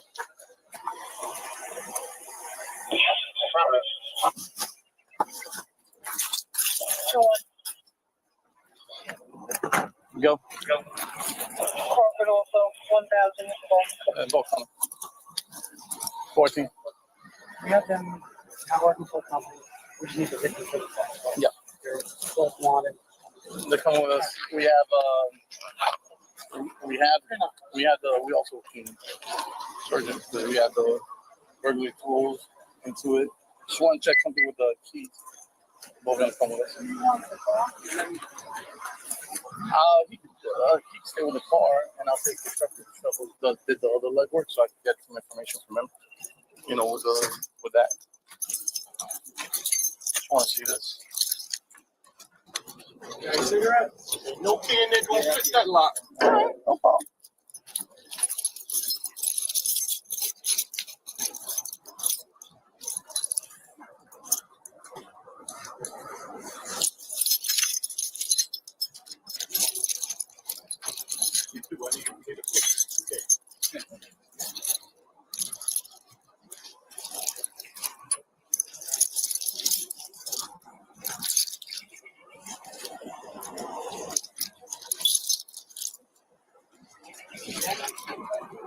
To JR something company.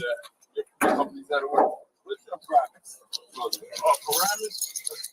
That's the LLC. The LLC. No, that's the company's name. Who's your boss? Who's your boss? My boss's name is Jay. Korean guy. Jay. It should come up once you run the fleet. It comes up to the LLC. All because he is like the registered owner of the owner.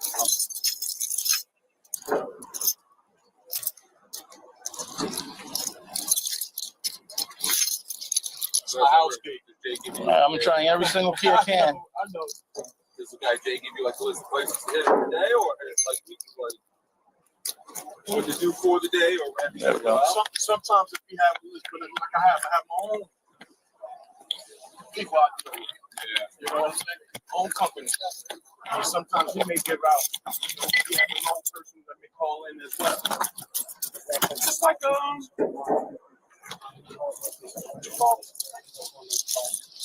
There you go. You got it. dispatch. We're running. Leave it.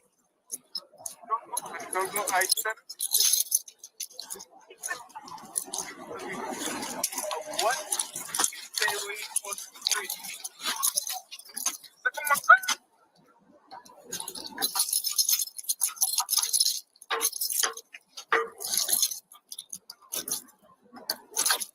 What happened?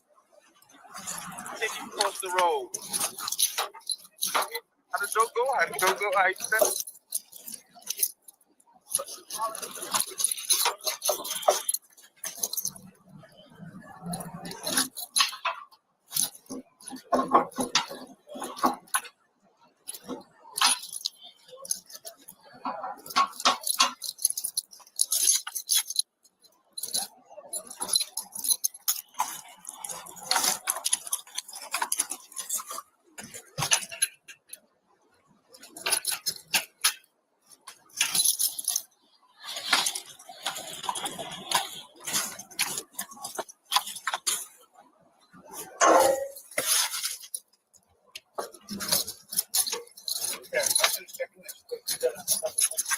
The what? I already did them all. I did them all. But those keys, those 2 keys are master lock keys. Let's just get that.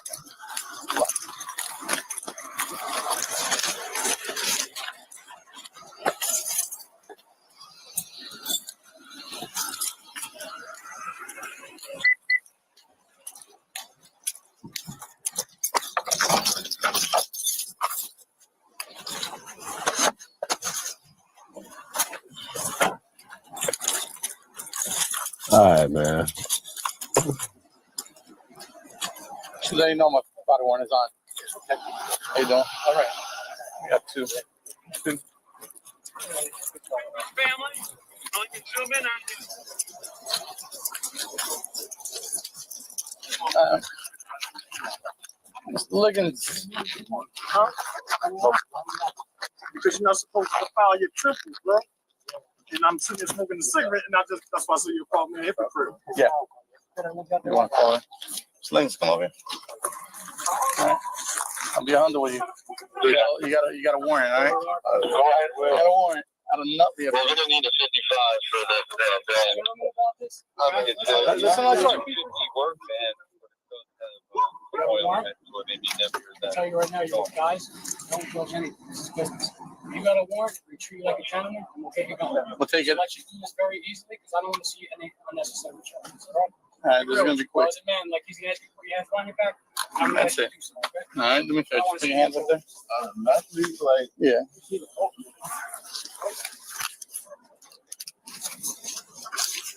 I got a warrant. Yeah. Yo, is there anything in the car you would like me to grab? Yeah, my phone. The one, the iPhone in the middle. The red and black one? Yeah. Spray lights. So you look like you don't want to touch nothing in there. I mean, famous family, only can zoom in on. Yeah, that's it. That's what you get. That's what you get. These motherfuckers think they run the state. We'll see who runs this fucking state when I'm governor. We'll run these gangbangers the More fuck keys. right back out of the goddamn Twin Cities. You watch.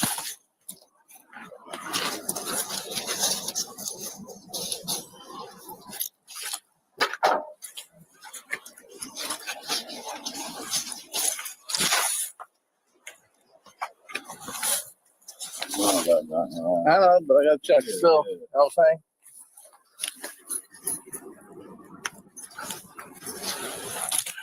Come on. Fucking Nutley.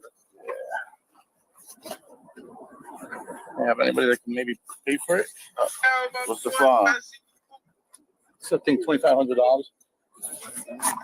Make sure it's the only one before we start making calls in case it's Yeah, that's what we're trying to spread you like. Damn, molesters. Man, freaky ass niggas, man. I swear, bro. Easy gloves. What type of nigga want a job where you got a motherfucking search by niggas? Yeah. Okay. Man. What kind of shit is that, bro? Yeah, that's fine. In the book. Don't worry, I'll put them all back in here.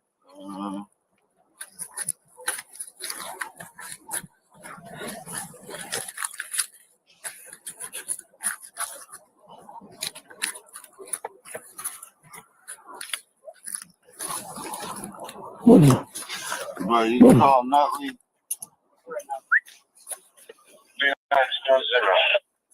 You describe it?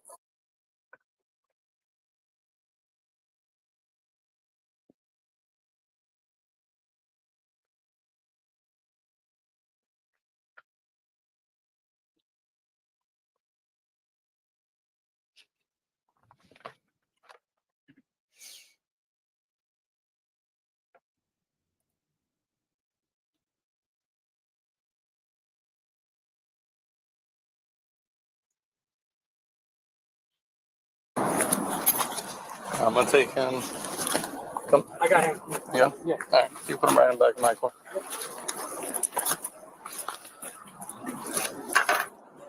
Crawford, stand up. Your hands against the window. Stupid ass law is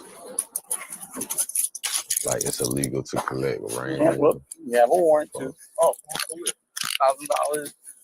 I believe it's Paramus, but I'm gonna double check for you. All right. I believe Paramus. How is it illegal to collect some shit that come from the sky?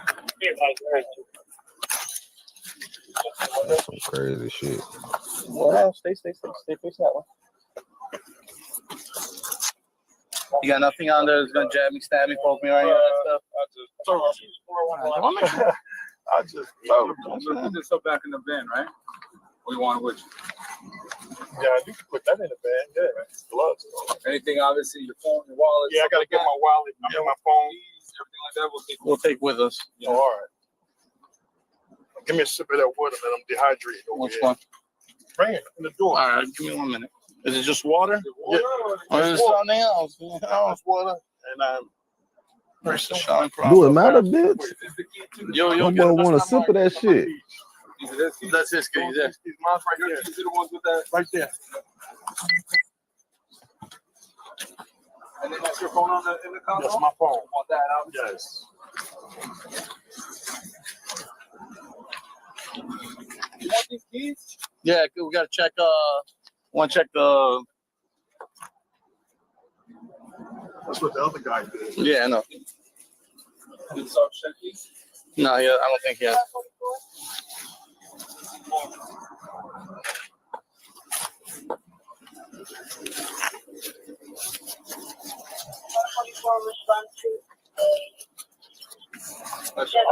General fire alarm, 600 County Avenue. Yep. The other guy had it. 14. Seize all those keys. Yeah, they're gonna be seized. I'm gonna go that way. Which way? Get my thing. I got the what? Teeth. I'll get it. Yeah, don't worry. They're not leaving without you. Not leaving without you. Yours? That's yours? Right, I'm gonna put it in. Yeah, once you get there, you can check your hat. Yeah, you do a check. I got take some of your. Obviously, I'm gonna bring your teeth and stuff like that. They're gonna go with you. All right. Don't worry. We ain't trying to keep them. All right. Actually, you know what? I'm gonna keep this aside. I'm gonna put the teeth in there so we don't cover it. All right. Have a seat. All right.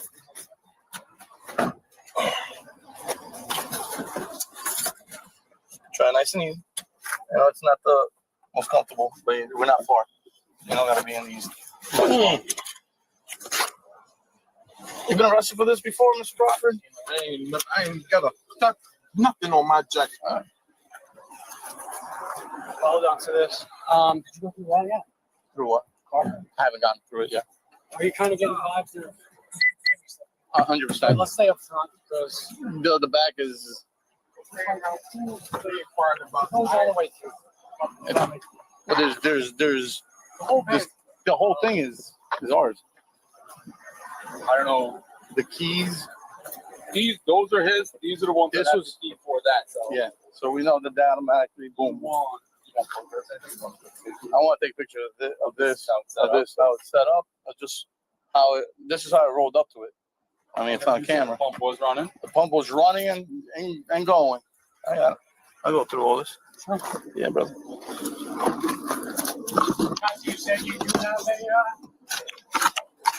an accident capture? Yeah.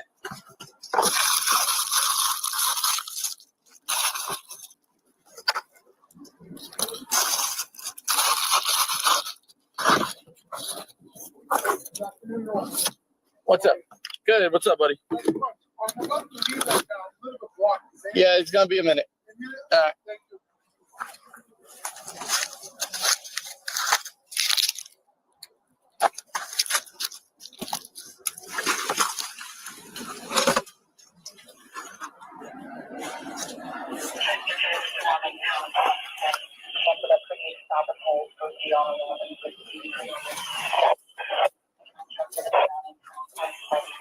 God damn.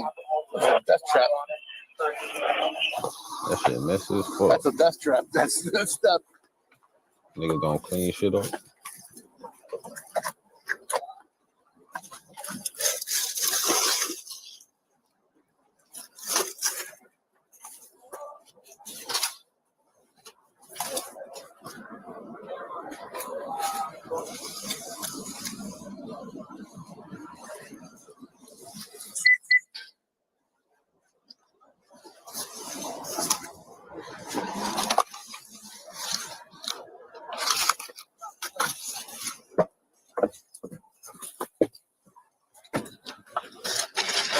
Yo. So I know he said they didn't take nothing, but there's oil in the hose. Yeah. Like, No, there if was. I pick it up, when I picked it up, some poured out, and then I just. Oh yeah, there's.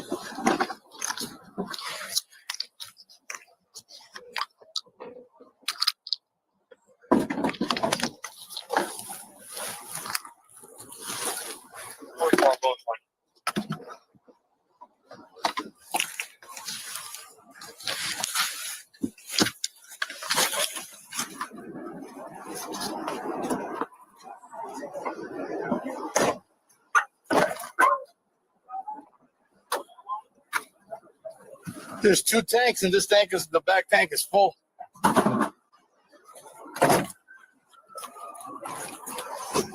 Give me, I'll help you out. Don't get that shit on here. God damn it. It's all good. What are we gonna do with this? You already said you gotta keep it on. Yeah, I know, but I'm saying, what are we gonna do with the oil? And now we got. Like this. No, it was pumping. Put the shit back, bitch. This That's is what the you gonna oil do. that's back there. Y'all gonna do your motherfucking job. It was pumping. It was pumping. And you can see the line. Yo. Bring them in, and if you put something out where oil's that, and someone says they're missing that, we understand where the car is. GCC. Yeah. I got you. But you can see where the line is too. Like where the line was. Push, what up? Like you see the second top? That's where it was. YouTube, what up?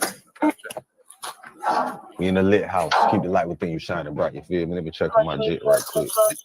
Did you check the other containers? Yeah, it was nothing. Nothing. So it was just this one. Yeah, Which is this one? Yep. Huh? Yeah. I'll deal with this, and I'll follow that. Yeah. You already on 3 strikes. You know that, right? Yeah. Oh. You already on 3 strikes. You know that, right? You on 3 strikes. You know what 3 strikes is? Yeah.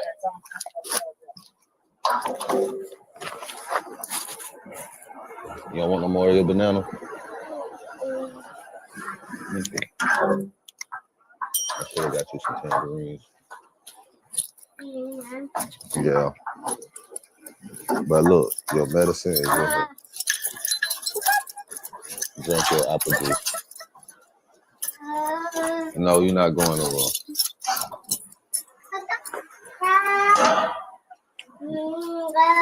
I said no.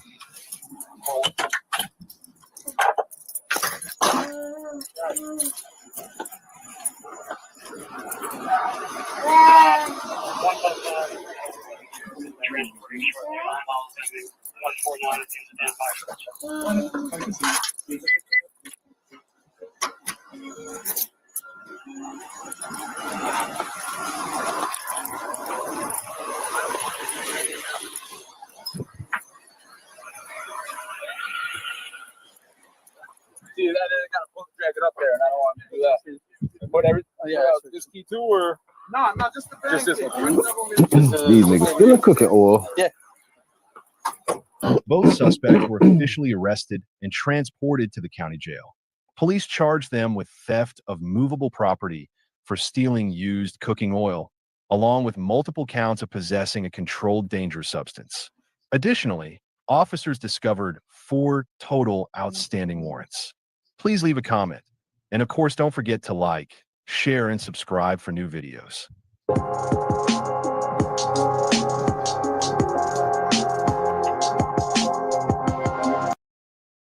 Warm up reaction, no warm up reaction, no warm up reaction, no warm up reactions. All right, man.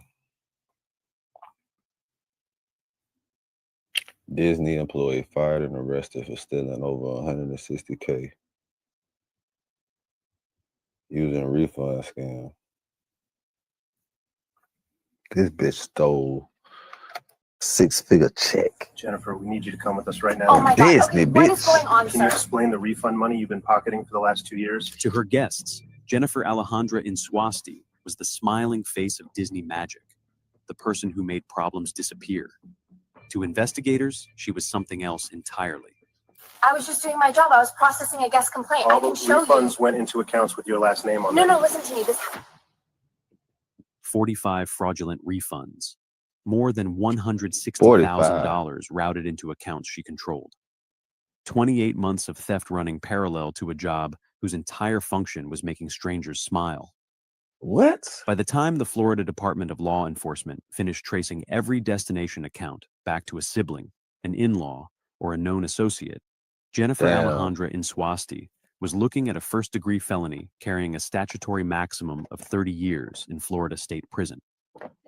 The investigation that put her there did not start with a tip. To a family? It did not start with a victim. It started with Disney itself. Before we go any further, have you ever wondered what happens when the person paid to fix your problem is the one quietly stealing from the company that signs her paychecks?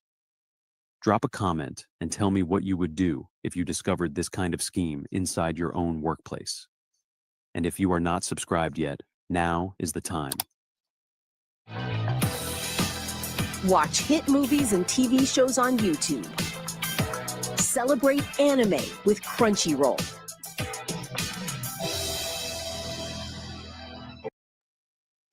We cover the white-collar cases the local news will not touch. Jennifer Alejandra Inswasti was born in Cali, Colombia, in the spring of 1988. Oh yeah, she stole Her that parents shit. were Marlon and Sandra Inswasti. Marlon worked construction. Colombia. Sandra She stole cleaned that shit. hotel rooms. The family lived She in a stole that third-floor shit. walk-up in the Barrio San Fernando. 3 rooms, Yep. 1 bathroom, a She did that balcony where shit. Sandra hung laundry on a wire that ran across the alley to the building next door. Jennifer was the middle child. She An older Colombia, she brother, stole that shit. She Andres, did that shit. born in 1985.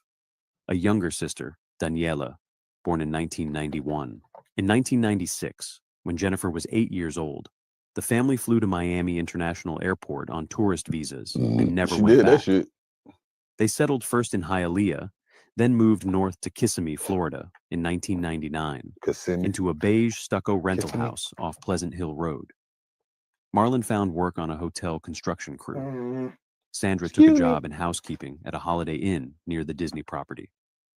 The reason the family chose Osceola County over any other landing spot in Central Florida was simple. Walt Disney World was 12 miles away. The hospitality industry around it absorbed every Spanish-speaking adult in the county. There was always work. Jennifer attended Thacker Avenue Elementary, then Den John Middle School, then Osceola High School. Teachers remembered her as quiet, polite, and bilingual to a degree that adults found striking. She could code switch between Spanish and English mid-sentence.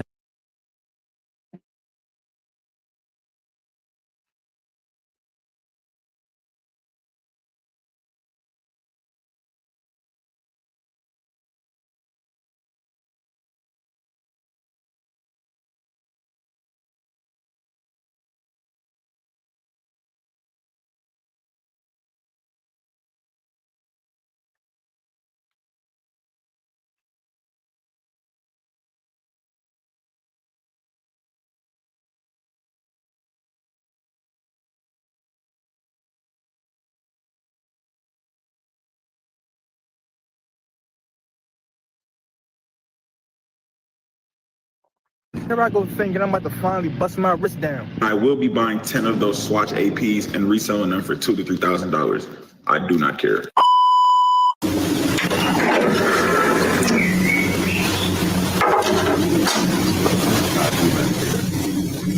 Hey guys, it's your girl Sandy. Welcome back to my channel and welcome back to another episode of The World is Ghetto. Yes, yeah, welcome back to my channel. I hope you guys are doing amazing today. So somehow, if you missed it, one of the biggest luxury watch collaborations between AP and Swatch just happened on May 16th, and it had people waiting for hours and days, thinking that they're about to get an affordable version of the. I don't like the bitch voice. I don't like the bitch face. I ain't even look at the bitch face. If I'd have seen the bitch face, I would have turned that bitch off. I heard the bitch voice. Anyway, you know what? We're gonna start this back up at 10:30.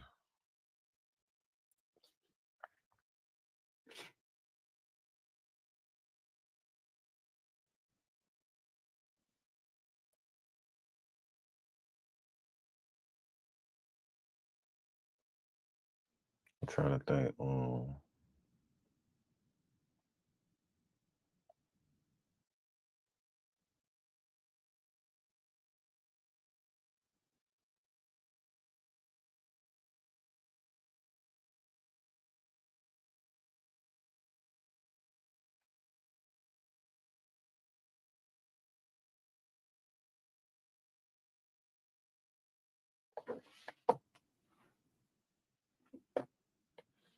Jamaica auditions.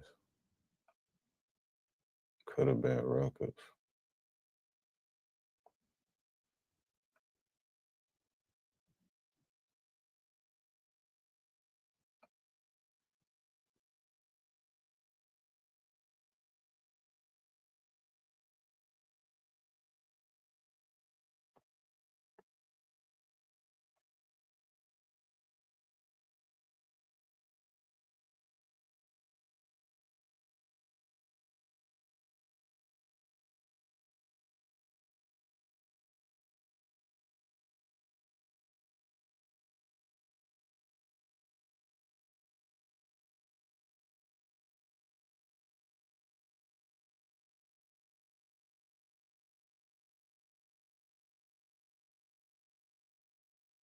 Police impersonator robs a shoplifter.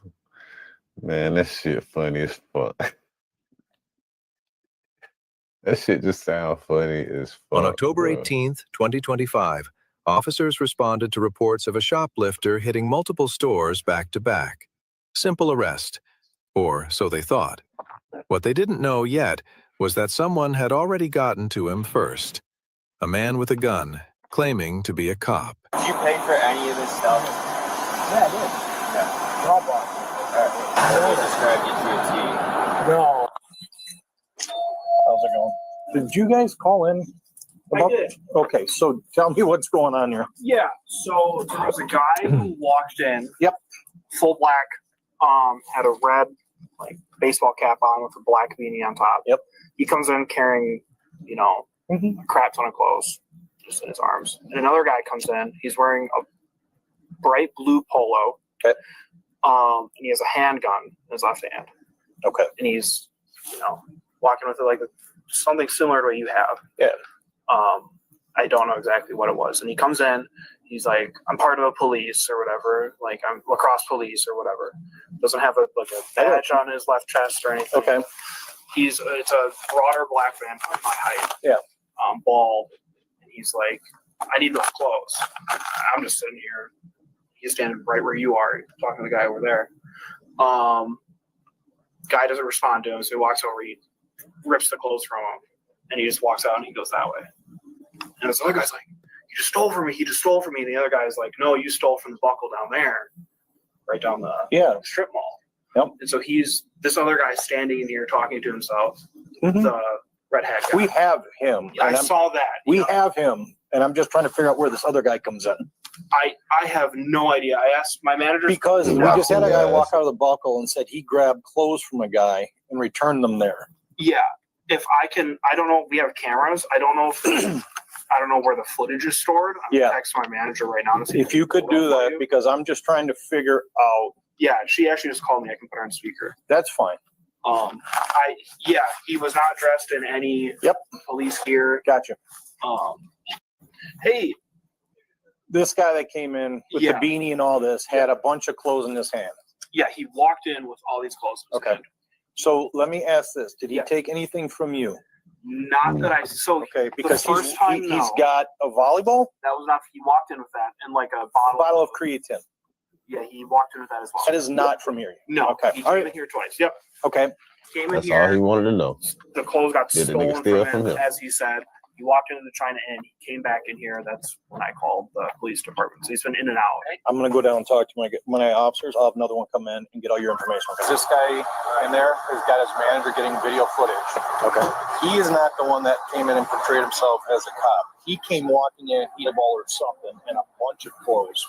Okay. I followed him in with like a larger black male bald head, like a blue polo, had a handgun in his left hand, said, stole those clothes, gave them back to me. He was lacrosse police, grabbed the clothes from him, and walked that way. He started screaming, hey, you just stole those clothes. Another guy was in there and said, you just stole the clothes from Buckle. Why don't we go look in Buckle right now? Yeah, we had a Buckle employee come out, and he said that someone had returned all the stolen clothes from TJ Maxx that he had stolen. So that's probably the dude. I'm going to go talk to him.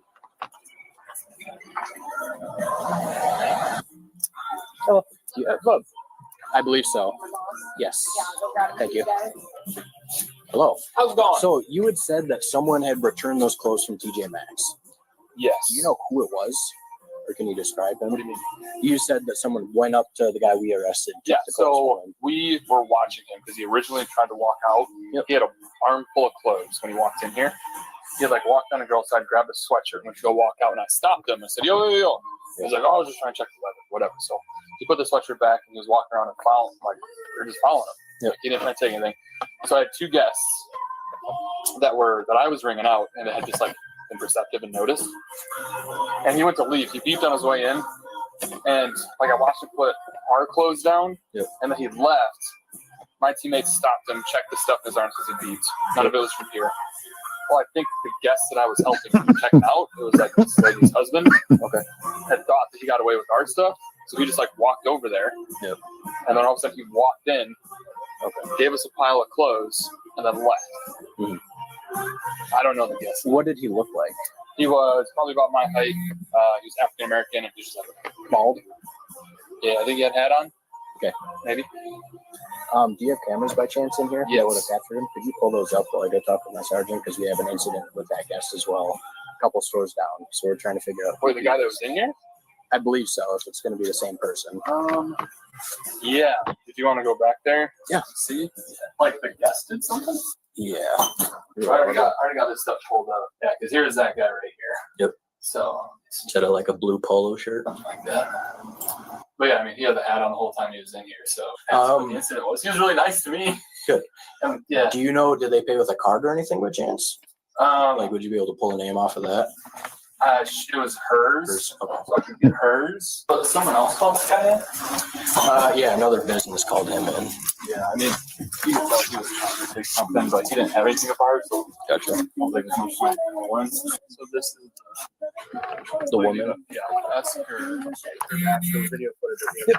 I got two angles for you. Perfect. That fake ass police don't rob that man for his own clothes. The guy in the beanie is kind of back in this corner. Mm-hmm. Walks in. You can pause it, whatever you need with it. Say Onalaska PD. Yeah. And he has a gun in his right hand. Yeah, he got his gun out. He tripping. He getting charged with that. He getting charged with that. Mm-hmm. That's armed robbery. Yeah, it's just weird. He's doing a good thing and then breaking. That's armed robbery. So many laws to do it. Yeah. Hello. Hi, is Raphael home by chance? He is not. He's not. I gotcha. No. Okay. Yeah, we got news. I guess he stopped someone trying to steal some stuff, so wanted to get his side of the story over everything. Oh. But yeah.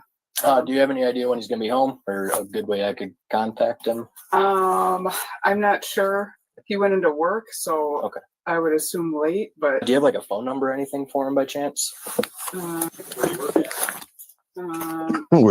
they finna pop us a nigga job. Okay. They finna lock his ass up the for whole armed story, robbery. so I can write my They report. finna go to his job I and get him appreciate fired. you. Thank you. Okay. They don't give a fuck. Hi, Raphael. Yeah. Hi. So yeah, again, my name's Officer Phillips, Onalaska Police Department. Yeah, I had stopped by your house earlier. Sounds like you had stopped a theft in progress. So I have essentially just some paperwork that I need signatures from you on, and to get your side of the story about the whole situation. Okay, that shit if you want to. I'm actually out and about right now. I mean, I'm in Eau Claire. Is there something I can take care of tomorrow, or is it urgent? Will you need to meet you later on tonight when I come back? Or? Yeah, I mean, sooner the better. Just it's the weekend right now, so the sooner I can get this report done to send down to the DAs, because we did end up arresting the gentleman that you had taken the stolen property from. Damn, why he lying? So we have to essentially have He this lying. They done ain't arrest that man. ASAP, just because he is in custody. You said you were up in Eau Claire right now. Do you come back to the area tonight? They ain't arrest that Yeah, man. Why if they you lying? want Them to crazy be lying, come boy. to the Onalaska Police Department, then You better not believe them crackers, boy. Listen. You better not believe them, boy. 28. You better not believe them bitches, boy. Well, if there's going to be any possibility of me catching charges, I guess I would rather not make any statements and have a lawyer present. If I'm going to, under the, possibility of being charged with anything. okay, yeah. If you're not willing to talk about the lawyer, that's totally fine. I will have to place you under arrest then. Explain, yeah, I'll explain the charges. So, yeah, John, you place your hands behind your back for me. They're gonna put him under arrest anyway. Yeah, do you have it in the vehicle with you? So the issue we're going to run into is we need to get that firearm. With your permission, we can just retrieve that firearm for evidence. Otherwise, I do have to go through with getting a search warrant, whether it be your vehicle or your home. I don't want to do that to your fiance or kids. I know he seemed kind of scared when I came and knocked on the door. I would just like to get it. We can talk about everything moving forward, but I need your consent in order to gain access to it. Like I said, I'm not going to say anything without a lawyer present. So, okay, yeah, I will go through the search warrant then. Just for our safety, are there any weapons in the vehicle? Is your real fiance, you said, going to see this, and do we need to be concerned about that? Is it just her in the car, or is there anyone else in there as well? Okay. Ma'am, show us your hands, please. Thank you. Just stay right there for me. You got any firearms, any knives, anything like that on you? We came here willingly. Okay. So I don't know why we're doing all of this. We came here willingly. Because it's an officer safety thing. You were involved in a crime that used a firearm, so I need to make sure that we are safe. So if she's going to step out of the vehicle, she's going to show us her hands and remain. You are not making decisions right now. Do you understand that? You guys have to bring me down here on the false pretense. Anna, no search warrant. They need a search warrant to search our car. You have an ID with you? Do you have any knives, firearms, hand grenades, anything like that on you? No. Any firearms in the vehicle? No. Are you willing to let us search it? No. Okay. So at this point, the vehicle needs to remain here. We're going to be applying for a search warrant for evidentiary value. We're going to be applying for a search warrant for your residence, unless you can tell us where the firearm is. We need the firearm. That's all we're looking for. So if you're not going to let us search the car can't leave until we get that search warrant. Okay. Are you willing to wait? I mean, you're free to leave, just not with the vehicle. Okay. I have kids at home that I need to get to. I'm going to just get an Uber. I would recommend, if the firearm is at home, do not touch it. I don't want you to get wrapped up in anything. He'll be heading down to jail tonight. There is a felony charge associated with this, so he's going to have to wait. So I just talked to my sergeant in regards to the case. At this time, he is indicating that you are going to be detained as an accomplice in the case that we're working on. So at this time, you're not free to leave. Damn. So anything on you, we're going to take you inside. Damn. We're not going to cuff you. Are you going to cooperate? You're not going to try to run. You're not going to try to. Okay, we can head inside here. Trudell, before you head in, come here real quick. What are you guys holding her for? They're making her an So I just asked John, I said, That's why, just because she showed up with his ass. She's not That's wild. what are you guys holding inside here? Trudell, before you head in, come here real quick. What are you guys holding her for? So I just asked John, I said, hey, I'm going to be able to hold the vehicle. He said, she's not free to leave. She's an accomplice at this point. And so that's how we're holding the vehicle. He said he's on his way. Keys on her? He didn't have them on him. Okay, yeah. she's got the keys. Oh, so they can right only there hold the bag, vehicle so- because she an accomplice. Haven't been arrested So they as well. listed her as an accomplice to hold the vehicle to try to get a search warrant. So at this Because point, they really we can't keep the say she vehicle isn't there an because there ain't no accomplice. search She's being warrant. held until we can verify that. I've never, being a good Samaritan to cause all of this. But I would say, Trying to be not minding your business caused all this. Not minding your motherfucking business caused all of this, sir. You should have been minding your motherfucking business. Talk about being a good Samaritan. No, not minding your motherfucking business cause you all the trouble all the time. Mind your motherfucking business, bitch. Mind's the business that pays you. You and impersonating the police. Not the police done locked your ass up. Trying to be a good Samaritan. You done took some homeless man clothes from him. Talking about he got an arm full of clothes. You don't know somebody that motherfucking help that man just get that shit or not. Shit crazy as fuck.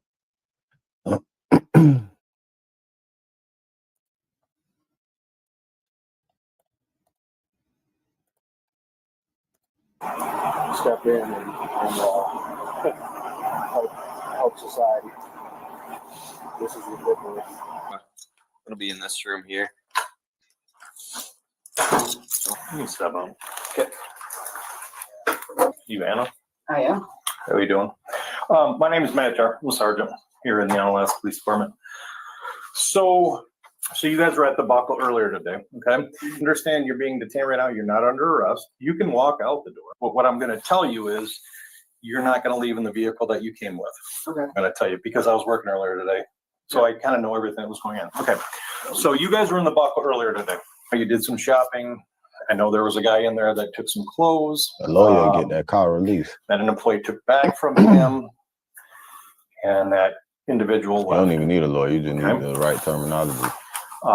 Raphael is, what is he? Boyfriend, husband, fiance, father of children? I don't know what. Fiance. Fiance. Okay. So we have him on video.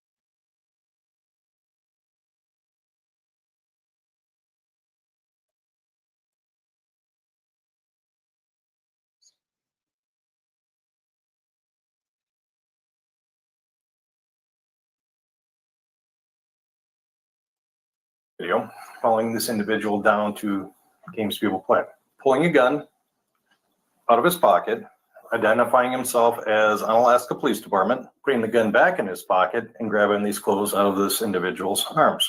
I've worked here for 20 whatever years. Raphael does not work for our department. So I don't know why he impersonated himself as law enforcement. I really don't. We have it crystal clear on video and audio. I know that he has a CCW permit because I was working earlier when this happened, which means he has the right to carry that gun on him, but it doesn't mean the right that he can just pull it out and tell people that he's law enforcement. Yep. It also means that the clothes that he actually grabbed out of this guy's arms weren't stolen from the buckle because he took them back to the buckle, and we have that on video also. And they brought it back to the buckle, and we talked to the manager, and the manager's like, these are not our clothes. So he's going to get charged with identifying himself as a police officer. Not armed robbery, but robbery, because he literally stole stuff from somebody. And DC while armed, meaning disorderly conduct while armed. Okay. So I don't know how much you know about it. I don't know if he's told you about it. I don't, and you don't have to say a freaking word to me. And I'm being 100% honest with you. But what I'm going to tell you is I'm going to go make a call to the district attorney's office. We're going to execute a search warrant on your house and on your vehicle if we don't know where this gun's at. I know one of my officers was up at the house earlier, and you said that he was an over-the-road trucker, which maybe he is, maybe he isn't. I'm not disputing that. You said he was in La Crosse.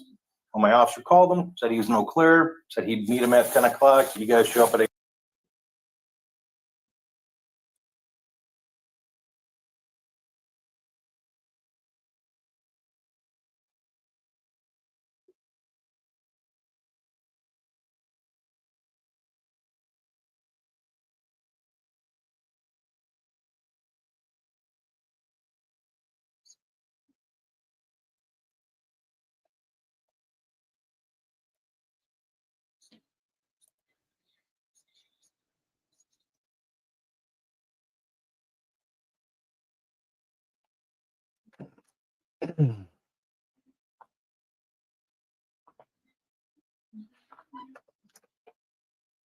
All right, man.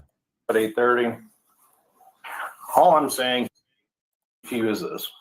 You can either let us know where the gun is, or you're not going to be leaving with the vehicle that you came in and the vehicle you guys showed up in, so you're not going to leave in that vehicle. Okay. Do you understand what I'm saying? Yeah. Okay, and I don't want you to think I'm threatening you, because I'm in no way threatening you. I'm trying to be very honest with you where we're at with this. Are they expecting you home? Yeah. That might be a problem. Okay. Just so you're aware. Okay. Okay. Sit tight. Can I leave?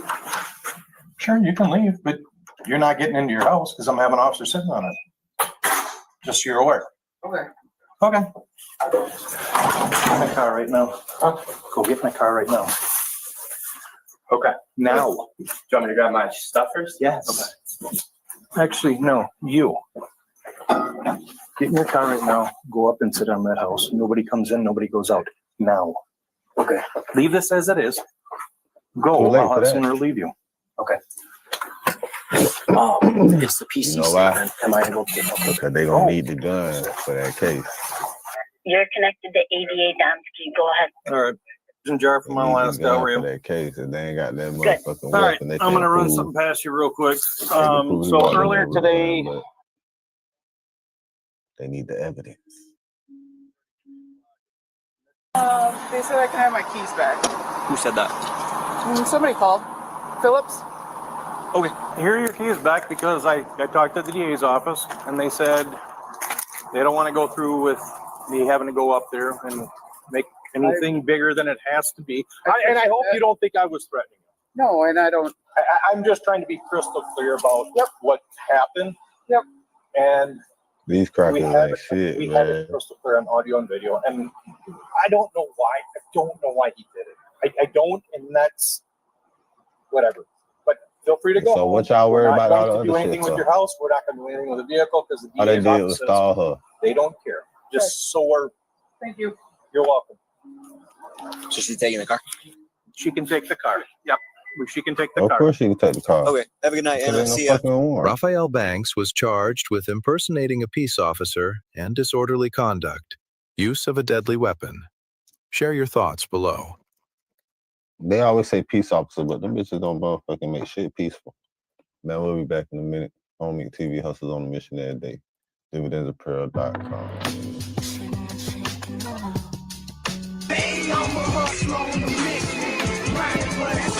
Owners and lessees on eligible vehicle get this exceptional lease offer. You want to talk more?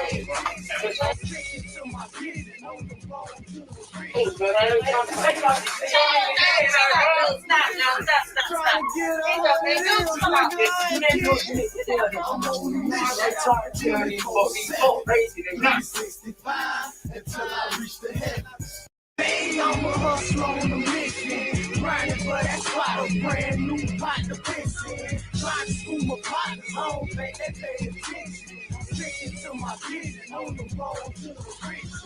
Every single day, I'm a hustler on a mission.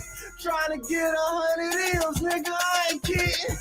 I'm on a mission, 24/7, 365, until I reach the heavens. I'm a hustler on a mission, grinding for that spot, a brand new pot to piss in. Trying to school my partners home, they pay attention. Sticking to my vision, on the road to the riches. Every single day, I'm a hustler on a mission. I'm a hustler on a mission, grinding for brand new partner pissing. Trying to school my partners home, they pay attention. Sticking to my vision on the road to the rich. Every single day, I'm a hustle on the mission. Trying to get 100 M's, nigga, I ain't kidding. I'm on a mission, 24/7, 365, until I reach the heavens.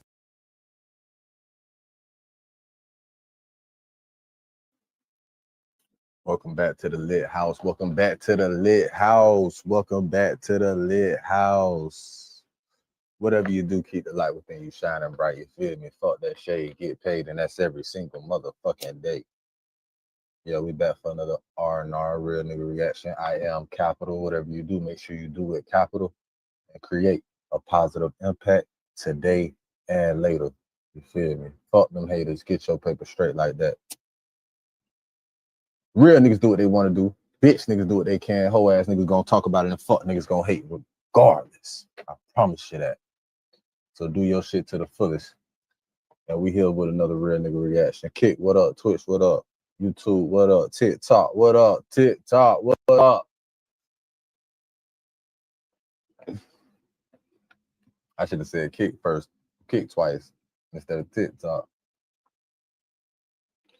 But shout out to Kick, man. They show love like a bit, man. Twitch, y'all do too, man. I fuck with y'all a long way. YouTube, keep them subscribers coming. You know we got the most subs on YouTube, but I've been doing this here for the longest with my videos. When I've been doing videos for niggas and my photo shoots and all my freelance work in the streets, hustling on the mission every day, because this shit nonstop. This shit is 25.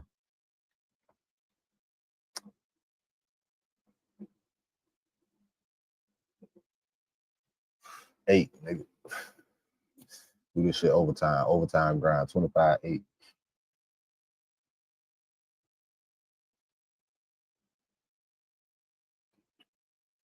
I ain't gonna lie, man. I'm getting disappointed a little bit.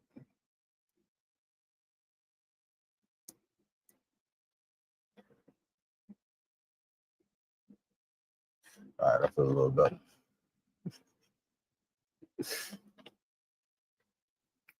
All right. But yeah, man.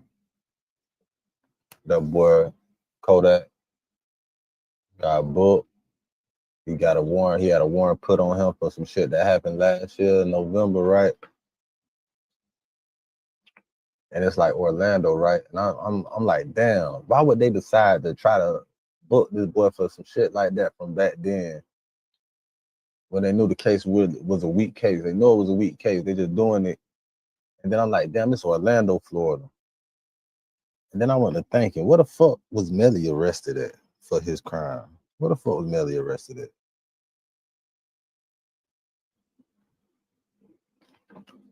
Where was YNW Melly first arrested for his case?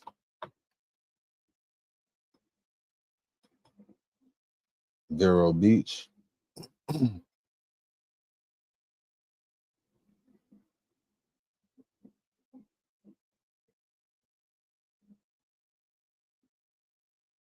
Oh, but that's 2015.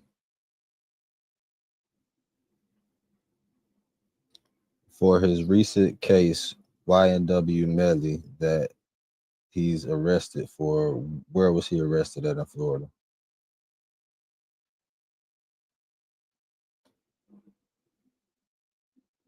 Broward County. That bitch was in Broward.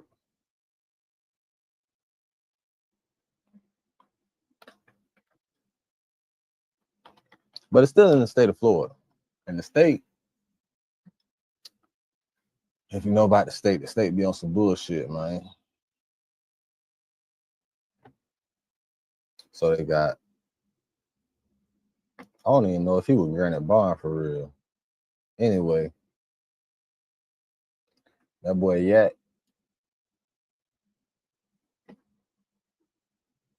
he posting that damn bond. He already out. I don't know what you heard. That boy out. He finna be out in a minute if he ain't out yet. Goddamn it. He got them boys waiting on them right now to pick him up. If he ain't walked out that bitch yet. But yeah, man. It's a weak case if you ask me what everybody talking about.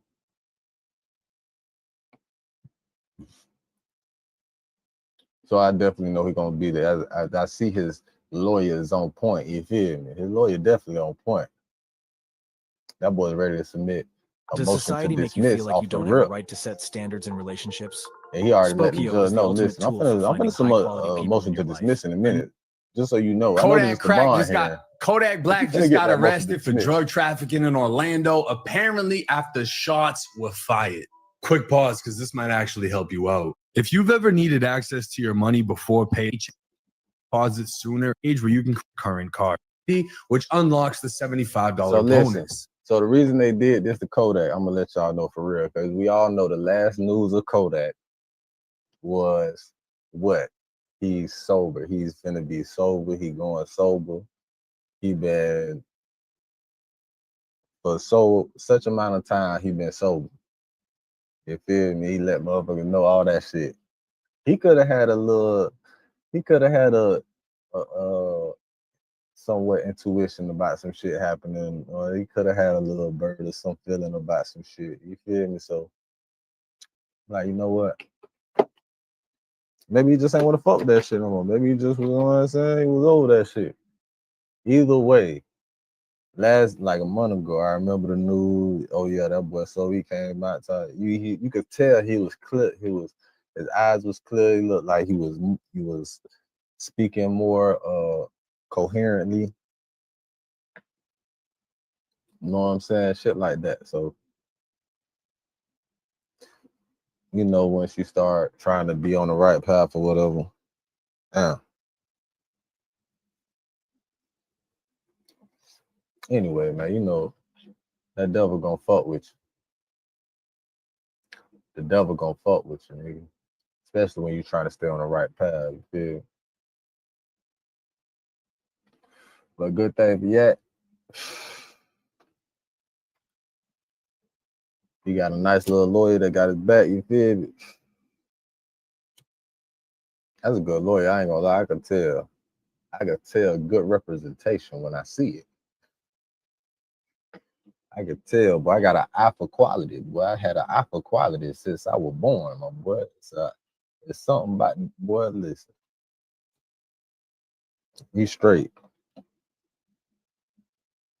But we're gonna go to this little shit right here while we motherfucking just to get details. If you ever feel like managing money is stressful or tight sometimes, help reporting gunfire and close to 1 a.m. when officers were dispatched after multiple calls reporting gunfire and multiple vehicles parked where the shots originated. Arriving at the scene, officers observed several people gathered around two running. And I'm gonna say this too. So you fake ass motherfuckers that be reporting shit when shit don't even be happening just because niggas be out having a good time or hanging out and chilling this shit. After hours and shit, niggas don't be hurting nobody. Y'all be some pussy ass people, bro. Cause what the fuck is you calling police? Talking about shots fired to a situation if shots weren't fired. I mean, I ain't seen nobody talk about no evidence of no shots being fired, no bullet hole, none of that shit.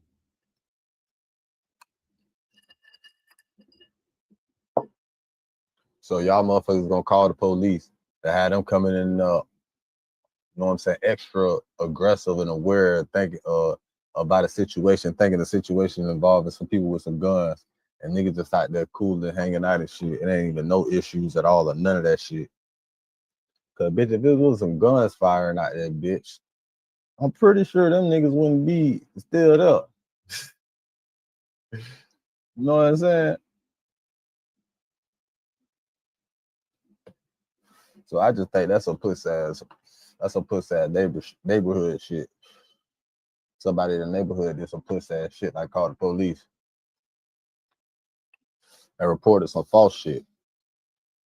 And if that's the case, it wasn't no shooting around there, wasn't no evidence of a shooting and all that other shit. I guess you can't really arrest them people or whatever if they felt like it was some shit like that. They could have been misled because of a car, right? Because the police so stupid, a car could be backfiring, like, and they could hit that shit on a couple blocks over, and they could just rush over. It won't even be no call and no gunshot. They just rush over because they hear a car cranking up, bit revving the engine. You hear that shit backfiring, pop, pop, pop, pop, pop, pop, pop, pop. And it sounds like shots. And the police just so trigger happy they want to go check on some shit because they want to shoot some shit and they think they hear some gunshots. Anyway, man, let's get to this shit, man. That boy yak free. It wasn't nothing but 75 bands to get that boy out 10%. Y'all know what that is. Eight bands. He's straight.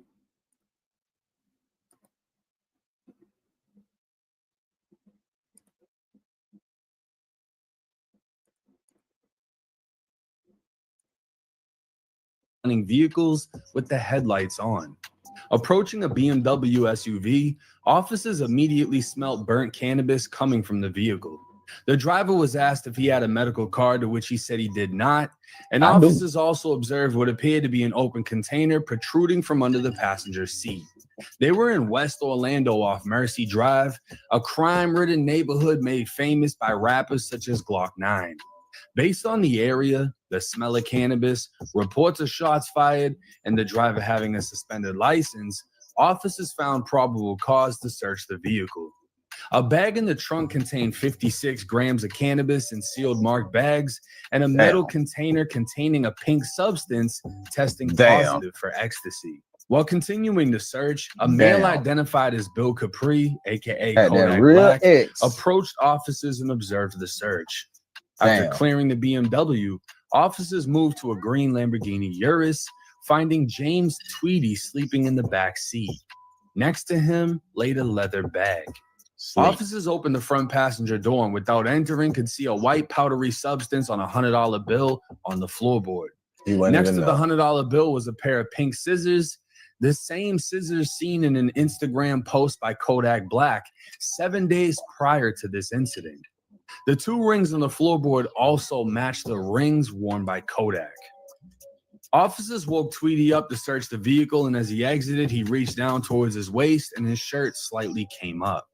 Officers could see he was armed, and they'd remove a holstered Glock 19 off his waist, an extended magazine from his jacket, and $13,985 in his pockets.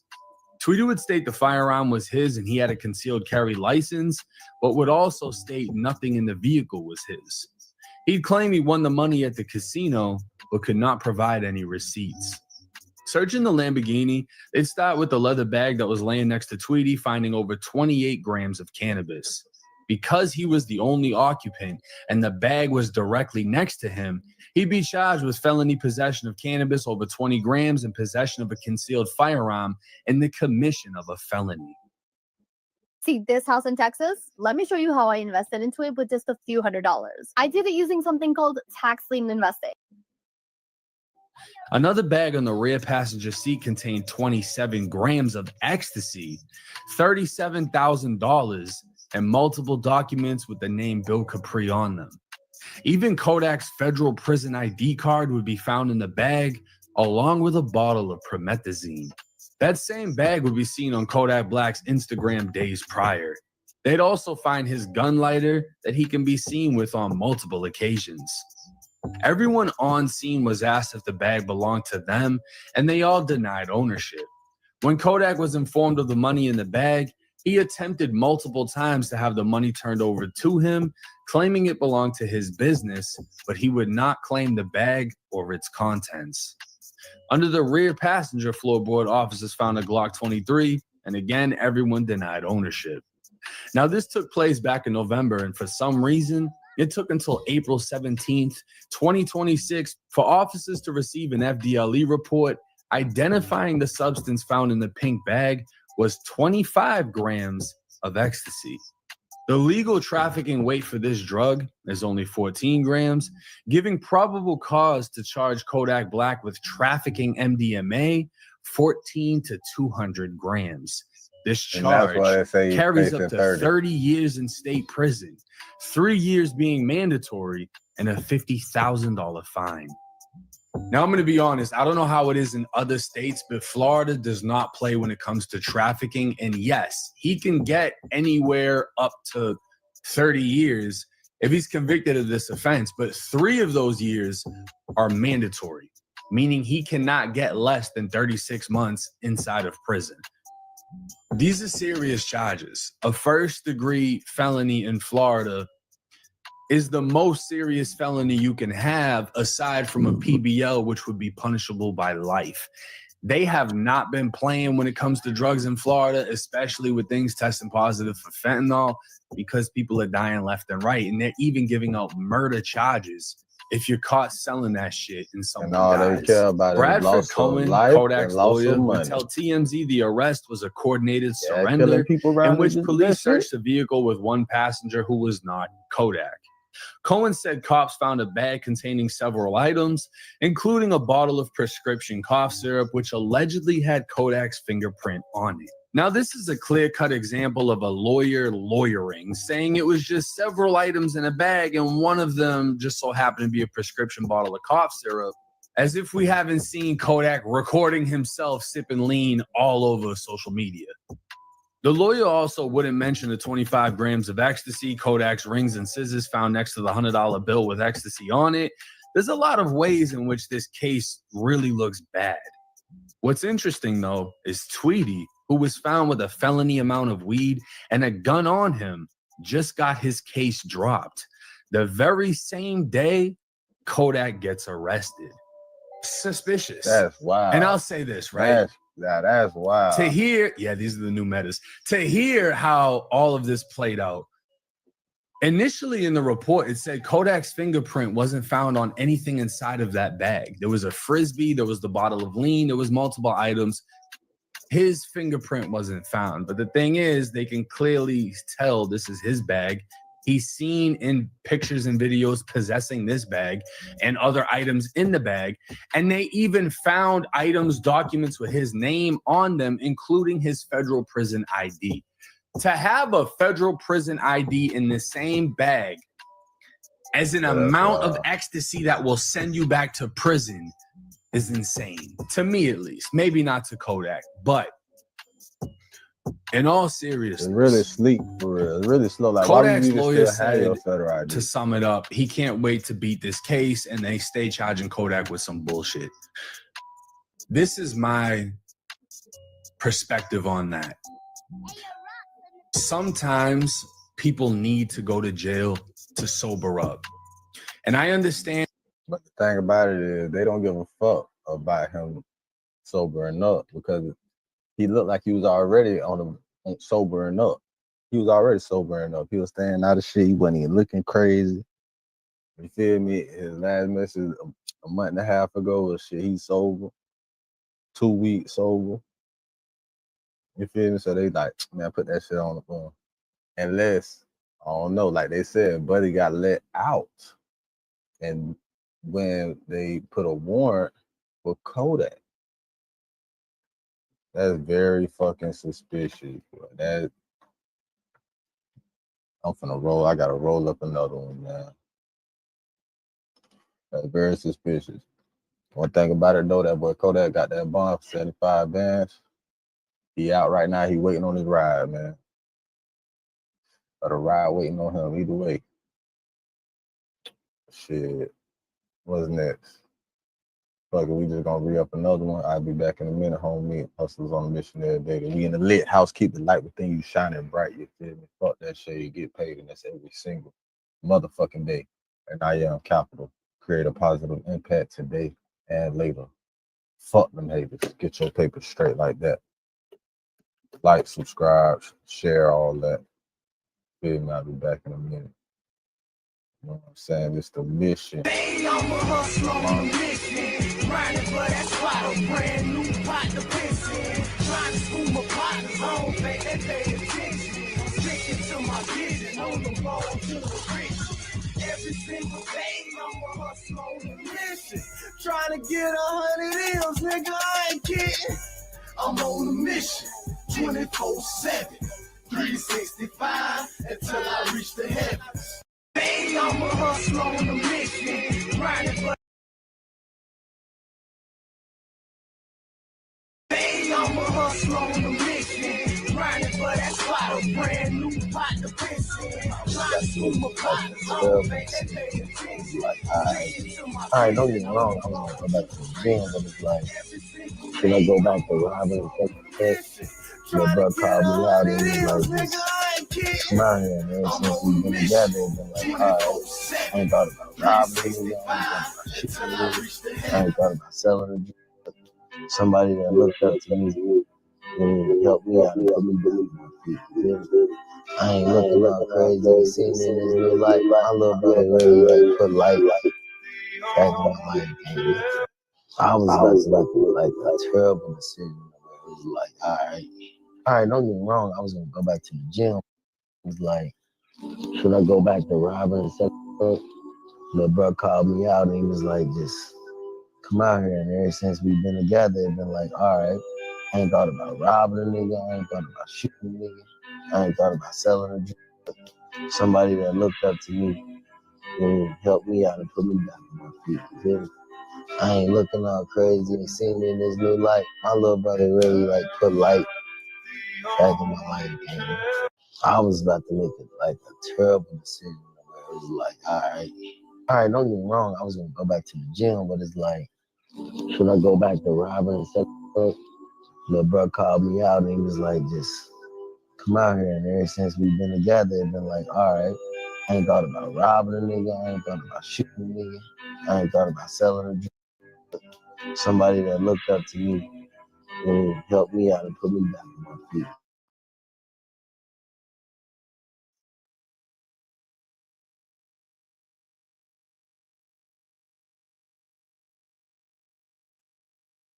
Alright, we here. We back. Welcome back to the lit house. Whatever you do, keep the light within you shining bright. You feel? Fuck that shade, get paid, and that's every single motherfucking day. And this is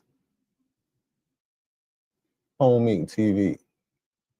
Hustles on a mission every day. I am capital. Whatever you do, make sure you do it capital and create a positive impact today and later. Fuck the motherfucking haters. Get your paper straight like that. And this is another real nigga reaction. I remember real niggas do what they want to do. Bitch niggas do what they can. Hoe ass niggas gonna talk about it and fuck niggas gonna hate. Regardless. I promise you that. So do your shit to the motherfucking fullest, nigga. Straight like that. Real niggas gotta stick together, and you can look here for some tough love and confirmation and reaffirming.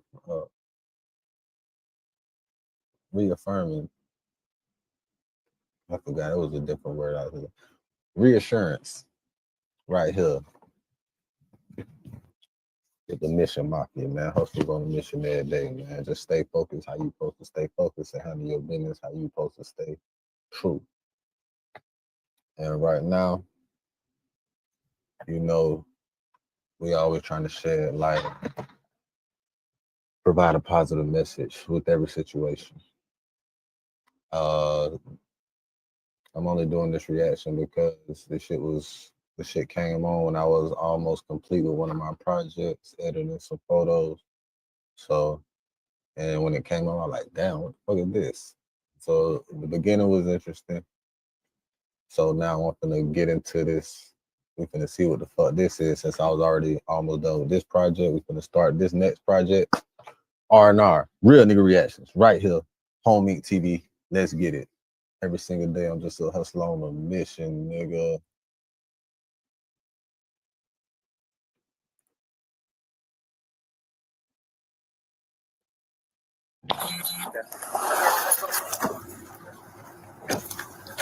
That's the truck right here, this man. The truck, the truck that must have backed up right here, right? Okay. Is that okay? Back up, please. Back up. You know what? Okay, back up. We go on one headphone. Officers report to a seemingly routine traffic incident in Moses Lake, Washington. What no officer on scene realizes is that this encounter would be the start of a terrifying investigation, leading to the most dark and twisted body cam footage we've ever shown on this channel. But if you want justice, listen to me, please. Get out of your car and come get my kid. Put him in cuffs right now. No, don't say anything right now. We don't know. Man, did you do it? Look at me. Man, did you do it? Did you do it? What? Listen, what if you can start your own lending business, helping other businesses get access to capital, You think the funding, kid credit, did it? money, Her and by son did doing it? She said, get out, put my kid in handcuffs right now.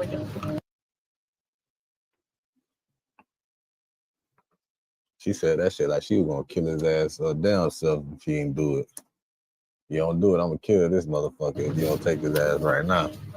It's an early Sunday afternoon on November 3rd when officers patrolling downtown Moses Lake identify a There's a lot of truck matching a fucked up stolen shit vehicle happening in report logged just 2024. hours earlier. Multiple police units have been dispatched, more than typically assigned to a stolen vehicle report. Almost as if, from the very start, police somehow knew this vehicle theft report would soon unravel into something much worse.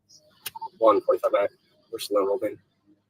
Parking at Porterhouse. Inside the vehicle is 27-year-old professional athlete Isaiah Thomas, the former A-star wide receiver for Eastern Oregon University, who's currently armed with a weapon. Well, hey, go and get out of the car. Yellow truck, please. Here's what happened. The truck was reported stolen. Whose truck is this? You talk to me, man. It's my truck. It's your truck? Okay. Do you have your ID, registration? Just go and turn it off, please. I apologize if it's your truck, but it wasn't registered in your name, man. Yeah, I know. Okay. There's ammunition in the front seat. Okay. Okay. Chill out, bro. Everything's gonna be okay. All right, man. Just come on and step out of the car. The ammunition on the passenger seat suggests that Isaiah might be carrying a weapon. The officer quickly realizes that this encounter could escalate at any moment, so they swiftly order him out of the vehicle, only to uncover something interesting about his identity. Oh, what up, Greg? What's up, man? Alvarado? Yeah, how you doing, Isaiah? Another day. Another day? Don't reach for anything. Hey, what's up, Greg? He went to school with his ass.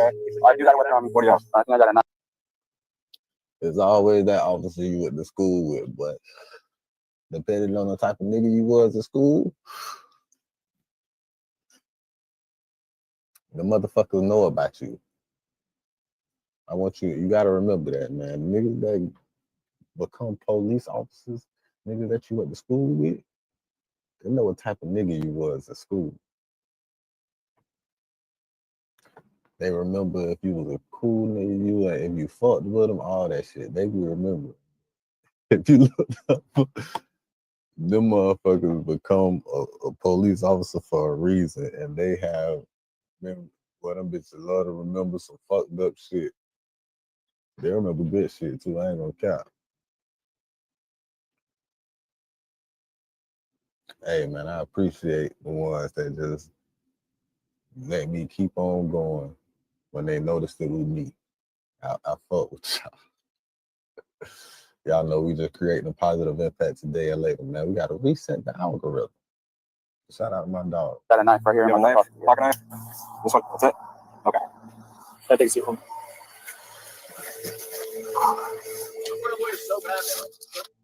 Okay. It's ridiculous how bad I need one. Huh? I hear you. You knew you. Yeah, someone went to high school with him. He was a star athlete, man. Then he started talking to him.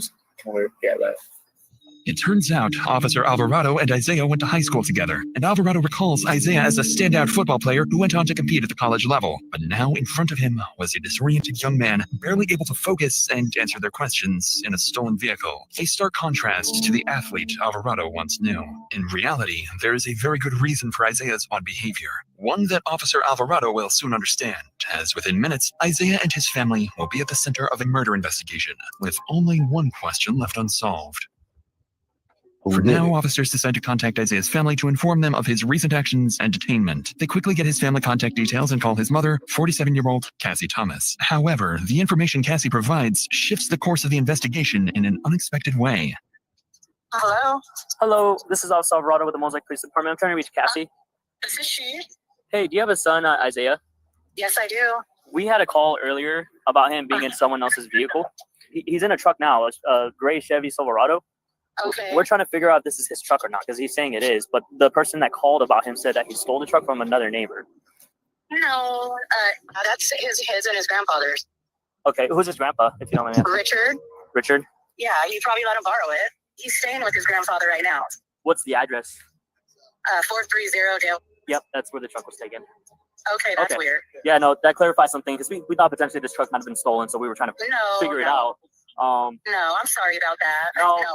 No worries. At this point, Officer Alvarado begins to realize the mistake they've made. Now it makes sense why Isaiah immediately asked for a lawyer. He was being accused of something he clearly didn't do. As Officer Alvarado continues speaking with Isaiah's mom, he decides to ask about something that's been worrying him since the very moment Isaiah stepped out of the truck. I went to high school with Isaiah. He wasn't never really like this. Is everything okay? It should be. He should be fine. Okay. He just seemed a little bit off to me when he was talking. Well, probably because he's being accused of something you didn't do. So. Of course, a nigga being accused of stealing some shit. Nigga ain't steal God some bless. shit. Man, I Have a drive good this shit morning. all the time. They're my people. Jesus. You couldn't pick a different building? People work here. Sorry. It's his grandpa's truck. Yeah, he lives at 430 Dale. But thank you for answering my phone calls and my questions. It actually helps out a lot. Okay. All right. Okay. Thank you. Thank you. Bye. Bye. Officer Alvarado doesn't know it yet, but his suspicion that something is very wrong with Isaiah isn't far from the truth. Still, with no evidence tying Isaiah to a crime, they have no choice but to release him. But as he walks away, Officer Alvarado follows him, hoping to reconnect with his old friend. All right, bro. Let's walk over to the front of your truck real quick. I just want to tell you something right now. I know you don't want to talk about this. It's cool. You don't have to. Okay. So you all right, man? You like off the books? Do you want to talk about anything? Because I'll turn off my camera. Oh, We no, can have a bro. conversation, bro. Like, it's just like we're at a time right now, bro. Yeah. There's a time in everybody's life, bro, where they just need to really evaluate. Yeah. What's going on, you know? Yeah.